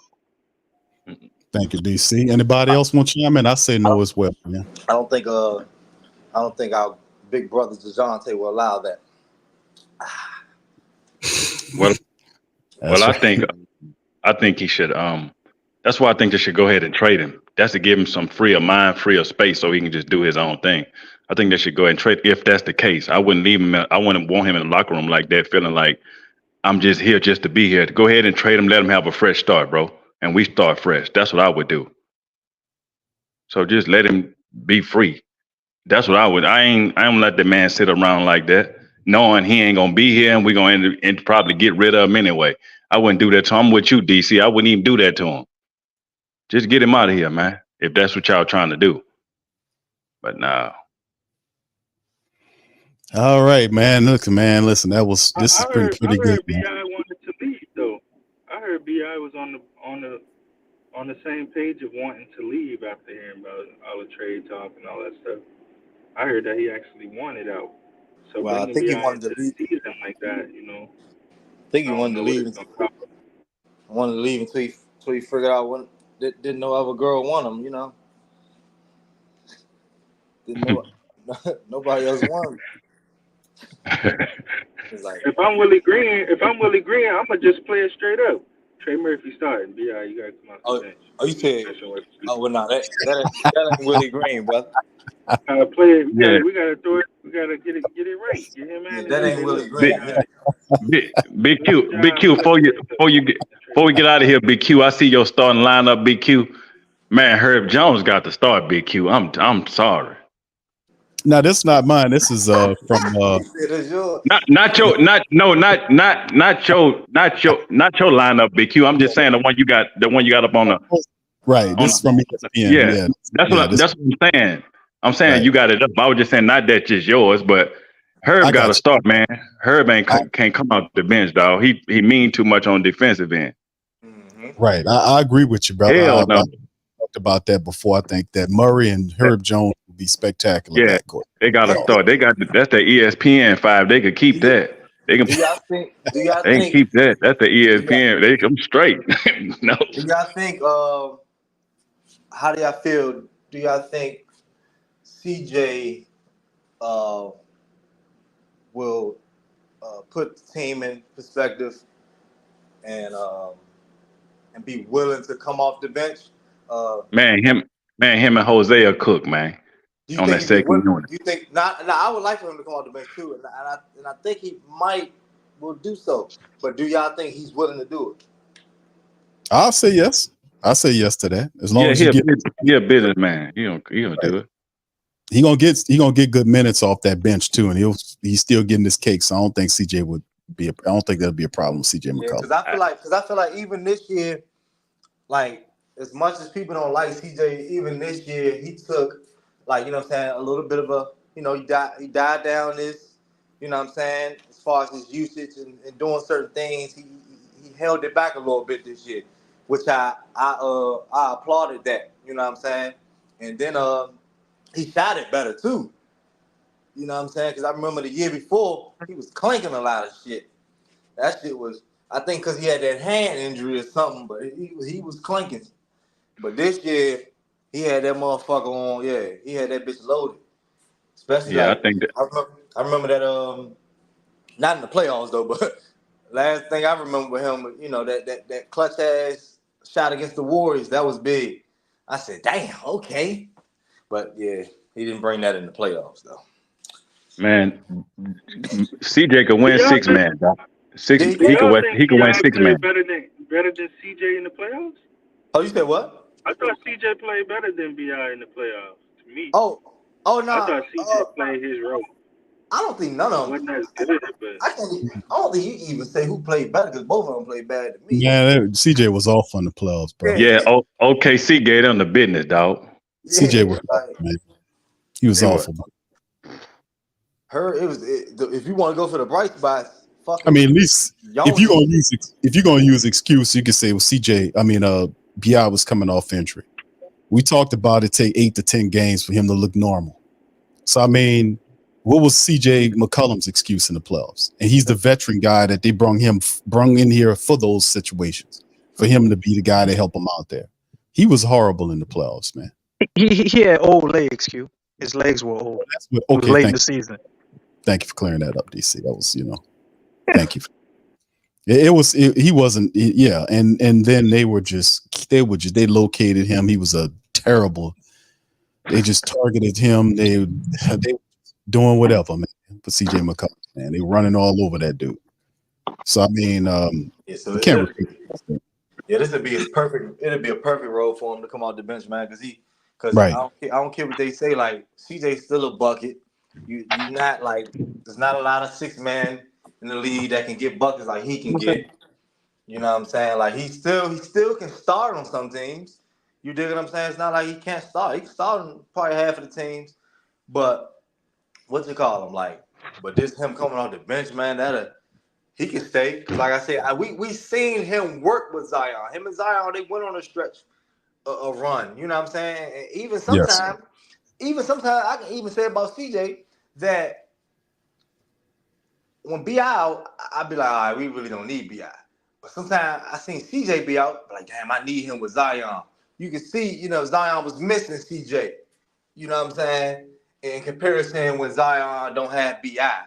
Like I done seen games like, damn, yeah, we missing CJ, like for real. You know what I'm saying? Because he's still gonna let that. He gonna let it go. He gonna let it go. You need them balls in the game, man. When you just letting that joint go. You know what I'm saying? Not even think about it. Not all the time. Not all the time. Okay, but you know what I'm saying. But you still need that. But that's why that'd be great as a 6-man, because that's like that Jordan Clarkson. Like, you know what I'm saying? Players like that. Man, I like that lineup with I like that lineup when Jose at the point guard and CJ at the 2, and either Herb or Trey Murphy at the 3. They play fast, dog. It look like they play faster. They just go. When Jose out there, he just because he pushed the ball. He pushed that ball though, and they get a lot of easy buckets. I watched that when Jose get in there and push that ball. It looked different. That lineup had a plus net rating with Najee in that lineup. It was Jose, Najee, CJ. Yeah, they pushed the rock, bro. Do y'all think we got a better roster than would y'all put the Grizzlies ahead of us right now? Yeah. I mean, yeah, they've been ahead of us in making the playoffs. They've been ahead. No. I don't. What do you mean? I mean, they've been ahead of us making the playoffs when they are ahead of us. Now, No. Are they far ahead of us? No, they're not far ahead of us. They're ahead of us. They're ahead of us. Not to me. They handed it to us. You know, that point blank. That's don't go. I don't want us to go back. And it's okay though, y'all. It's okay for us to say, yeah, they've been showing that they're better. Put yourself in their shoes. You think they better than us? You damn right. Tell that to right. Because we be whooping their ass. And we whoop their ass every time they play. They don't want to see us. They don't want to see us. And I can understand that. But guess Tell what? that to our favorite Marley brother. Huh? Tell that to our budding Marley. What is you talking about, Big Q? Nah. DC, I got you. DC admitted his wrongs. So let me ask you a question. What makes them better? What do you mean, bro? When you play somebody, what's up, Lex, man? Okay. Let me ask you a question. All right, let me ask you a question. They got Ja at the 1. We got Murray at the 1. Which matchup you think they're gonna X each other out? They gonna compete. How you think that's gonna go? All I'm saying is I'm just asking you a question. I'm asking you a question. I don't know, and I tell all right. So now I got another question. Can't be stopped, bro. Who?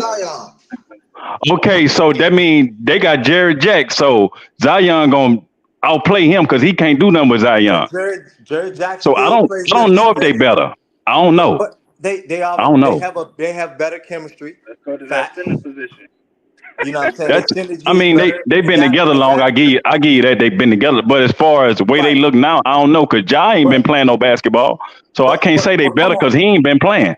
I don't know how they gonna look. But you know how Ja gonna come back and destroy shit. Just like and of course we got, but also we got a point guard now that we didn't have either. Yeah. So we got something different too.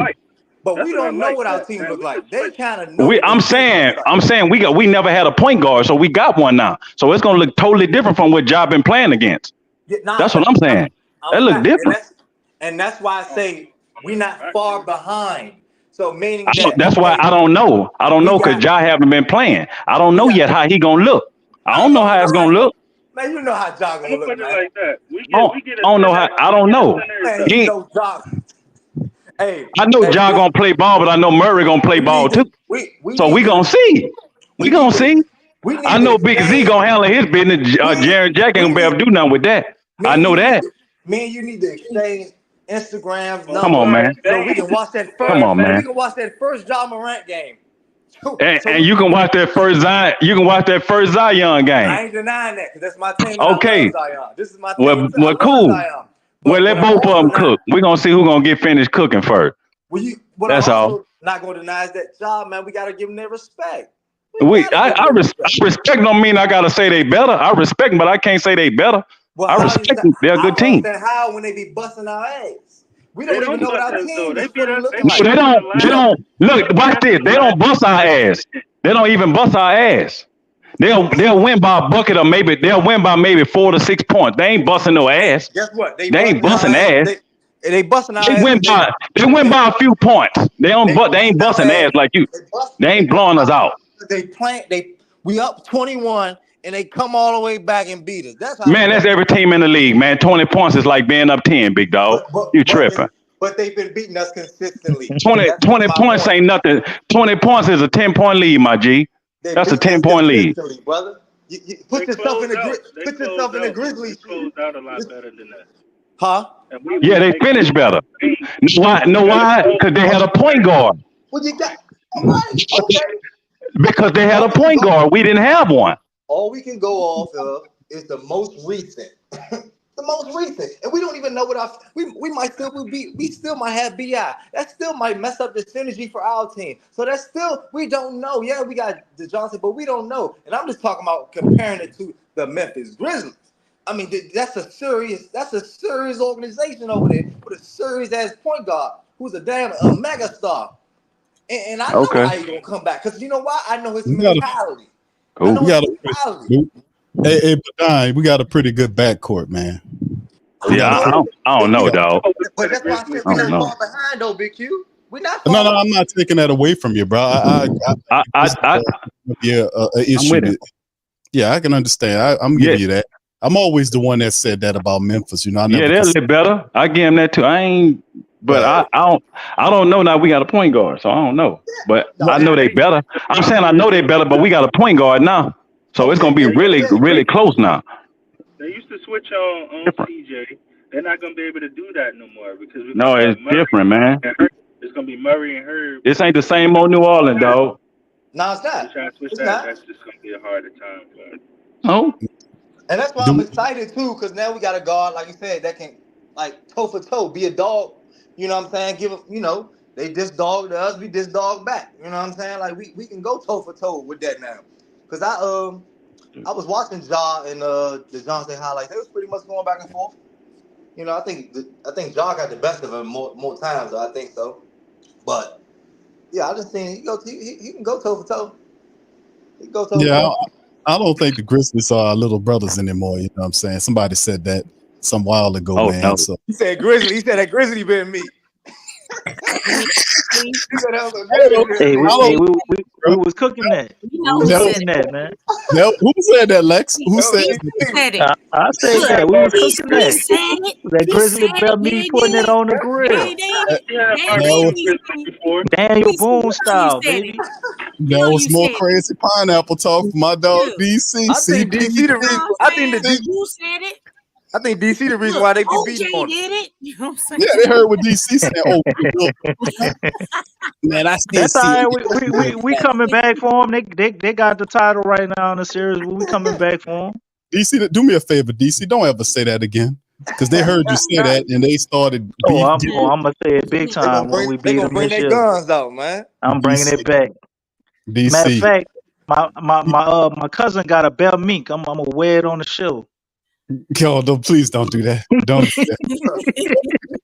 You gonna fall out from. I'm gonna go borrow the bell mink and wear it on the show. No, don't do that, brother. You gonna eat what you kill. That's gonna be my phrase right there. You gonna fall out of heat exhaustion in the island wearing a mink coat. You crazy dude. Mo CPT from DC. Lex, what's popping? How you doing? Oh man, I'm hurting. You was out there doing your thing. You was on. Running up and down that court. Tasha said, "Leave DC alone. Y'all know his problem." We coming for y'all too, Tasha. You ain't gonna have nothing to say. We love you, Mother Tasha. We love you, my sister. Go Pels, man. Yeah, Lex. You got Lex. You gotta, when you need them. You gotta throw that in there when you least expect it. Like it's not a good time to say it.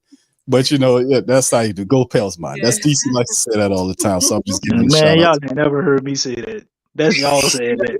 Y'all both Jamaican and I am. They are DC, alluding me to be. Oh, goodness. DC said it 3 shows ago. Y'all go look it up. He said, "Go Pels." My Yeah, Slim was on. he's gonna be looking. You're gonna be looking hard. Go through all them 4 hours Shout out looking to for you, that. Slim. Oh, so you You didn't probably say ain't it was gonna find it. You can pull the transcript up. You still ain't gonna see it. when Slim said it. You ain't say Go Pels, man.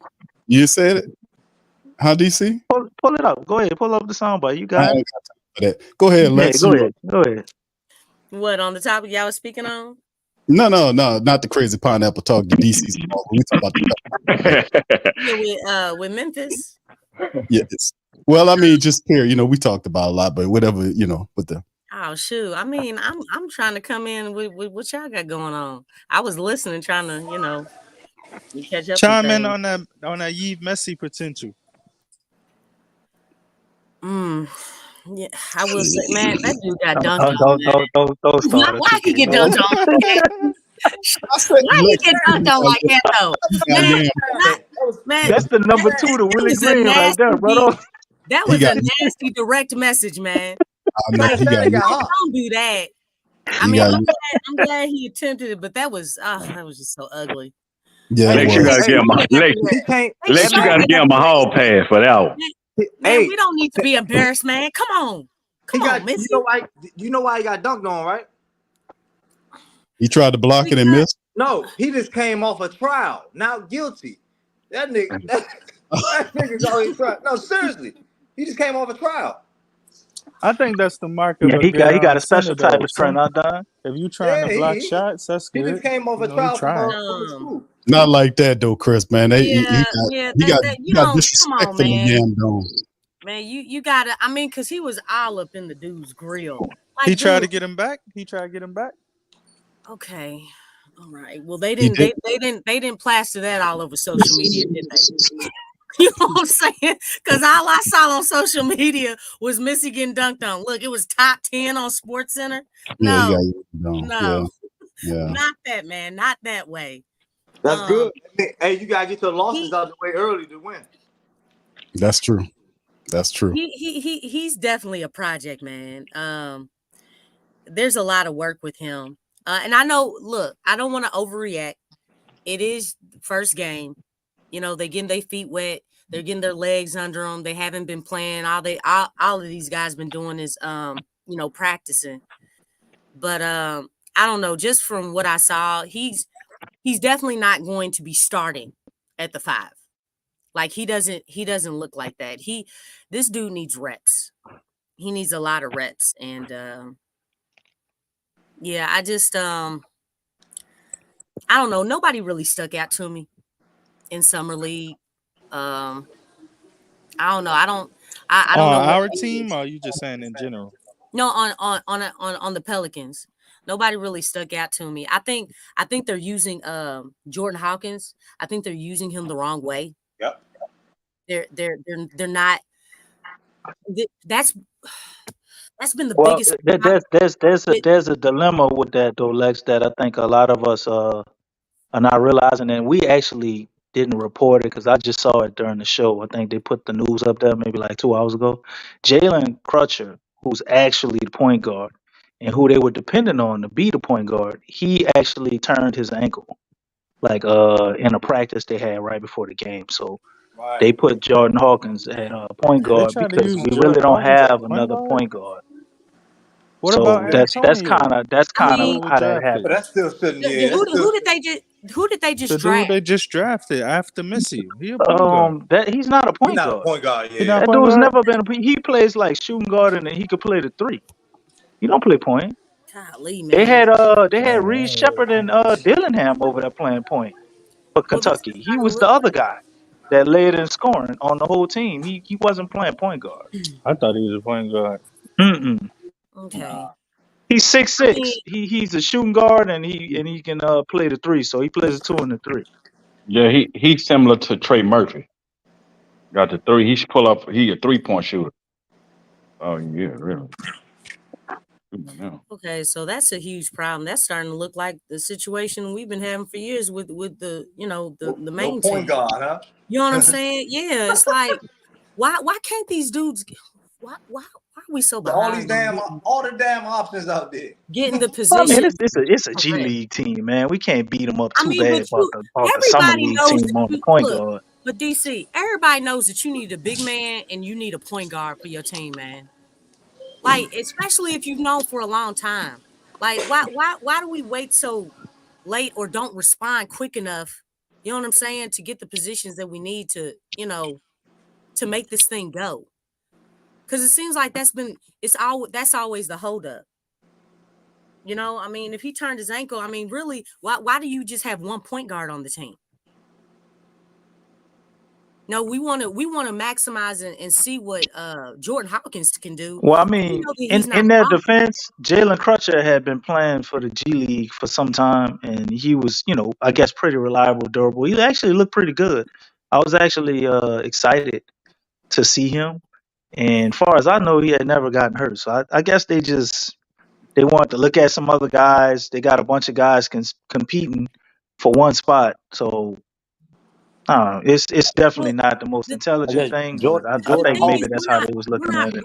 if we're not positioning, and this is the problem with the Pelicans, if we're not positioning our guys to succeed, like positioning, like being the spots that they're supposed to be in, we're kind of swimming in mud. We're not really Even able even in the summer league though, Lex, you don't think it's good for guys to get maybe opportunities to try different things to maybe that will help to round out their game, because that's all I think it's about. I mean, we don't need Jordan Hawkins to go out there and score 34 points a game. We want him out there to play defense. It would be good if we can get him better at handling the ball. We want him working on the stuff he's not good at. Like, we know he can but score. the So thing is that that's what the off season's for, right? What? That's what the off I mean, season's for. we I mean, technically still in the off season. obviously we want them to expand on their stuff, but Hawkins is not getting a lot of reps, even as shooting guard. He's not getting reps. What are we really seeing? I don't think that's going to be an issue this year, though. I think we got the right people in the right spots for the rotation. I think he's going to get a lot of reps this year. Well, I'm just saying for Or should. He should right now. You know what I'm saying? Because that's where we at right now. I don't know. I just feel like we gotta put guys in positions to succeed. But it just seems like we've seen this before where it's like, again, we don't have no point guard for our G League team. And I think we put ourselves in a position, right? I think if we don't draft well with shooting, I don't think we're gonna have the same type of growth with people who can't shoot. If you can't shoot, we don't have Fred Vincent no more to build up somebody's shot the best way for somebody who's known for that. So I don't know how that's going to affect our shooting or the potential of people that need to space the floor. I think we're going to have to get ready-made shooters from now on, since we don't have Fred. Well, may or not be true, but I think that's the result we have of what has happened so far in the offseason. I mean, I don't have no problem with them using Hawkins in the summer league to try some different things with him. I don't think that's nothing too far off. I mean, it's the summer league. If they want to try some stuff, see what he can do, see if we can get better at something or help him with something, I don't have no problem with that. It ain't that much time to do it anyway, but just see what else he can do or what else he's been working on. So, I mean, I don't have no problem with that. I think he's going to get more run in the regular season, but as far as him trying some stuff and putting him out there to see, I don't think nothing wrong with that. Because you might need him at the back end of a game or something, somebody get hurt to come in and do some of the stuff that he can't do that good. So letting him go out there and just free flow and try to do it and try to get it going. If he tried to work on it, then let him do it. I don't think it's too much of a problem.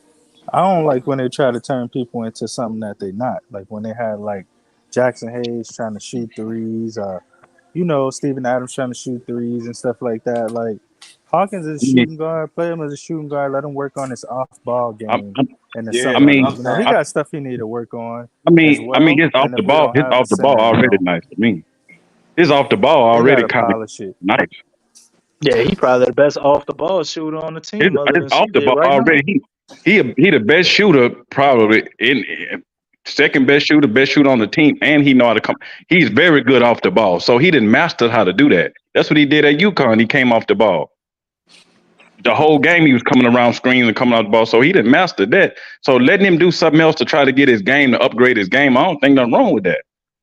We know he could shoot, and we know he can come off screen. We know that already. So letting him do something else, I don't think nothing wrong with that. I just don't. Just upgrading your game, your value go up when you can do other things, man. Yeah, but You like know they what? say, but like they say, like I feel like the summer league's supposed to be about how you building with your team, your team that you with. Like, you know what I'm saying? So that's not the role you can be playing now. It's one thing if he's taking his personal time to work on that and then coming in summer league and showcasing that for himself and like, damn, okay, now we can start using him at this point. You know what I'm saying? But as far as we know, like he's not gonna have the ball in his hands like that. You know what I'm saying? And that's not his strength right now. You dig what I'm saying? But if he take it, you know, and we really don't need him that much to do that. Now, would it be a asset? No. Hell yeah. But we just need him to maximize his off the ball movement. That Ray Allen role. Right. That's what You know he what I'm saying? I think he already got that. He already do that. Oh, he got it. He got it. He do that. He mastered that. He do that already. So that's my He whole do that. Yeah, So that's what my we? whole thing. I know, but he already do that. He did mastered how to do that. He did that in college, and they won a championship off him doing that. So he can do that. That ain't the problem. Nah, this is the pros now though. Yeah, And so like he didn't get a lot of reps like right. last season. There was a lot of hiatus with him doing that. I mean, the thing is, like Don was saying, like when he gets on the real team, because we know he's not going to be on the G League team. How is the team going to use him? That's the question. So they go How's back the to team- So he could, because in reality, he's not going to. We know that he's not going to be handling the ball. Now we want him to, and I'm not disagreeing with you. Yes, we want him to maximize his game, work on his handles. I get all that, but you got to think who the coach is. It's Willie Green. You know what I'm saying? So when he joins the team, he's going to be coming off those screens. That's how he's going to be used. Yeah. So the thing is, that's the thing. Like even, and I know he did it in college, but on the pro level, you still got to get those reps. You still want to be, because it's all about muscle memory, conditioning, all that stuff. Doing how your team is going to use you. And we know that Willie's not going to have this. I mean, like you said, you know, DeJounte Murray's at that one. If he's not at the one, it's probably going to be in Zion's hand, according to Willie, because he had it in a whole bunch of people's hands. But Hopkins wasn't one of them. But you know, just the fact that we know how he's going to be used when he does get in the game, if he gets in the game.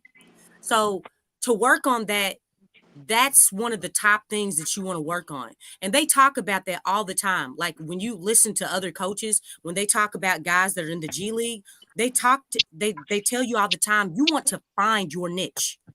You have to find your niche and you have to play to the fullest, because the thing is, there's already going to be somebody handling the rock.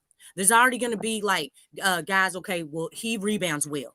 Whatever is your niche, that's what you want to work on. Yep. They tell you that all the time. That's like You're making right, your Lex, but you're strengths. That's like missing making one your point. strengths stronger. Okay. The point you're missing is David Griffin got up there during the broadcast and said, basically parroting what he heard from Willie.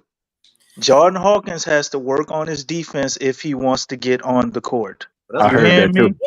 I heard You that hear too. me? So Jordan Hawkins' main thing for being in the G League is to work on his defense, because come on, let's be real. Offensively, he nice. The boy nice, and he was nice enough to play all year defensively.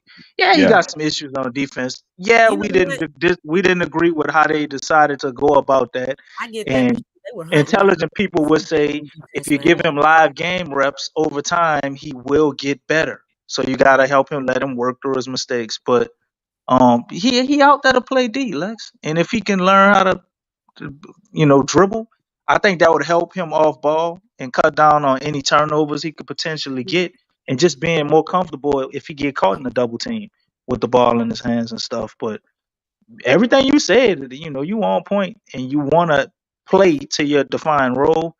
The player Jordan Hawkins is, I think he's already who he is, as far as how he's going to play Yeah, I'm offensively. just saying the reps. You know what I'm saying? Let, I Yeah, mean, let, it's let, about continuing to master your role. Right. Because let, that's what it's all about. he well, Lex, mastered I'm with offensively you too. already. To me, what he gonna do is Yeah, he is that. He don't if he don't pick up nothing else in his offensive game, Jordan Hawkins will still be very useful to us Yeah. with just what he has now. Facts. And I still think he has room to get better. Facts. Oh yeah, Lex, I'm with you too. I think it's just a Willie Green problem. yeah, it is. It Because ain't Hawkins, it's Willie, because like I he's said, I do stuck want. on his defensive morals so Yeah, hard that he is. he's not He is. playing him. Right. And it's Hey, sometimes sometimes the best politics too. defense is your offense. Right. Yeah, And yeah, he can yeah. We rebound. say that all the time, man. And he can And rebound. Good defense. So it's yeah, more he so can. Willie. Hey, and Probably my Willie. thing is on the defensive end because I don't feel like Hawkins is bad on defense. Hey, if he's that bad on He got a defense, block in the game too. he can't be any worse than CJ. I'm sorry, No. man. I'm sorry. That dude right there, he don't play defense, and he Hold get on, plenty Lex. of playing time. CJ makes 33 in the third. Come on, Lex. Yeah, I know. Oh, here come I'm out just the saying. I'm just Pelicans saying. cap manager here. He got Hey, he pulled the bag out, huh? Hold on, I just want y'all to Pulled the remind. big bag out. Big Q always talking about money. Hold on, I just want to. They were hunting him. I'm just saying, like you look at Hawks defense, you look at CJ's defense, Yeah, it's different. ain't much of a difference to me. And I feel like he's better because his reaction time is a whole lot better. He's quicker. He His compete more. athleticism. He compete more. he got more athleticism too. Yeah. He actually compete more. He compete more. I see that. He Yeah, compete. I feel But that let me ask y'all this though, and let me see if y'all agree with me on here, except for DC, man. By the way, DC was. Why except for me? Damn. I gotta throw a little shade at DC every now and then. All right, but anyway, man, what do y'all think about this? As far as we talking about Jordan Hawkins, his physique. When you was looking at him, I seen no difference between what he looked like yesterday versus what he was last year. He still have the rookie physique. Doesn't look like he's getting any stronger. When he when he was going up against those tough layups and all that, he kind of looked a little light. What do y'all think? Y'all guys think about that? What I feel like right now, because you got to be careful when when you got a shot like that. You got to be careful with over balking and stuff like that. But like I feel like if he's going to do it, because he didn't do bad with his physique last year. I feel like more so it was just him understanding what it be. But as far as his physique has no problem with rebounding. He seems to have good body control in the air most of the time. He doesn't really have bad body control, so his body is fine. So I feel like he just has to enhance more knowledge of the game. But I think he's going to play this season or this season or two before he'll decide like, okay, now I can probably add a little bit more weight. But you got to at least see how he maintains with the weight that he is now, especially being the shooter that he is. Mm-hmm. You dig what I'm saying? I think he don't rush it. Let his body go naturally, You dig what I'm so saying? it align with his shot. Right. You know what I'm saying? You put on I mean, but he Ray Allen built to me, man. Built like Ray Allen and everything. I mean, it looked Ray like Allen never put too much weight on. I mean, it looked like he's about 180 right now, 185. It looked like he need to get to about 200 just to have that extra bump. If they trying to bump him off a screen coming around there, bump him off and he'll just fall off. So just he did look the same. So him getting about 200, I think he'll be good. And then they can't bump him off a screen. He can come around and work.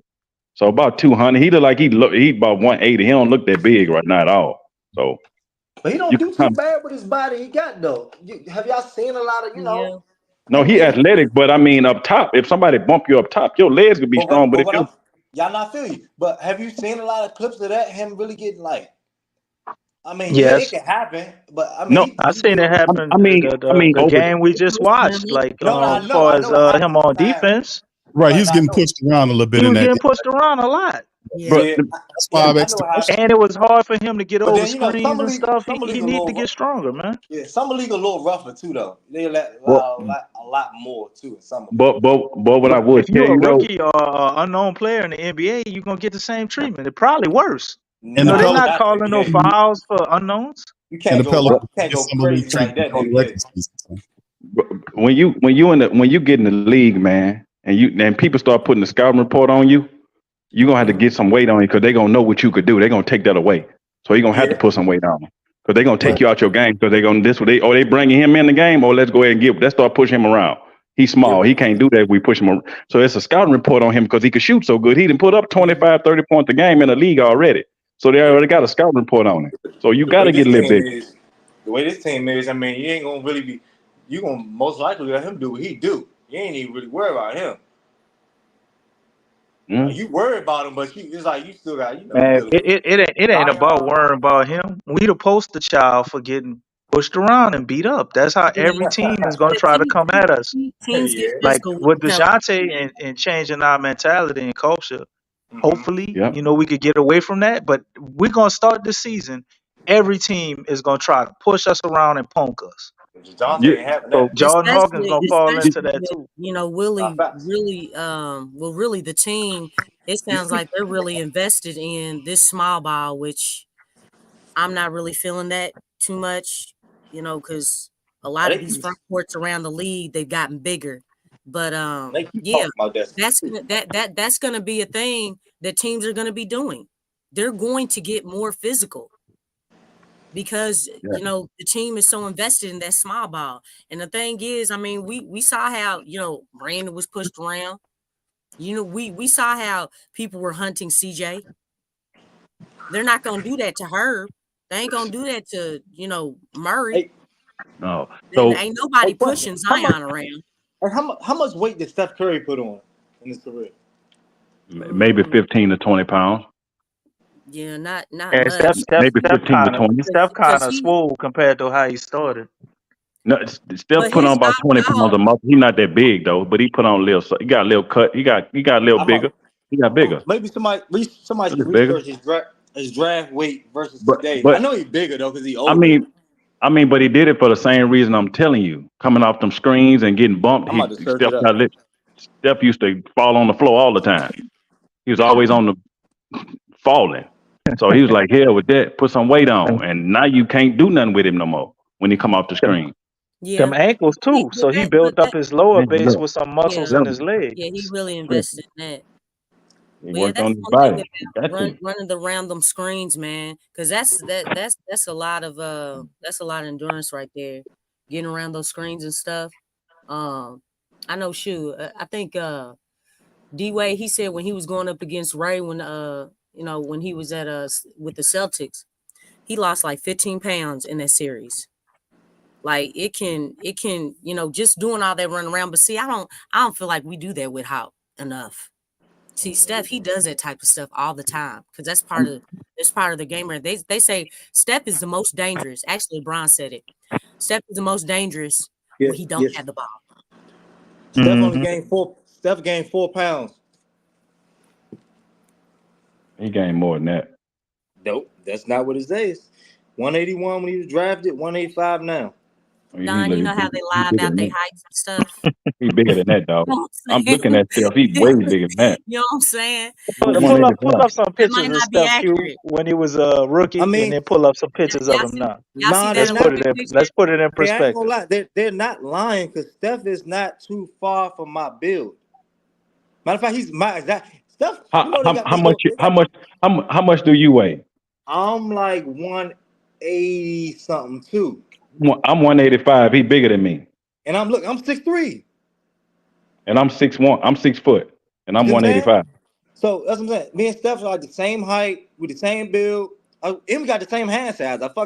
They got a store in fucking some state. I think it's Houston. They got everybody hand size in the store. I put my hand up and stuff. We got the same hand, so we like the same size for real. And I work out and all that. That's what I'm saying. Like he about that weight. I give him 190. I can't give him 180. I give him 190. Use his body for real. And he got grown. even though sometimes you're a certain weight, it's about how you control your weight too. You see what I'm saying? Like how you handle your own weight. He's still a grown man, so you got that grown man strength now. You know what I'm saying? So that with the mentality of it, you know what I'm saying? Like, but he ain't gained that much weight. It's how you use it. It's how you can handle your weight though. That's all it is. You know what I'm saying? It's like Zion weigh a lot, but the heavier you get, you know what I'm saying, the more, but if you come down too much, then it might be, you know what I'm saying, not good for his body. But if you find where he can be good at, that's good. You know what I'm saying? However you can use your weight. You know what I'm saying? Or how your weight works for you. You searching it up, BP? Where you putting your weight at? How about wherever if you put it in the right places, then you can use it like that. You put in the wrong spot, then it don't matter. Now, if you putting weight just on your top of, just putting weight on your shoulders and your arms and your legs look like a broom, you ain't really doing that. It's right. It's where you putting your right. So it's where you putting in your legs and your arms and getting stronger, and they really can't. Then you good. But if you put it in your top, bottom of your body, and your top looks small, then you ain't doing. Like what lethal shooter y'all know gained a lot of weight? Maybe I'm not thinking of. Maybe some y'all can think of. Any lethal shooters gained? Most of them didn't have to put on too much weight. Jordan Hawkins just small naturally. Yeah, because I think it does depend on your body type. Right, that's what I'm saying. Small. I mean, Wemby, he put on some weight, but you can't even tell by looking. He still looked the same to me. Nah, he looked different. You can tell. Nah, You that can was see lighting, it. man. Yeah, now he look a little different. Yeah, He need a little bit more weight You can because Joker was getting with him in the Olympic the game the other night. He was putting him under the rim. He I said, was you pushing got the brain down there. yeah, you got to go back to the gut. You got to go back to go get some more of them red beans, dog. But I mean, just like with Giannis, though, we know what Giannis looked like when he was drafted. You know what I'm saying? That stuff, when you talking about muscle and stuff, that's something that takes over time. He didn't just get that like bam in a season. So and then you look at KD. You know what I'm saying? KD hasn't put on no weight. Yeah, and a lot of people, like I said, You know bro, what I'm saying? a lot of guards, right? That's what I'm saying. Like, it depends your play style, right? Your play style and all that stuff. Yeah. But a lot of guards actually, I don't know, maybe I'm tripping, but a lot of guards don't really put on a lot of weight. It be them forwards in the Yeah, center. guards usually put weight in their legs because they have to jump to shoot and jump and shoot all game. So it's really their legs for guards. It's not really they. And then you got to look at the aspect of weight and muscle versus fat. So the perception of if somebody puts on 5 pounds of muscle, depending on how they put that on, man, that could look drastically different. Being honest, That's what I think Steph did because Steph looked different like that with that. Like he put on 5 pounds of muscle. it depends, like you say, where they put it at. Where did they put it at, and what you see, and then it's a difference from looking at somebody with a jersey on, and then seeing them in the mirror like without their shirt. So it's totally different. Like 5 And there's pounds of also a muscle can difference, change a lot. right? And there's also a difference between when you're working out strength and gaining muscle mass. So you can work out dynamic weight training and have good strength, but you don't have to have that muscle mass by doing like the heavy in comparison to like heavy load, slow resistance weight training. You know what I'm saying? Like it's the difference between dynamic weight training and slow resistance weight training. You know what I'm saying? One can lead to big muscle mass, and then the other is more so your strength. You know what I'm saying? Of your ligaments, your joints, and your muscles at the same time. So that's like two different things. So like you can get stronger, but still not have not put on a lot of weight. Lex, I got a question for you. Okay. How long you think Willie got till they show him the front door or the back door? How long? I just want to know that. Big Q, you need to answer this question too. I was hoping yesterday. Damn, Lex. Okay, but that's look, low even for you. Hey, let me ask y'all something, man. During that DeJounte presser, man, I'm listening to Willie's, answers. Did you all look at his demeanor? Did you all were y'all listening to what he was saying, man? Does Yeah, that he looked give you uncomfortable. any confidence No, as far as with his coaching? Because he did no. not sound right when they talked about when DeJounte checked him. Talking about that will not be a challenge. Oh, it won't be a Man, that challenge. dude did not know what he was talking about. He don't run no pick and roll. He don't know nothing. All he was like, look, you just give him the ball and Put the move ball in out his the way. hands. That's the only way that Yeah, it's not much any of this coaching is I going have to to be do. successful They gonna because coach for me. you have to take the coaching power out of Willie's hands. He can you have to take it off. That's why DeJounte was needed. Because that dude right there, like, look, I know what the coach said. We ain't doing that jump. Okay. You know how they huddle up on the court and stuff after they had huddle on the side. Yeah. I mean, like, we ain't doing that play. Look, dog, Zion, go down, post up. We're gonna do this, we're gonna do the pick and roll to the basket. If I don't got it, I'm gonna shoot it to you, dunk the ball. You know what I'm saying? It's like he doesn't know what to do. He sounded so cliche and so general, and that does not give me confidence as a fan. Like, dog, I have zero confidence in you. I'm listening to you, and you sound how you sounded 2 years ago. Fucking You a pre-K. one-trick motivational pony, and dog, that's not gonna work. We're That gonna dude get was the ball. It's gonna be in his hands and his hands and yeah. his hands, and It, sometimes I it'll be in mean, my hands. dog, do you know basketball? And you, Did you I thought, play? Were you a professional basketball My player? man be stating the obvious shit though. I mean, I That was like thought I for just had sure. my head down, man. I'm like, and that right there was just embarrassing. But he need to go yesterday. He And when I say didn't even yesterday, like days after the yesterday. he didn't even look excited that he got a peer point guard. Now he didn't even look excited No, about it. he He didn't. looked like He looked concerned. He You looked hint, very just seen the concerned. same thing I saw, Big Q. Try to tell you. Man, he looked just looking concerned like because the biggest thing that I got out of that interview is when DeJounte checked him. It will not be a challenge. And boy, he spoke up in that mic. Oh my gosh. I mean, you know how we always talk about the audio don't work in the pressers and stuff? Man, that audio was No. working great. And Hold up. not No. I wasn't talking about you. I wasn't talking about us. I was talking about them. yeah, But look, yeah, but he came even back look, and corrected him. the problem with But that, we know how his mentality is. right. And then the problem with that, even if, like I say, even if he did correct it like that, like even how you came off and say, yeah, to be a challenge, like you just agreeing with what he said, and more than saying like, yeah, that's gonna give people problems. Yeah, we're gonna run that, man. Instead of saying it like that, you know what I'm no, saying? That just show you, like, even though he corrected that, He didn't he have no still ain't confidence when he said right. He that. still ain't had no damn confidence in it. You can just, you know what His I'm saying? demeanor, the timbre in his that voice, the it just wasn't there. And Lex, I think, No, he DeJounte, was I trying to mean, cover himself because DeJounte was keeping him honest. Like that, and really, look, Big Q, we talked about that pressure. Right now, the pressure has not been on Willie. He didn't have pressure on him. Remember when we talking about the extension? We were thinking, oh yeah, Willie, you got to step it up. Man, that dude was chilling. You know why? Because he had already signed He his got his money. There was no pressure. There's no pressure on Griff. There's no pressure. And that's what this team has been needing. Like, we need someone to challenge. Friction is not a bad thing. Friction can be good. Having combativeness can be good. Having disagreements, it's not a bad thing. How you respond, that's what can make it bad. But having an actual disagreement is not a bad thing. Any of y'all got siblings? You love yeah. your family members, right? Has everything been all peachy?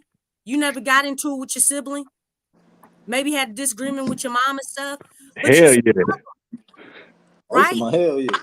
Yeah, Yeah, yeah. I got to it the all thing up. is, it's like, look, sometimes you get upset, be like, look, somebody made a bad decision, be like, man, why do you do that? And you get to arguing and stuff. But the thing is, when you look at the whole base of the thing, it's like, hey, man, we want the same thing. I got love for my sibling. I want you to do great. I want you to come up. You know what I'm saying? That's that passion, and it's the same thing with winning. When you see guys going at it, hey man, that's not a bad thing.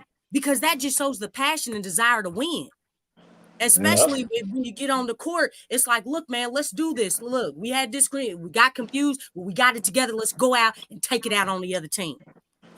We need that pressure. We need that combativeness and I'm talking about in a winning manner, not just, like what happened with, Brandon and Willie Green at the, during the series. I'm not talking about that type of stuff. I'm talking about, look, this contributes to winning. Like the levels are up and it's like, look, let's go out there. Let's go out there and win. But that pressure is needed for that. Lex, the difference I see is Murray is very he's an alpha. You could tell he's an alpha. Yes, And on the court he a dog. Mm-hmm. And the Pelicans, we didn't have too many dogs. When Zion turned on, he turned to a dog. When he turned on, when he was on, he was a dog. But as far as just coming out, just being a dog, we didn't really have that unless Najee Marshall was out there. That's Or the only Jose. dog we had. Jose, that's the only dogs we had. As far as the starting lineup and the starting, Herb not a dog? Herb a silent assassin, bro. Herb just gonna do what Herb do. You gotta respect Herb because this is what he do. But as far as a dog and being outspoken, no, we didn't have too many of those. As far as the starters, we ain't have no dogs out there like that. And Murray gonna bring that dog out, and he gonna kind of challenge with it. And I see Willie begging because I see they're gonna have to choose between that. They're gonna have to choose between Murray and because he gonna talk a lot. He gonna make sure Willie hear him. So they're gonna have to make a choice. I think they're gonna have to make a choice at the end of the day. Point guard. That's what We're I gonna have to. But any situation where Willie has to coach, we're not winning that game. We're not going to win those games. No, all jokes aside, we're not. We know this. Look, 0-27 in the clutch. He did not know what to do. He didn't know what to do. We have to take the coaching power out of his hands. That's why Murray becomes so important. That's where your thing come in at, Lex. That go Murray out there for them 27 times we couldn't do it. Murray gonna come in with that mentality. We about to shoot this. I'm gonna shoot this, or somebody gonna get open shot. We gonna do it now. We gonna slow stability out of Willie's hands because he can't do it. Then they probably shine more light on Willie can't do it than he can. I think, and like I said, I'm gonna say this again, man. Number one on the sibling thing, we all had got into it with some of our siblings. DC still Ziggy right now, so but Ziggy gonna kick your ass. You keep talking about him. Okay, fix you relating in the I ain't gonna be able to do nothing for you, bro. I'm gonna take that guitar you got and crown his ass with it. I ain't gonna do nothing for you. The guitar at my house. See, I thought you didn't have one. You be lying, man. I got a synthetic guitar on my drum machine. Okay. Oh, there I you got go. you. I got you. Oh, that's gonna hurt even worse. I'm gonna crown him with that damn drum machine. Anyway, about $2,000. You stole it. All right, so listen, man. All I got to say about the Willie thing is that Willie's, like I said, you're right, Lex. There's no denying the fact that Willie was terribly uncomfortable in that press conference. You know, he did look uncomfortable. Yeah, ain't no doubt about it. Uncomfortable was an understatement. Yeah, Willie looked like he had a wedgie. With stress and concern. He looked uncomfortable, and he looked worried. I think we should use that word. He looked worried. I give you that. I give you that. Because, see, that's not even that changed a lot. But see, that's not even. But that's still not why. I still err on this because that's a part of the dynamic that, like you astutely mentioned, about why the Pelicans were so bad in these late situations, these late game time situations, couldn't finish. But having DeJounte Murray here will help Willie Green with his coaching because DeJounte Murray is skilled, he's intelligent, and he's aggressive, and he's a dude that people gonna play. They're gonna band with him and they're gonna play. So that's what I'm saying. By his addition, it does help Willie Green get better. And Willie is going to change his philosophy. He has to, because a lot of the people that he relied on, like Larry Nance and Dyson Daniels and all these guys that he liked to rely on in certain situations, are not here anymore. So it forces Willie in his fourth year to adjust his strategy.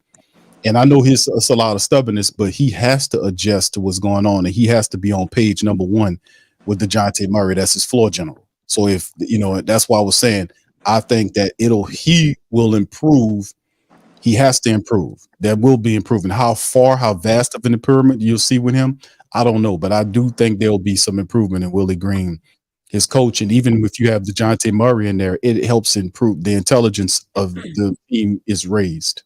And I think that does affect Willie in a positive manner. That's why I say it'll be some improvement. I don't think he won't change like DC sit up there talking about, man, ain't going to change. He ain't going to be no better. I don't believe that. I think he will improve. That's my thing. Okay, Big Q. Now you can stop lying. Willie ain't gonna change. Everything around him is gonna change, which is going to look different. Other people making decisions and doing stuff and forcing his hands on stuff. It's not him changing. Yeah. Hold on. What? DC, number one, how dare you? Number two is that Willie Green. Y'all talk about he talk about me with these cash apps. He got a joint bank account with Willie Green. No, hold on, brother. Let me tell you something, brother. Is that why you want to keep that money in your pocket? Just no. Listen, DC don't know what he's talking about. It's just crazy pineapple. What is it about? What I'm saying, listen, you like what our man was Jeffrey that came on here earlier with BI. You like that with Willie Green, bro? No, listen, bro. I'm saying Willie Green improves. I think he improves. Where?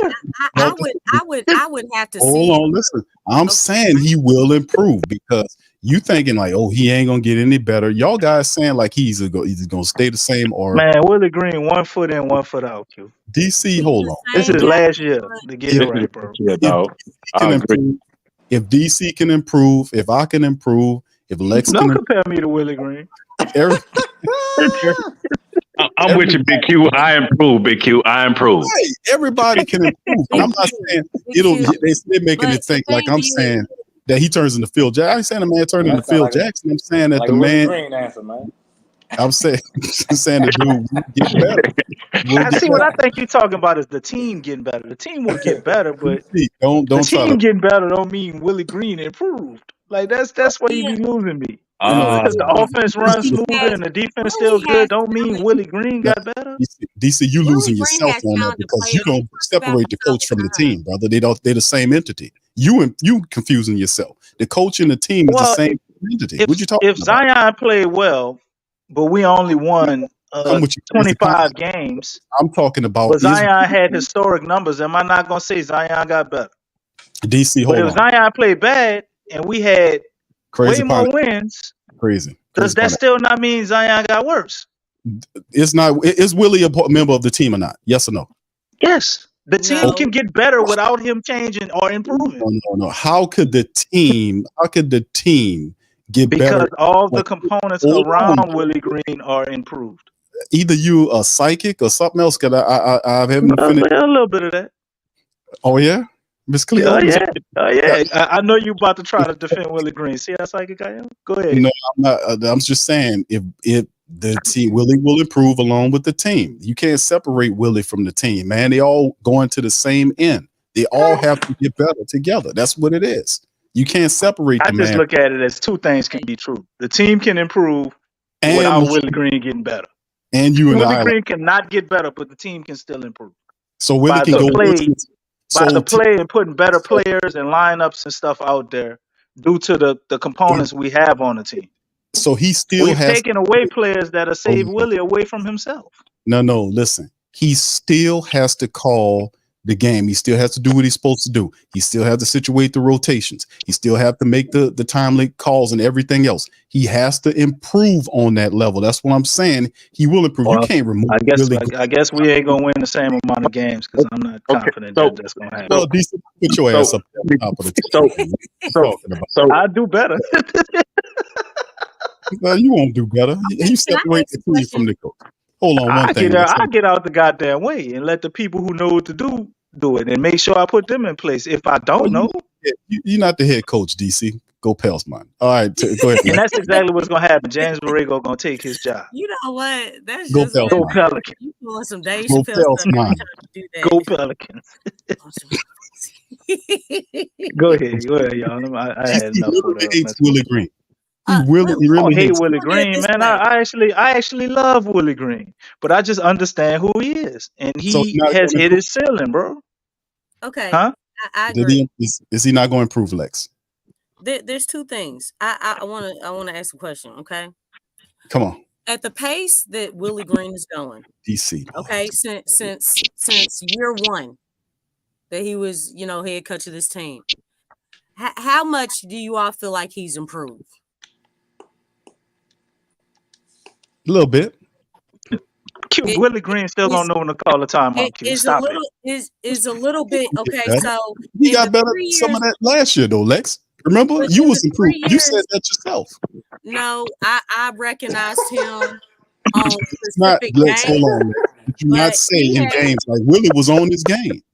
no, Did I you not didn't say say that? that. But Oh, this you didn't? Big Q, you gotta go watch the reruns, man. You gotta go back and watch these streams. You know I didn't Q, say we had to stop Lex come on, from man. from bashing Willie Green many a nights, bro. Stop I'm that. saying, but Lex gave Hey, him, Lex I have gave him been compliment. Damn, consistent. Lex, he won Listen, tonight. Lex, give him a pass. no, hey, listen, I recognized him. I don't do the credit jump. I recognized him when he had, did a good move. He called a timeout in a timely fashion at the right time. I That one recognize him time, for huh? that, but It that's wasn't. it. No, the few times that he did it. But listen, this is about consistency. There's 82 games, right? In regular Yes. season, there's Right. 82 games. Mhm. Now, for one, 0-27. How many double-digit leads did we lose? We were up by double That's right. digits. How many times is that a coaching situation or something? How many times did we go to something that worked and then we went away from it?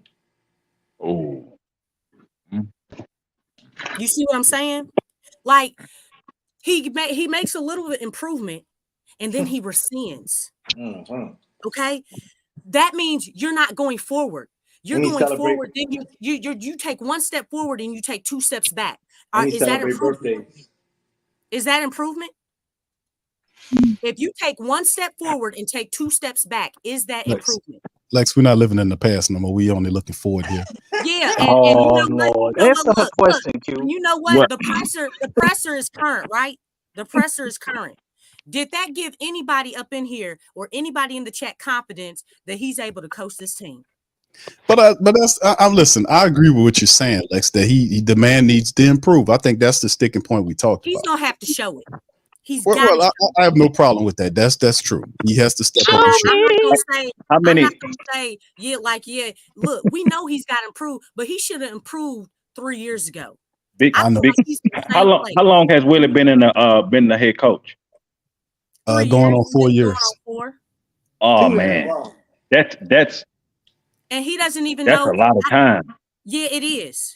I mean, that's a lot of time not to have the fundamentals, knowing when to call a timeout, knowing when to take certain players out when they don't have it going and put somebody else to try to get something, knowing how to make different adjustments. Knowing how to use your damn challenges. That's fundamental right there. That's fundamental coaching. Hey, bro, listen, I can't dispute. One season he had That's Borrego, fundamental and coaching, it man. seemed like a lot of time. It seemed like the offense at times it did not get better, because the thing is, again, I've said this before, Big Q. What good is it to have these resources on your team? You have an offensive guru on your team, and the offense still looks pedestrian. Something's wrong with that. Well, he the thing about Willie, we've basically dissected and broke Willie down as a head coach. I think some of the things is like Willie's man, it's a lot of stuff to go over when you talk about Willie's coaching acumen. Like his strategy needs work, his attention to detail and situational awareness in the basketball games need game. Right, that's perfectly. He doesn't have a very good feel of the game. But I'm not saying that he vastly improves. I'm saying that if you add people like the talent, like you have a floor general like DeJounte Murray, I think that helps him to understand the offense better, because he's gonna have to craft this thing a little differently. But I think that helps. That's what I'm saying. I don't separate Willie from the team and say everybody gets better minus Willie. They're all a part of the same thing, in my opinion. I think that we all improve together, and I think they will improve, and I think they will take a step based on a lot of the factors involved. But that doesn't hide Willie's game management situation, his IQ, his feel of the game, that type of stuff. I agree with y'all on that. But I'm just saying that I don't separate him from the team. I think that I think we're gonna take a step. That's what I'm thinking. There won't be no big improvement from Willie Green. I don't see that, but I'm saying I think he does improve, and that's the best way I can say it. Even if that's a 1% increase, I don't think he stays the same, and I don't think he goes back. I think he improves. That's just what I'm saying because I don't separate him from the team like other people do. And I won't say they Willie Green gonna Big use new Are they wave good grease on human his hair. beings? That's an improvement. Big Q, that makes a lot of sense for him with the team. But one thing Willie Green got to stop doing for me personally when I watch him, he in his head a lot, and then he cares about what other people think about him. Yep. If some players don't like you, oh well, do what you have to do, make a decision. It's like he want everybody to be comfortable. So when they asked him about the Murray in the press about being the point guard, and he said, "Well, it's gonna be in his hands. If you're gonna be that coach, say I got my point guard. This is what we needed. This is what we needed. He's not Say that. confident. But forget making other people feel uncomfortable. You the coach, do say that.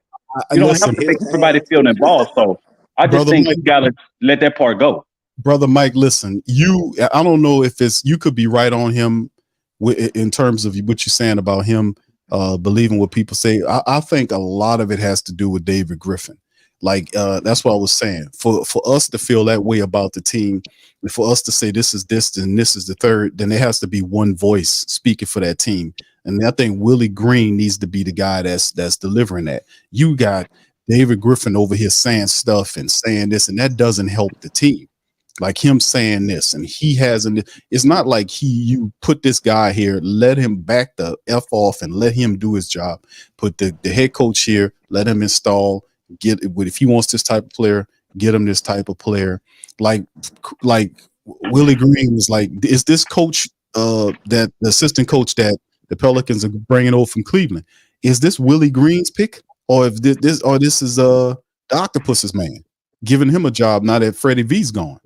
You see, so that's what I'm saying. It's one of these things where you look at it's like, how much is the Octopus involved in the decision? Because at times you can see Willie Green is very hesitant to speak about a lot of things, and I think that's because of how the hierarchy above him is handling the situation. That's why I said that's why we nicknamed David Griffin Doc Ock or Dr. Octopus, because he's a micromanager. He's speaking. He's always involved in things that he has no business. Even he didn't need to be at the G League talking shit. He didn't need to be there. That's what I'm saying. How much of that is Willie Green versus in that? So BQ, do you watch? Do everybody watch boxing? Mayweather and y'all watch Mayweather, Tank. Y'all know boxing like that. I'm going to use this analogy real quick. Okay, Tank and Mayweather. Mayweather used to talk for Tank in his pressers all the time. Used to try to control what he did, who he fought, and Tank got tired of it and left. Yeah.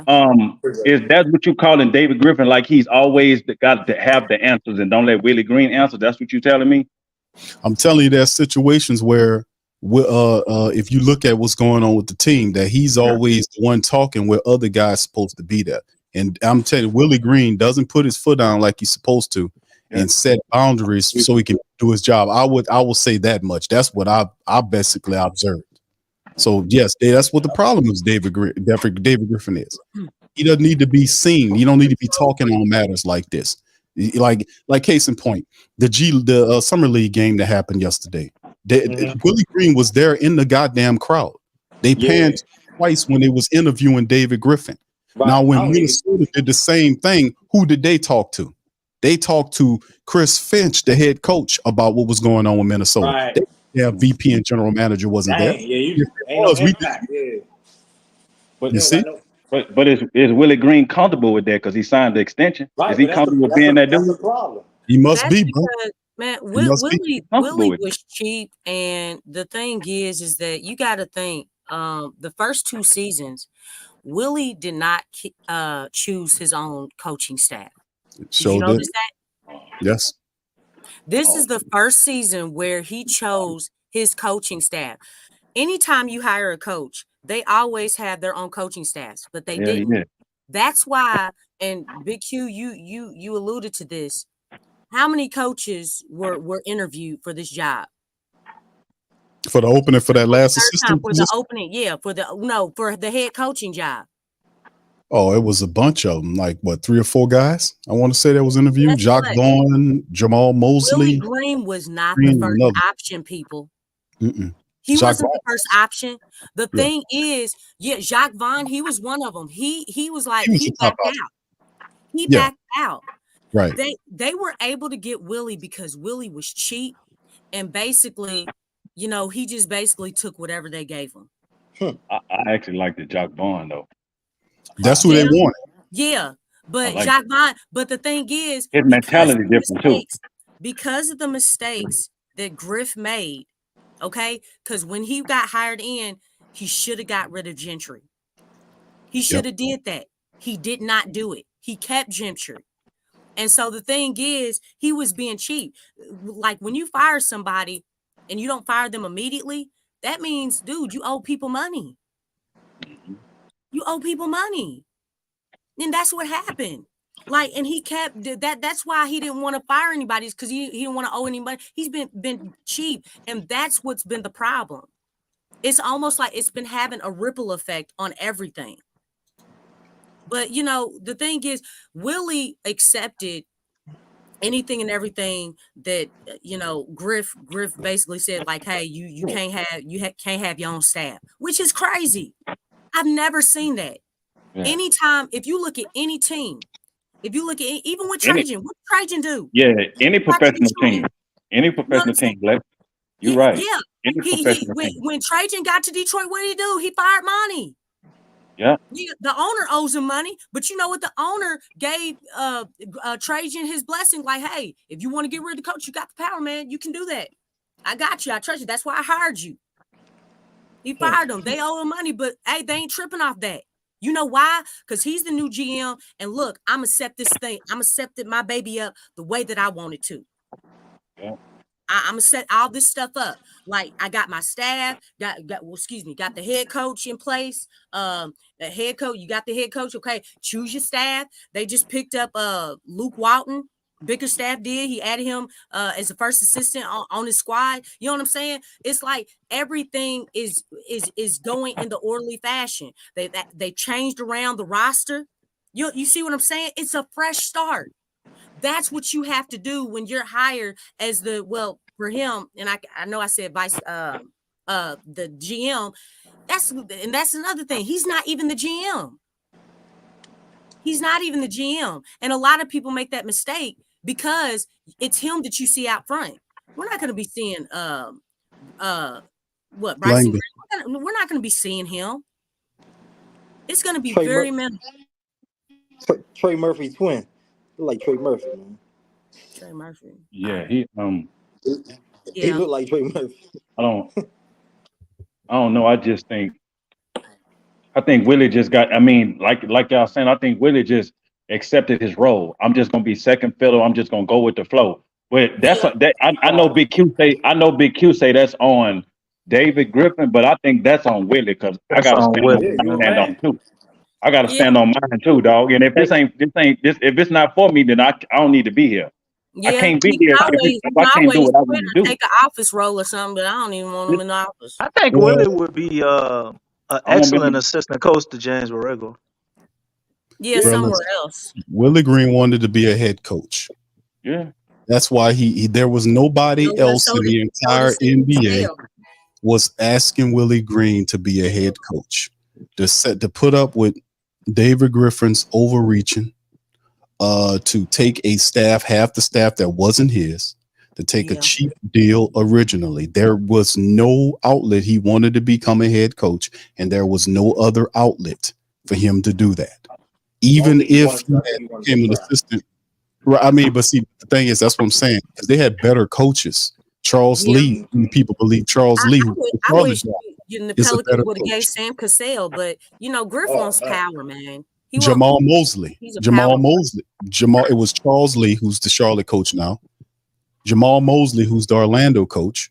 Jacques Vaughn, who the Pelicans wanted, but said, no, I'm not going to do that because I want to pick my own people. Yeah.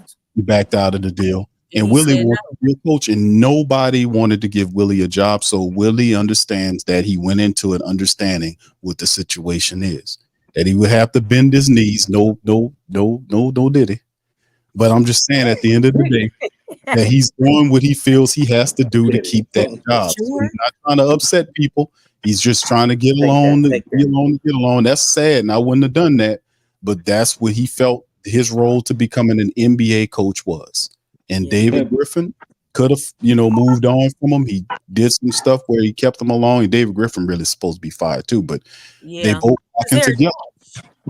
Well, they attach, because he can't fire Willie Green without getting fired. Third hiring. Exactly. Or excuse me, this is his third coach because he didn't fire Gentry immediately. So No, Gentry's under his regime.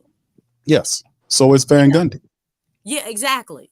So that'd be 3 and 5. Gentry was hired by Demps. You know what I'm saying? So what happened with Van Gundy? Huh? What happened with Van Gundy? Oh shoot. Fired. Yep.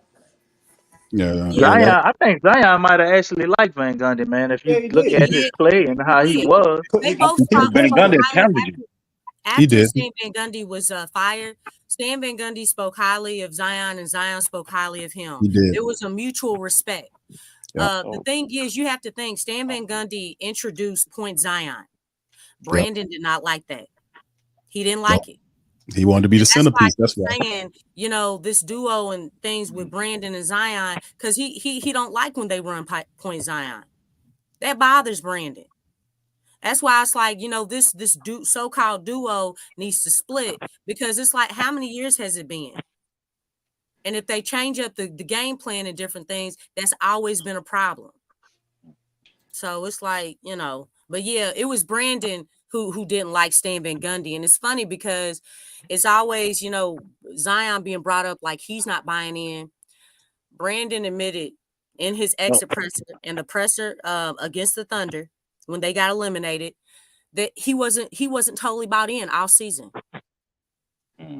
He said that came from his mouth. So I mean, it's like, dude, you knew the situation. I don't think Van Gundy was going to let different. I don't think Van Gundy was going to let Griff step on his toes. That's why he got rid of Van Gundy. Van Gundy kind of stern. He gonna look. This is what He like one of those stern coaches. You ain't about to tell him what to do. Yes.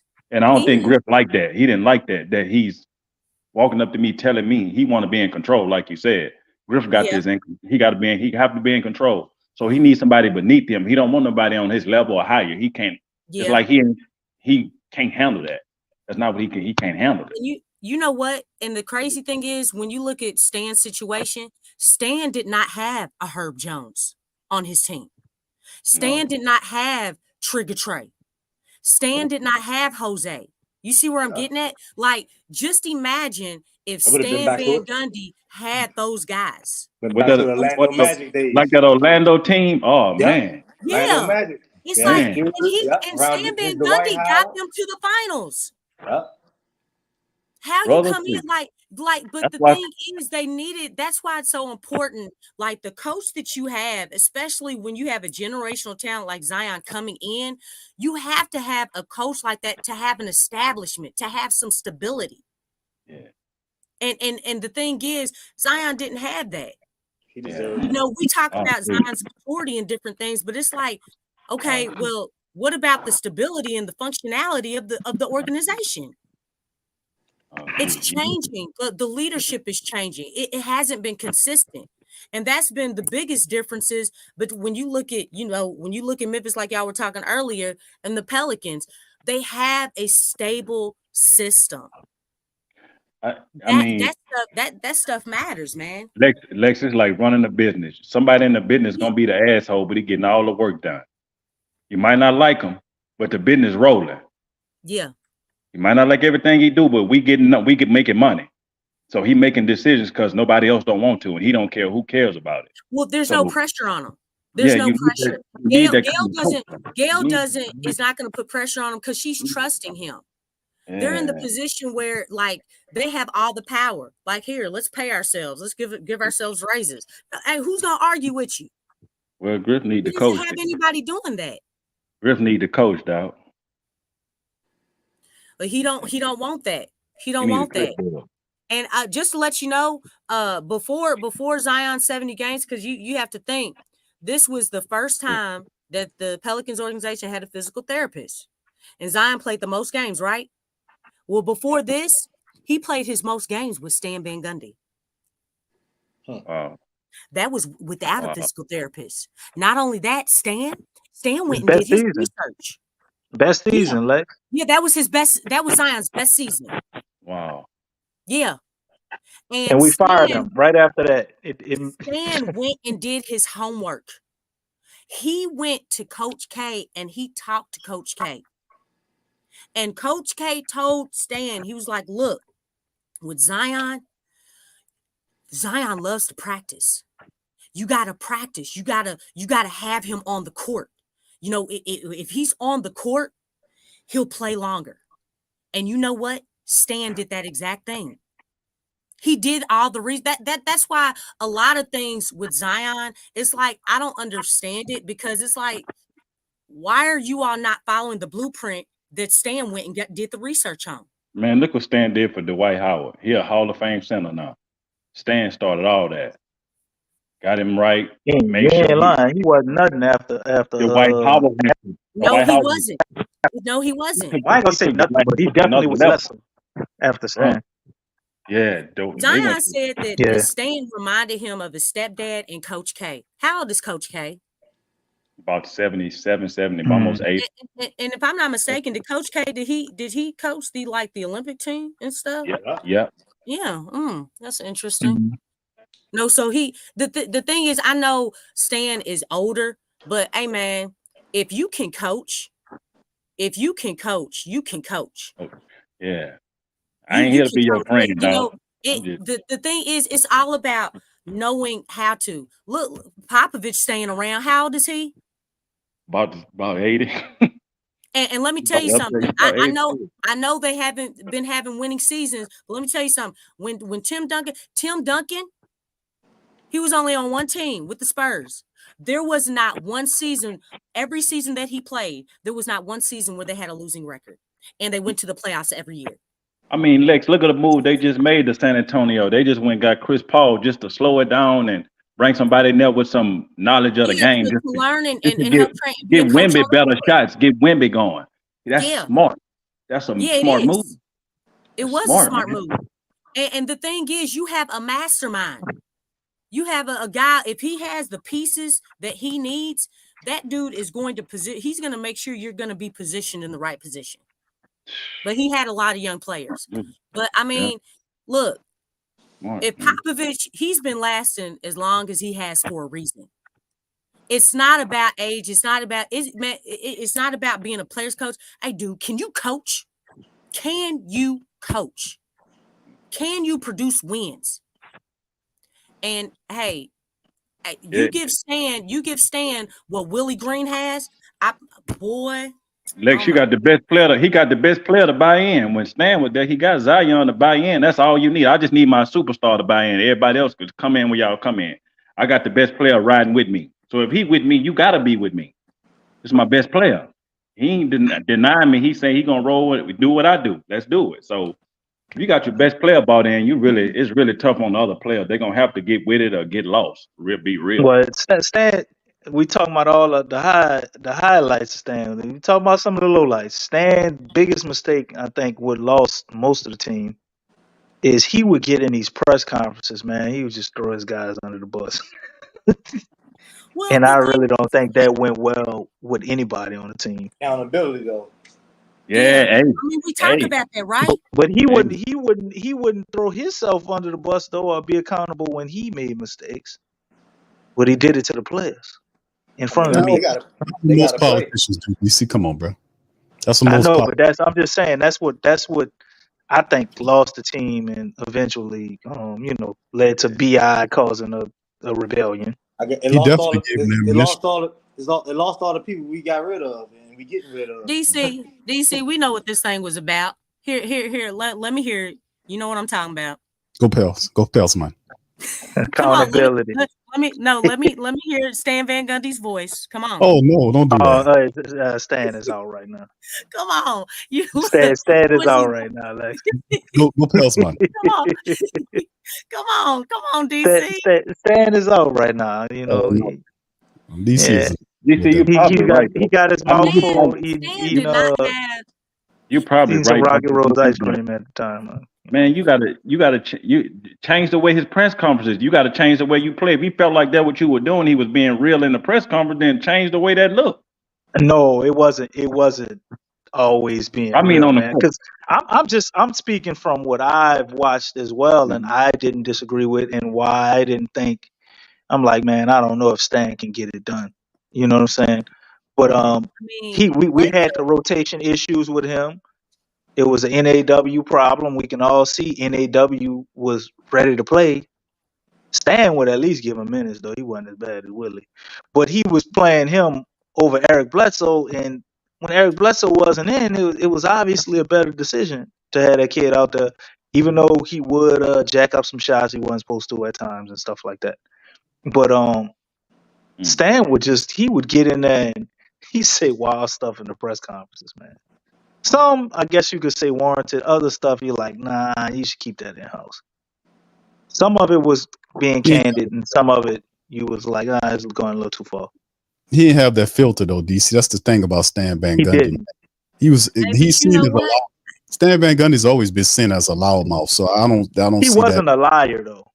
No, he wasn't. a liar. I mean, the He's a thing is, loudmouth, like, not a look, liar. we talk about this team being soft, right? Being laid back, not having accountability.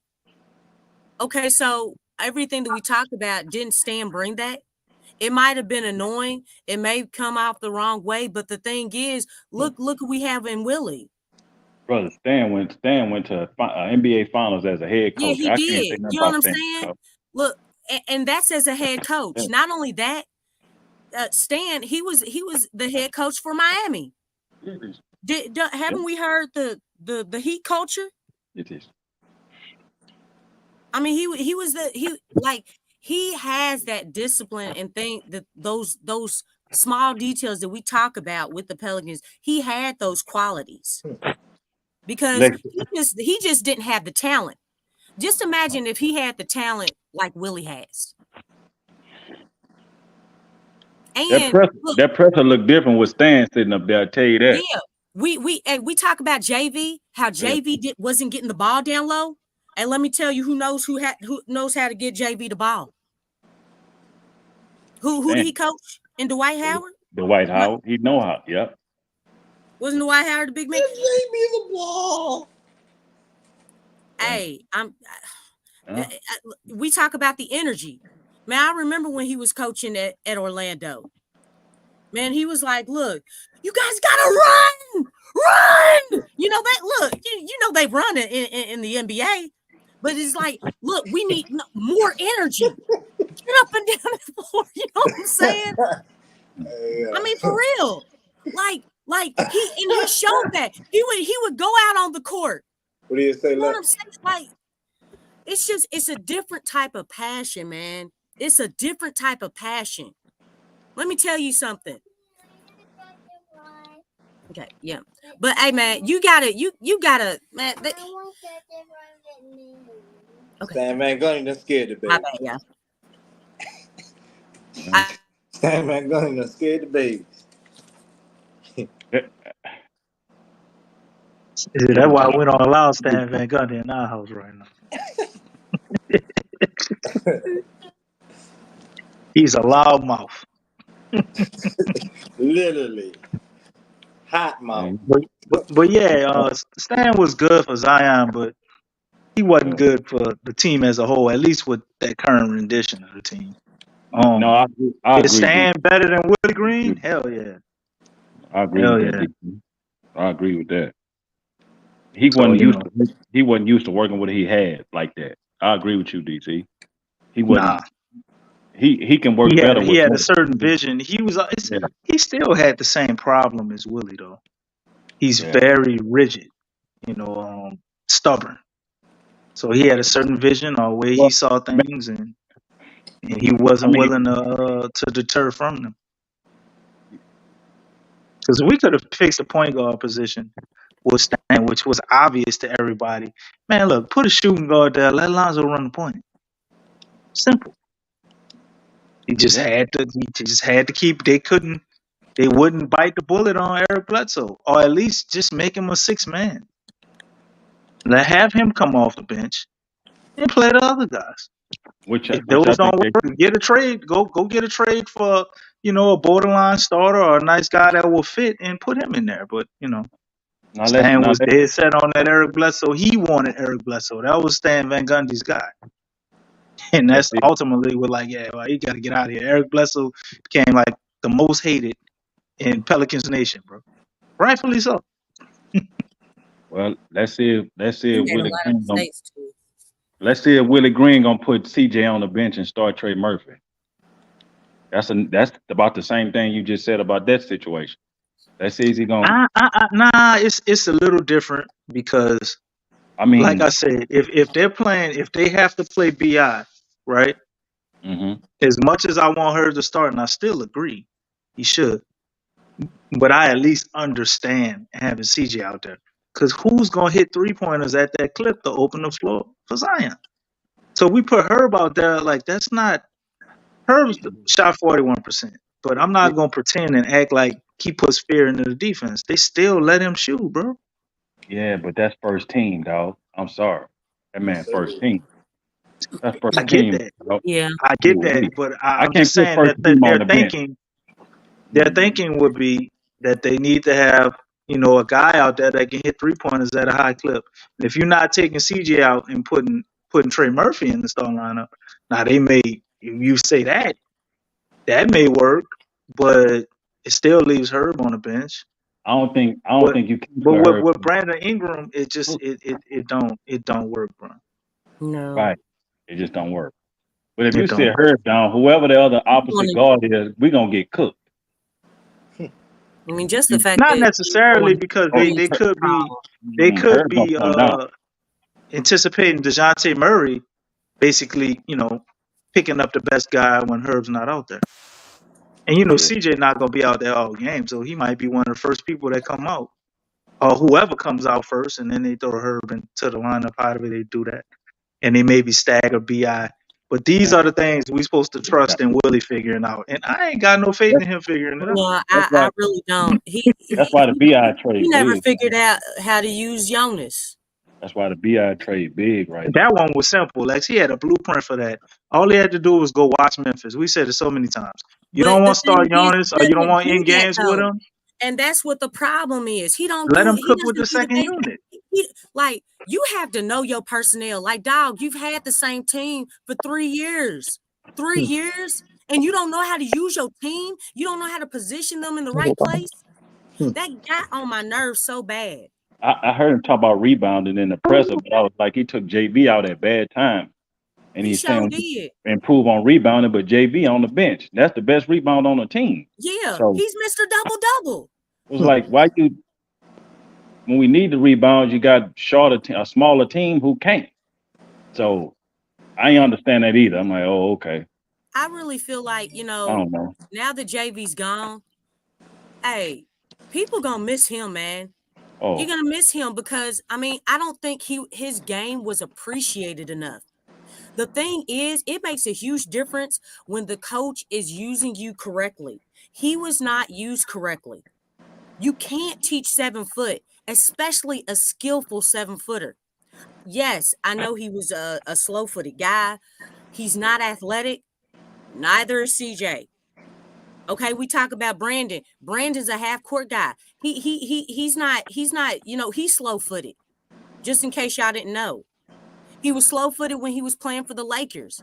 So the thing is with JV, who's 7 foot, why do we want to put more emphasis on the fact that he's not athletic and he's slow-footed, but we're not doing that with CJ or Brandon. And JV gets us. He's our rebounding guy. You can't do anything with the ball if you don't have the possession. If you got to get the rebounds. Remember when everybody was running down the court, but we didn't have a rebound? The big difference I see now is when teams would run a screen and roll on us, or the pick and pop. JV couldn't get there fast enough, but CJ couldn't get there fast enough neither. Exactly. Right? It's like, and so now we got Murray is going to be different because Murray going to try to fight over them screens and he's fast enough to get through that. So it's going to look different, but you don't have JV now. So Exactly. And that's what that's what so it's just, sucks about all this. Like, because what are we talking about? What have we been talking about? We don't have a big man. yeah. We do not have a starting big man. Now, how y'all feel about JV? Because we had him, and honestly, I feel like we just let him walk. I know they ended up getting like a second draft pick. Man, the Pelicans let that dude walk. He was not traded. He walked. We let a walking double just go. Just go on about your We're way. not getting that draft pick, Lex. It's top 30 through 51 protected. So Okay. basically, Okay. you got So like that's 8 why I spots said, that gotta fall to get it. yeah. So the thing is, we didn't get anything for JV. I know what they said, just like DC, but we didn't get anything for him. A double, a walking double just walked off the team. He just do. You know what I'm saying? He gone. Didn't get nothing for him. yeah, I agree. You at least got to upgrade that spot if he's gonna walk. Exactly. And look, Spot if he don't have gonna no walk. big man. Don't have no starting big man. And that's what we've been talking about. Everybody in the chat, other platforms, social media, we don't have a big man. Everybody's like, man, why don't we have a big man? Why are we not making a move? Going to get Wendell Carter Jr. Like, and don't talk about no Jared Allen. We ain't getting that dude. We ain't getting him. Cavs are trying to keep him.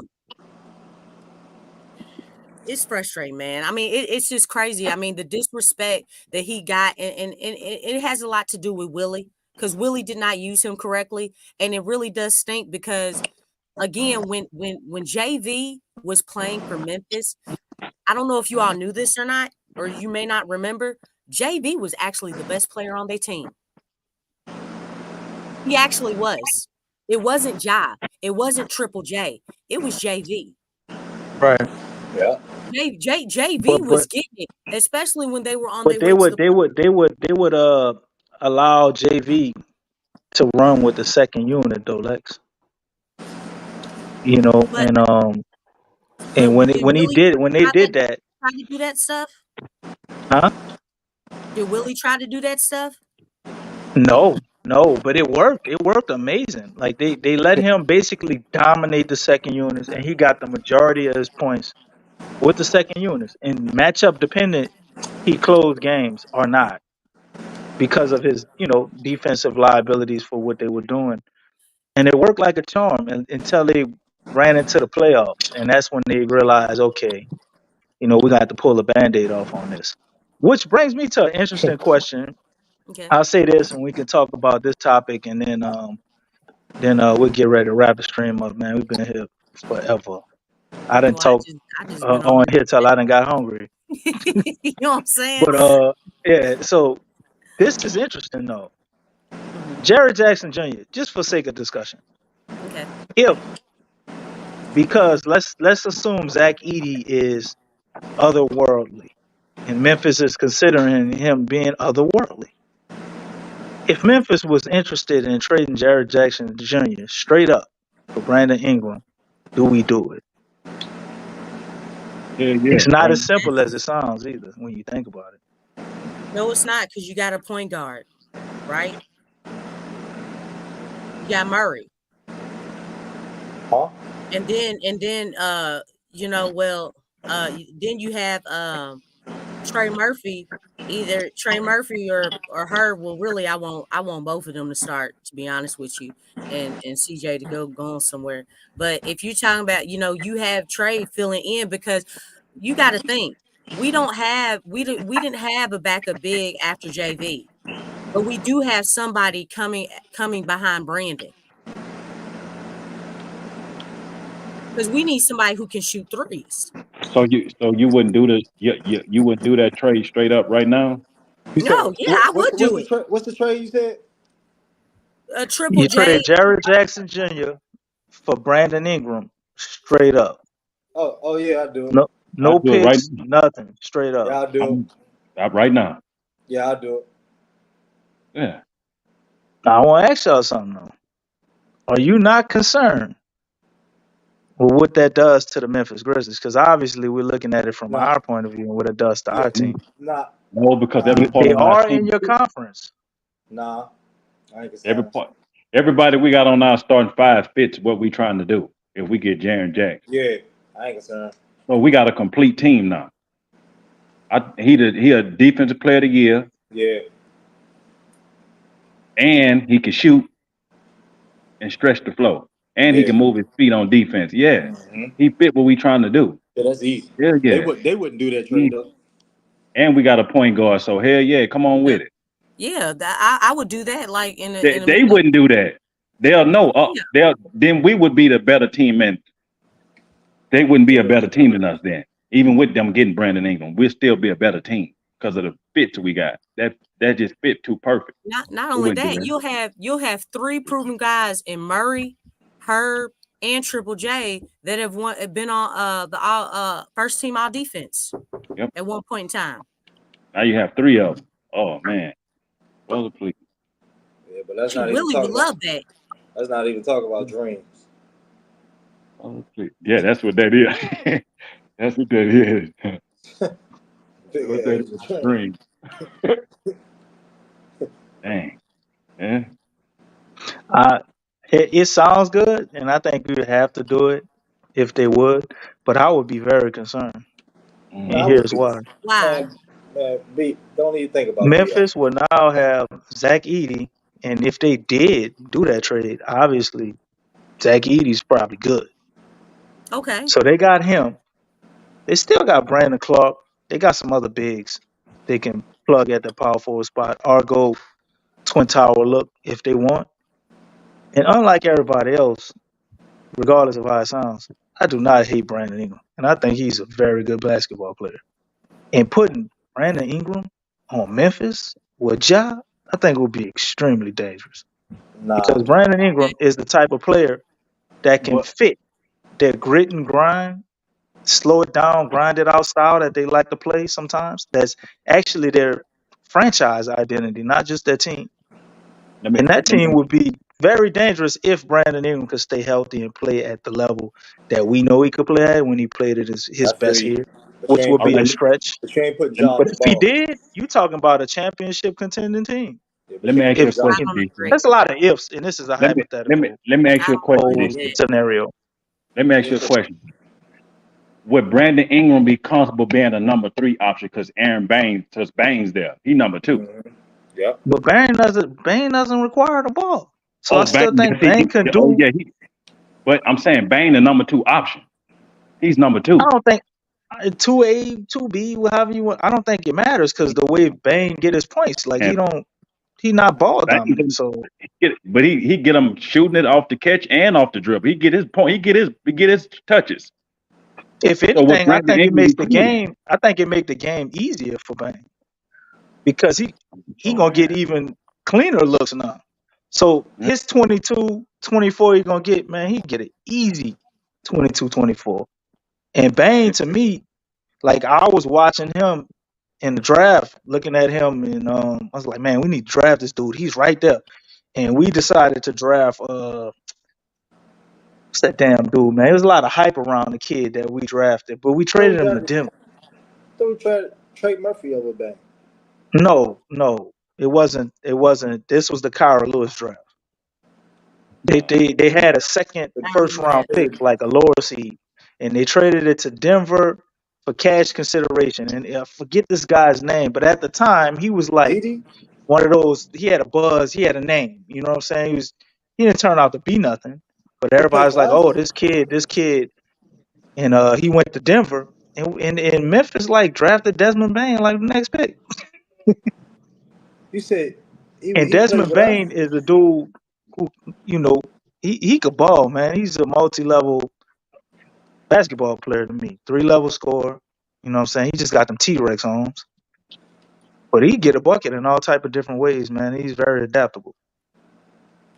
And I think those three together with Zach Edey, uh, I'll be a little nervous about making that trade, to I be wouldn't. honest. I wouldn't Because even. I wouldn't lose no sleep over it. Yeah. Because so Bi ain't if Zach Edey is Bi not all that world, tough. is all world, and he is what he was in college, you wouldn't be. Okay, first of all, you talking about college, and Triple J would be going up against him, right? Right. So you don't think Triple Triple J J can guard cannot. him? No. I don't think there's an answer for Zach Edey down low. Now he plays a slow style of basketball, and depending on how the other teams play, does. you got that whole slow big man. You can play him off the court thing. But there ain't no answer for. It's like saying Triple J can he stop Wembanyama? Like the dude's 7'4", 7'5", 300 pounds. Okay, so where are you Even putting Jared Zach Jackson Edey? Jr. And He's a this is defensive player, like contend with that by himself. Triple J has proven himself, and he's been defensive defensive player team. of the year, Yeah. right? I mean, so golly, I mean, we crapping on Triple J like that over No, I somebody don't who think hasn't it's a even crap played an on NBA Triple J. game. I don't think that's like saying No, I'm saying if I mean, Zach that's really Edey different. I mean, I'm saying if he was what he is in college. I don't know what he's gonna be. But if he was what he is in okay, but we college, on the putting pro level though. Jared And we've Jackson seen Jr. Triple I J at know the pro it's all hypothetical. The question was hypothetical. I'll open with that. But but it's like saying you put Triple J on Shaq, like that solves it. Like, nah. Somebody who's 7'4", 300 pounds in a post, that there is no one person that can guard that person. There ain't none. There ain't none. So Triple J just throwing him on him like that. That ain't the answer. I mean, but can he do something? Can he guard something. I Triple J on mean, that? He can't guard Triple J either He on the other can't. end. You gotta outscore him. He can't. So you gotta outscore him. He has to So dominate his matchup that way.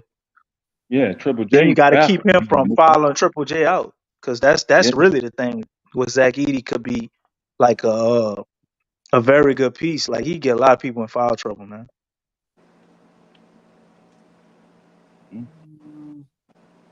Yeah.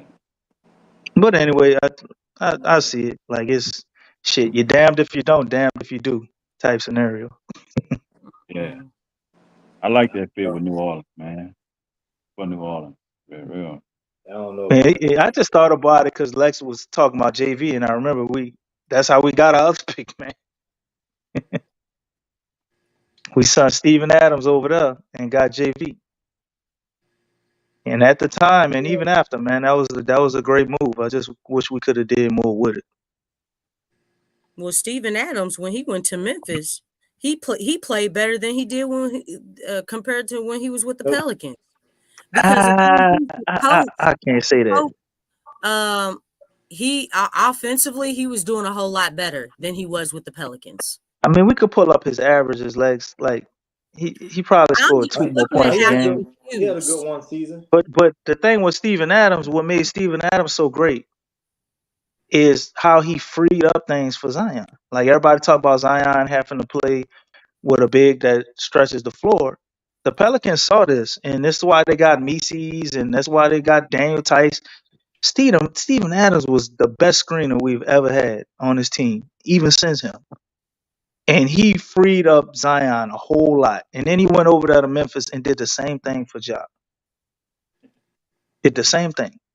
So, I mean, I know offensively they had a point guard, so better point guard. So I think that's maybe what you're looking at offensively. But me watching these games, man, and remembering that season, I was never disappointed at Steven Adams. It was always Eric Bledsoe was the cog in the whole thing, because we had no shooting along with Steven Adams being that type of big.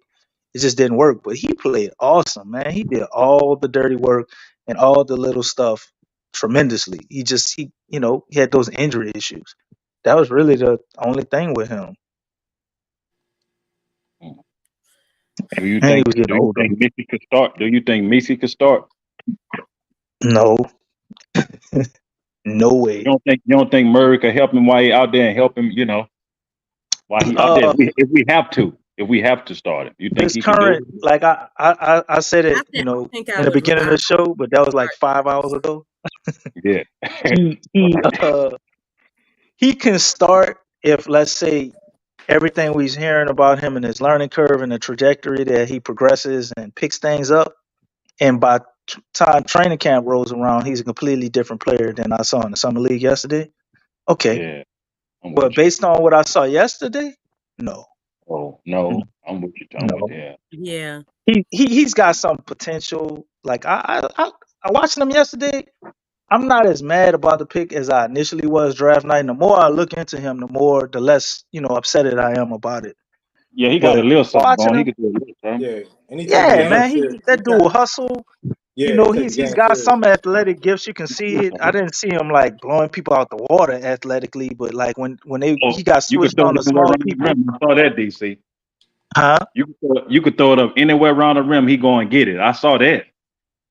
Yeah, Saw but he that. don't know how he got some stuff that he don't know how to use it yet though. He's Yeah. still figuring it out. It's like somebody trying to figure out how to walk and run for the first time. He still Yeah. don't But know how to they put it say all he a quick together. they say he a That quick must learner be though, nice. so He they got the say tools though. He got yeah, everything you need for him to be like a Clint Capella type player. He got everything you need. they He's say he a strong quick enough. He run fast enough, jump high enough. He's lateral enough to be a good defender. He got Yeah. everything you need. So not this year, but next year, you think he could be our starter if we don't get a starting center? He could be the starting center. My Not thing was not this, this year, but next year. I think he could which do it. is why I was what's the injury prone guy? We was Wendell Carter Jr. That's why I like Wendell Carter Jr. for us. I think if we get a guy like that, Wendell Carter Jr. gonna give you 40, 50 games, right? I think all Misi's needs, I think he need maybe about 3/4 to half of the season if he's progressing very well. About towards the end of the season, I think he'll be somebody you could put in the starting lineup, man. He'll give you positive minutes. You think he better than Man, they Jackson gonna Hayes? beat that dude up. yeah, He better than Jackson Hayes right They now. gonna attack DC, man. I mean he gonna be like barbecue chicken. Okay. I mean are we trying to win now or win later? Because the thing is, if you look at the other starting lineup, no, for real. If Big you look Boy at the called the man starting barbecue chicken. Come Hold on, up, Lex. come Listen, the on, man. one thing he You called can the man do, barbecue yeah, chicken. the Come on, one man. thing he yeah, can I do, mean, he can play solid defense. He yeah. can block shots, and he can Ain't no potentially slouch. move up to playing elite defense and rebounding. But he gonna get in foul trouble. That's the main yeah, reason I that's can what see I'm him can't saying. play now. That's what I'm But he saying. can Like defend. He's if not big barbecue chicken. no, I don't mean listen. For a guy who started playing basketball at 16, okay? Yeah. And based on what you saw, you look at the starting lineup. Our starting lineup, these guys have been playing basketball since they were 5 years old. Yeah, 5. Willie told us that. You know what I'm saying? So look, when you get a guy like DeJounte Murray, is that a win now or is that a development situation? That's a win now for sure. Exactly. So the thing is, doesn't the roster need to make sense all across the board? Yeah.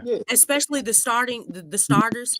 Yeah, You need yeah, but someone you who has speaking in a perfect world, though. We got to deal with what we able to get our hands on. That's why I asked there I ain't say no it's perfect world. Everybody else got to be, you know what I'm saying? We not Like, everybody else, Lexxah, and everybody's not in the same situation as yeah, but far as you're the a cap and the professional contracts team. they sign and the It's just players like, they it's got. just Like like, you look, can't you knew we make needed it a point guard, broad right? stroke. Why did it take so long to get a point guard?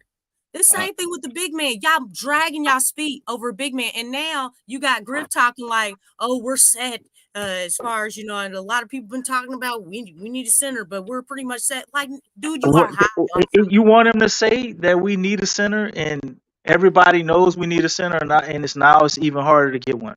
Like, he's got to lie when you say Yeah. that, Yeah. or not say anything. That's the approach I like. Just don't say shit. Don't even get in front of there for them to ask you the question. Let Willie Green do that. Yeah, It we ain't sounds a really lot different coming from the head coach as opposed to the GM. I So mean, right, and they ain't we didn't they did the DeJounte Murray trade surprisingly. So I mean, yeah, I like mean, yeah, they're I not mean gonna it's a start. put it It's a all on the start. table. they got a point guard, Lex, but I feel like it's not the most important piece you need is a point guard. That's the most yeah, important piece you need. that was more Because important than the at center. the end of the game, we could not we could not get nothing right. No point guard. We was like, what the hell we doing? So we got that part fixed where we won't lose these close games no more. So you got that part fixed. The big man just the next thing. Right, But you because got the most important. You right, need a because float general. We he got a wasn't float even general. So JV wasn't in in the clutch anyway. So yeah, that makes sense. He wasn't even But you in, do so need a it's big like, man. so you really You ain't need. really lose JV as far as the clutch. You know what I'm saying? Because he wasn't in doing the clutch. So we really didn't lose nothing yet, to be honest. We still got to play 3 quarters. It's No, not we know. just Yeah, the no, that's closing facts. part. But no, that's facts. But it ain't gonna be. It shouldn't be. It ain't gonna be that hard to replace JV. Like, I mean, of course we got to Really? get something. Yeah, no, really, it's not gonna be that hard. Because we don't have a big man. Yeah, no, I'm not saying. Yeah, but I'm just saying we'll get There's something not a like lot of this. skilled big men out here. Yeah, but we don't. But I mean, that's his style of play. I mean, JV did a lot of rebounding and stuff. You know what I'm saying? So we can find somebody that can rebound and things I like mean, that. But he I mean, didn't I play ain't. defense like too well. You know what I'm saying? So it was like, and then he didn't play in the clutch. So it was like, all right, now we can add that. You see what I'm saying? So we really didn't lose none. One of our problems was with the clutch was a point guard. Like you know what I'm saying? Like y'all saying, like that was the main. We got Oh, that. So that's a great point. You know what I'm saying? So and then we go out and get a center that can play D with size. That's very hard for this team right now.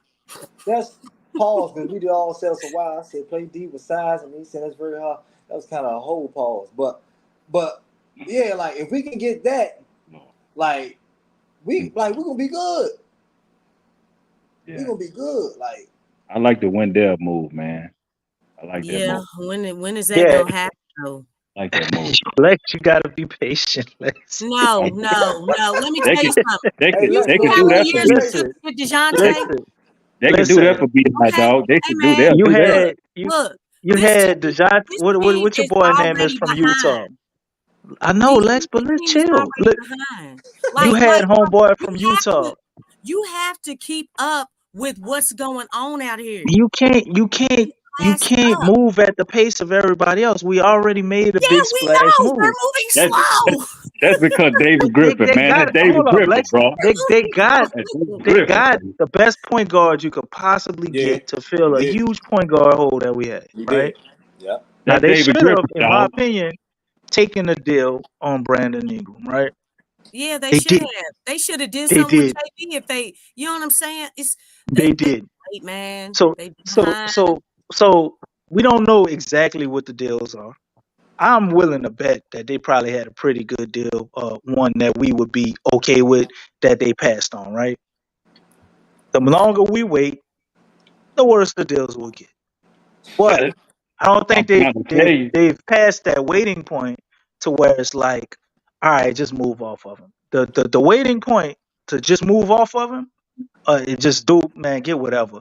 It's like September, right around training camp. If you can't get nothing in that training camp window, like during training camp, right around training camp, the deals aren't going to get any better. So they still have like a little period of they could still possibly get some similar deals from now till the end of August, September, or whenever it is we start training camp. Now And so after you that, want to wait They that long? you could talk like you. DC, they got to Look, get it before camp, dog. Murray said they trying to get together and do Before workouts. camp, You want they to got to wait get that that before long? camp. You still got to build chemistry. Yes. You see what I'm saying? Like this is a slow process. If you get You're if you get moving a too top tier slow. player, like they can build chemistry in training camp, and then the first 10 Okay, games of the season figure it out. you If you see, get a with this top type of tier coach, center, with this coach of this team, it don't matter about the coach. It matters about the players right. If out you got there, the and right, if you you got the got a right point players, guard. yeah, He understands the system. He can bring yeah. everybody up to speed. It's different when you got a point guard, Lex. Like we've been having that's these true. talks But throughout the season. you still have to build chemistry though. It don't come overnight. All my favorite players in the NBA have always been typically point guards coming up young. And until I was older, I didn't understand why. But the thing is, when you have a point guard, regardless of how we look at him now, because the game is positionless, but having a point guard is equivalent to having a quarterback. So if you I Yep. know in the that, NFL, like if you have a really good point guard, now you can but have, you still got to let's say, a build point guard, chemistry, but he man. I doesn't mean, play the yeah, you point got a guard point guard. You position, still got to right? build chemistry though. Huh? You still got to build chemistry though. You do You got to gotta build understand chemistry. that You do, everything, but everybody, other teams have gotten better too. Not, Pelicans aren't the they only one. haven't gotten that. They haven't gotten that much better. Where they just leaving us in the dust. Because for every team one team that's got better, somebody else got worse. Like But we made actually one of the biggest moves for real. right, like but by you having a point guard, it's easier to build that chemistry, like because you got somebody to hold everybody accountable out there on the court that understands the scheme and is going to uphold it the way you're supposed to play, the identity you're supposed to have. Having a real true point guard, or let's just say a coach on the floor, because LeBron, you can look at him in the same way I'm talking about. You know what I'm saying? Just somebody who knows where everybody's supposed to be and is going to make sure everybody's in their spots. For a team that has ultra talent, and we never really had nobody like that, maybe since Lonzo Ball and Drew Holiday, which we didn't win as many games as we're going to win now. But if you go back and you watch those games, we look different. We look different. We look scary at periods in time of how we could basically take over a game and still handle our business at the end of the game. The end of the game troubles were a lot less than the team we got now. Now, the team we have now, we're extremely lethal. We go out, we get up these big leads, but we can't finish out a game. That's all they're missing. They're missing the point guard. Now, obviously, a center is going to help solve the other issues as far as rebounding, so we got to figure that out too. But even with the way this team is now, which I don't want to go to end the season the way they are now, this still is a very scary team. It's a very scary team. We don't have a reason to panic just yet, because as much trash as we talking about them, it's hard for me to believe they're gonna try to start Mises or Thice. They're going to make another move. They have to. But David Griffin not gonna tip his hand and talk about what he's gonna do. And he always gonna act like, we're happy with the team now because of the leverage issue. Does it help it? Probably not. But it damn sure could hurt it if you start really acting desperate and vocalizing it. But everybody in the league pretty much knows what time it is. They should. But if you make it more verbal, all the media reports go, and it's even worse than it already is. So they're gonna do something. We don't know what it is, but they have to, whether they keeping Brandon Ingram or not. But until they get that extension with him and all that figured out, ain't nothing gonna happen. My money is on him extending. They keep him going into the season. They're gonna wait it out with Jared Allen thing, like I was telling Big Q earlier, and try to see what happens with that.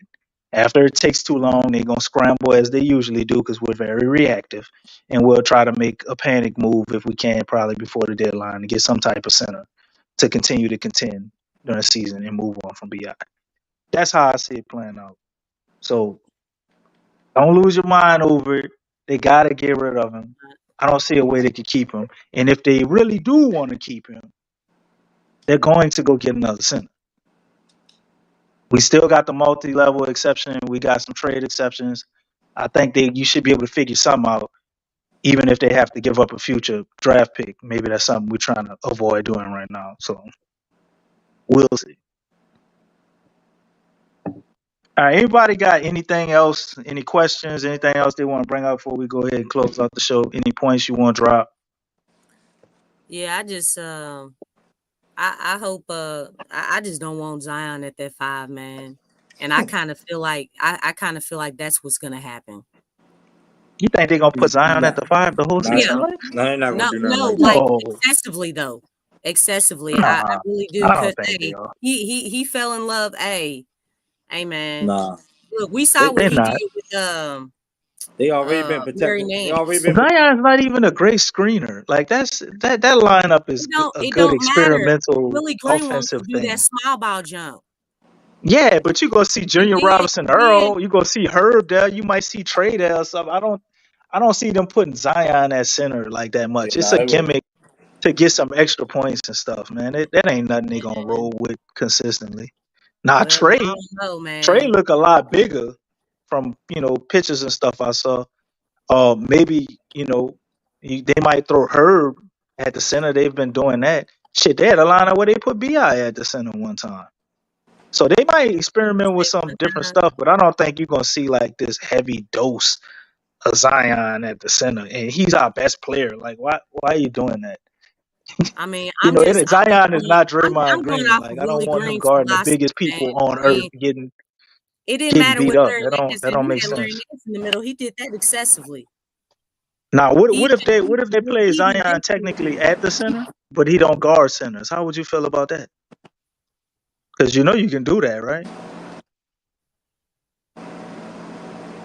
Just putting Herb on the center or something. How would you feel about that? Got Zion is technically playing the center I the way you mean, think, but he don't guard no the centers way on the that other end. Zion is seen, as far as with his size, I mean, a lot of people talk about it. They want to put him down under the basket. And we know that when Zion, when he's going downhill, that's when Zion's at his best. So I don't know. The thing is, having size is a big deal. And like I said, I know Willie's on this small ball stuff like a lot, but small ball's not the answer to everything. Sometimes you really gotta, to be versatile in your matchups, because that's what the NBA is about. It's about matchups. You can't teach size, and that would be a lot. That would be a lot down low already. You know what I'm saying? But You that's the good, only Lex. thing I'm You concerned. sidestepping my question though. You real I'm good. sidestepping. You What are you sidestepping talking it. about? Why would I I sidestep? asked you if Zion is technically a center, but he doesn't guard centers. Let's say we have Herb added to the five ball lineup and Herb guard centers. How do you feel about Zion then as center? I understand you don't I mean, want small ball, but look at them names we got up there. We ain't got a choice. It's gonna be small ball if we don't, get another impactful center that can play major minutes. That's what it's gonna be. that's why I'm waiting. I'm Okay. waiting to see what center that they get. You know what I'm saying? Because I don't feel like the roster is complete. Okay. Like we got a point guard, but the thing is that other teams got point guards too, but they also got size. That's why. So look, you got to be able to match up. I don't have a problem with small ball. My thing is that again, it's about matchups. We still got to have somebody guarding Jokic. Still got to have somebody guarding, Chet Holmgren and Embiid and Triple J or Porzingis. You know what I'm saying? You still have to have guys to guard those type guys. And Şengün, same thing. I mean, Wembanyama. Shoot, don't want to forget about him. You know what I'm saying? Like you still have that. And not only that, like guys, the teams have beefed up. It's not just in that 5 spot; it's in the 4 spot as well. You're absolutely right, Lex. But let's say we don't get no other centers. What do? We pack in the season. Like what? How would you want it to go? Pending we get no other centers. Are you gonna start Daniel Tice? Are you gonna start Mises? You think that's a better option than going small with a better player at the 5? I mean that And forcing I'm teams just to saying adjust to us how offensively? can Like, what other how, option would we have? I mean, shoot, y'all need to get to work. You know what I'm saying? They know what they know what I the know team. that, but you ain't answering the question. I mean, so what? Pending, pending they don't do Are nothing y'all else. cool with this roster? Y'all cool with this N- roster? No, but what if it doesn't change? What is your solution to it if they don't change the Man, roster and it is as is? Then what do you we do? may have some problems, man, because the thing is, with opponent coaches and they have size. Look, that's gonna be a lot on our front court. That's gonna be a lot. We got Meritage. They probably can add Meritage there. So you got three You bigs. talking You about got Tice, Meritage, and Mises. Are you talking about What's your Matt? line? What's your lineup, Lex? I don't know, man. I don't know. I just, I know that's a difficult one, really, right? I'm not sold on. I'm not sold on Misi's. Misi's a baby, man. They, Yeah. like I said, they gonna treat him like barbecue chicken. Just being real. Rookies always get, What about always Meritage though? He looks like he's a little bigger, a little more beefed up than Meese's. They've been I have not grooming him for a seen him little longer. What play about in not Meritage? one NBA game. I'd have to see it. Tice, at least with Tice he went to the finals with the Celtics. Right. So You you know would what I'm start saying? Tice? So at least he has some experience. You know what I'm saying? Like because the thing is, you look at the roster, the rest of the roster 1 through 4. It's a win now roster, right? So the thing is, I would I actually wouldn't consider us. but We're ready to win roster. I'd Tice say is a couple of really years away.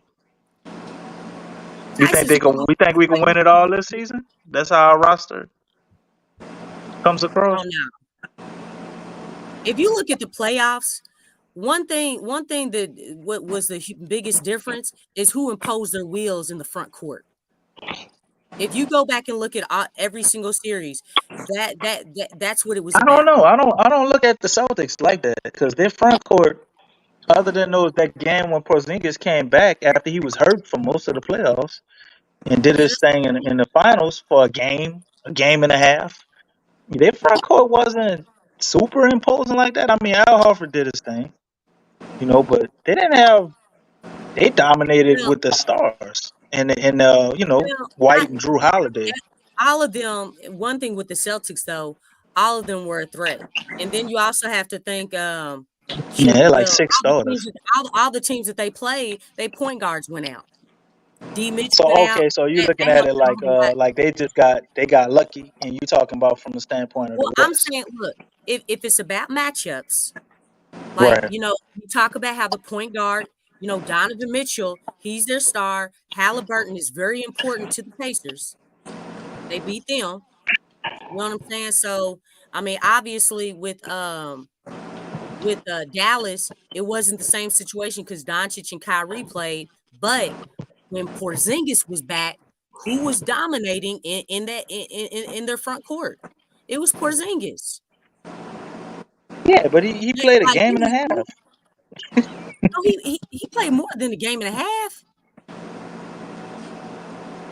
He was just out for like what, one game?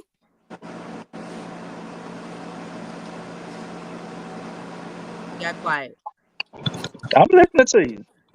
I ain't Yeah, gonna lie, I mean, I didn't watch the last game. I didn't really care once I knew it was over. because Dallas only won one game. They only went to five games. Was that the game when Porzingis got hurt? When he missed? No, because I think he played game 1. I think he missed game 2. Came back. No, he was out for. He No, might he have been played out for game 2 one. He games, but he dominated played 3 game games. 1. Yeah, He dominated game 1, and then he got hurt. I think the next game. he might Yeah, have like missed half 2 of that games. game. But for 3 of those games, for every time he played, they won.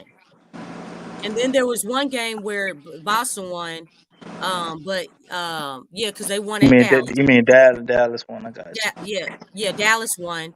They won that one game. He didn't play. What, the first game at Dallas, but he played at least 3 games, and he missed 2 out of that series. And one of them they won without him.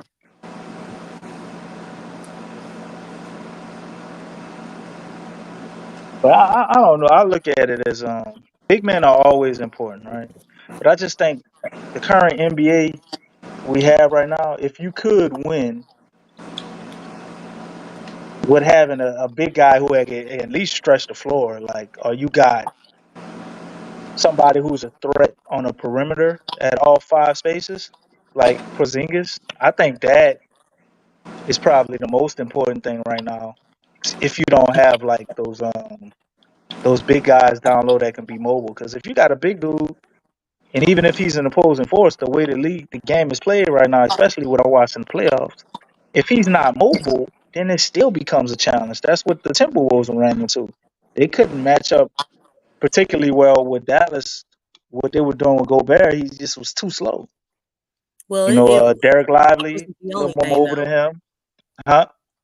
I said that wasn't the only thing. Like Cat was shooting threes. He didn't want to go Yeah, down that low. too. that was too. feeling like Shaq and Barkley, like, dog, That you're was like crazy. you're 0 for 20. Like, it was something ridiculous. It's like, dude, go down low. And when he did go down low, what happened? Cat, Like, his post they game were, is nasty. yeah, but he kept shooting outside, thinking, doing some Blake Griffin type stuff. You know what I'm saying? He didn't want to be touched. Yeah. And that's why I was saying, like, that front court, that's the determining factor, and that's assuming, like, you still have that point guard. You know what I'm saying? And your stars doing what they do. Even that's when you look at Minnesota against the Denver Nuggets. What did they do? They threw big bodies at Jokic. You had Naz Reid, you had Cat, you had Rudy Gobert, and Dwight Howard. He came out and said when the Lakers won, it was AD, it was Dwight Howard, and I forget the other big, JaVale McGee. They had a lot of bigs to throw at Jokic. And the T-Wolves did the same thing. They did that same thing. They were just it was about bodies, and that's because the Lakers beat Denver when they were in the bubble, when they had all them bodies to throw at Jokic. Same thing with T-Wolves did. They did the same thing, and it worked. So Yeah, I'm looking at the Celtics and those matchups. It looked like Porzingis missed, what is it, two? I think 2 games. yeah, I thought I said he missed 2 And games. he had one game where he had 12 points, 4 rebounds. Like, I don't know, just to me from the Celtics standpoint, they didn't do it fully with bigs. Porzingis was missing Well, all yeah. year. I mean, with the Celtics, Al Horford gave him something. everybody was a threat. You know what I'm saying? I mean, Yeah, they when got you look six. They got 5 dudes that could get it to you. yeah. You know what I'm saying? So I mean, 6 when Porzingis played. but let me tell you something. With Porzingis, they looked even better. They Of looked even course, yeah. better. You know what I'm Yeah. saying? So I mean, look, if their man got past them, Porzingis was down there waiting. He was ready. You know what I'm saying? If he didn't block the shot, he altered it just enough for them to miss it. So I mean, Right. I'm not saying he did everything, but yeah, they He's a have a lot lot of better rim protector than people view him as, because you don't really think about him in that way, but most definitely made him better. But I mean, you looking at Dallas, you definitely got your point made. Looking at Dallas, and it'd be very difficult for us to make it through Dallas without and they're active. without some bigs, unless Lively. we got to do something to change the game. We have to be. I still think if what we have, if they bringing Bi back, having DeJounte Murray, C.J. McCullough, Brandon Ingram, Herb Jones, Zion, and Trey Murphy, you have the chance, not saying they will, to do something extremely unique and scary. Well, you can make it scary for other teams. If they can't figure that out, then you got to play more traditional. It is what it is. But if they could figure out a certain way to implement those 6 guys, because it's a similar thing what we just watched with the Celtics. I mean, you got 6 guys that could pretty much get it to y'all. We could at least say 5 if you don't want to consider Herb that. And then I ain't even mention Jose. Or Jordan Hawkins. So you got something there, but you still scare the shit out of people. But without the big man, like, we can't play traditional. We would have to play in a way that would be unique to scare the shit out of other teams and force them to adapt their lineup to us. That's what we have to do. And with that, I'm gonna give you the last point. We're gonna go ahead and end the stream. This is 6 hours. This is ridiculous.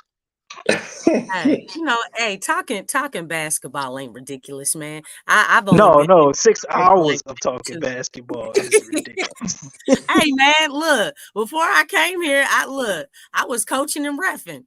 You know what I'm saying? Getting up and oh my God, I'm sore. But I feel you though, man. I feel you. But nah, I'll leave it at that, because see, if I start something else, you know. Yeah, I know you, Lex. Look, that's We gonna another keep. We hour. gonna be So here I'm just another gonna 2-3 go. hours. You know what I'm saying? All right, Don. You got any closing statements you want to make, brother? You've been kind of being quiet in the cut for a minute. Yeah, no, I'm just I was just taking, Lex, you and Lex be having some good points. I was just listening. But what you call I'm excited about the preseason game tomorrow to see, how people come back on day 2, especially Yeast, Meesey, Antonio Reeves, and Jordan Hawkins, those guys. And even DJ man, Meritage, because he did decent the first day. So yeah, and Jordan Hall was a player too that kind of did decent. We didn't talk about him, but yeah, I'm gonna look at him, see how consistent he can be, and see if that's something. And also shout out to the Kane signing. I like him, Miami Heat guy. He can be, I don't know, somebody that can compete, be on the roster, kind of bring that tough mentality. All right. Yeah. Let me add them back in. There you go. You go ahead and finish your point, brother. Yeah. So yeah, and yeah, man, let's control. We gotta control the controllables, man. Like I said, we don't like Willie. I've been not liking Willie. I was the first one, to be honest, and I still don't like him. And what you call him, but we can't control that. Bi So you still got the here. fight speech didn't move you, brother? Bi. You said you did not No, like. it did. No, it did. No, it did. It No, did. it did, but It it did was move me, he but was I a didn't know. one-trick I didn't know. motivational pony. I didn't know. I didn't know. I didn't know.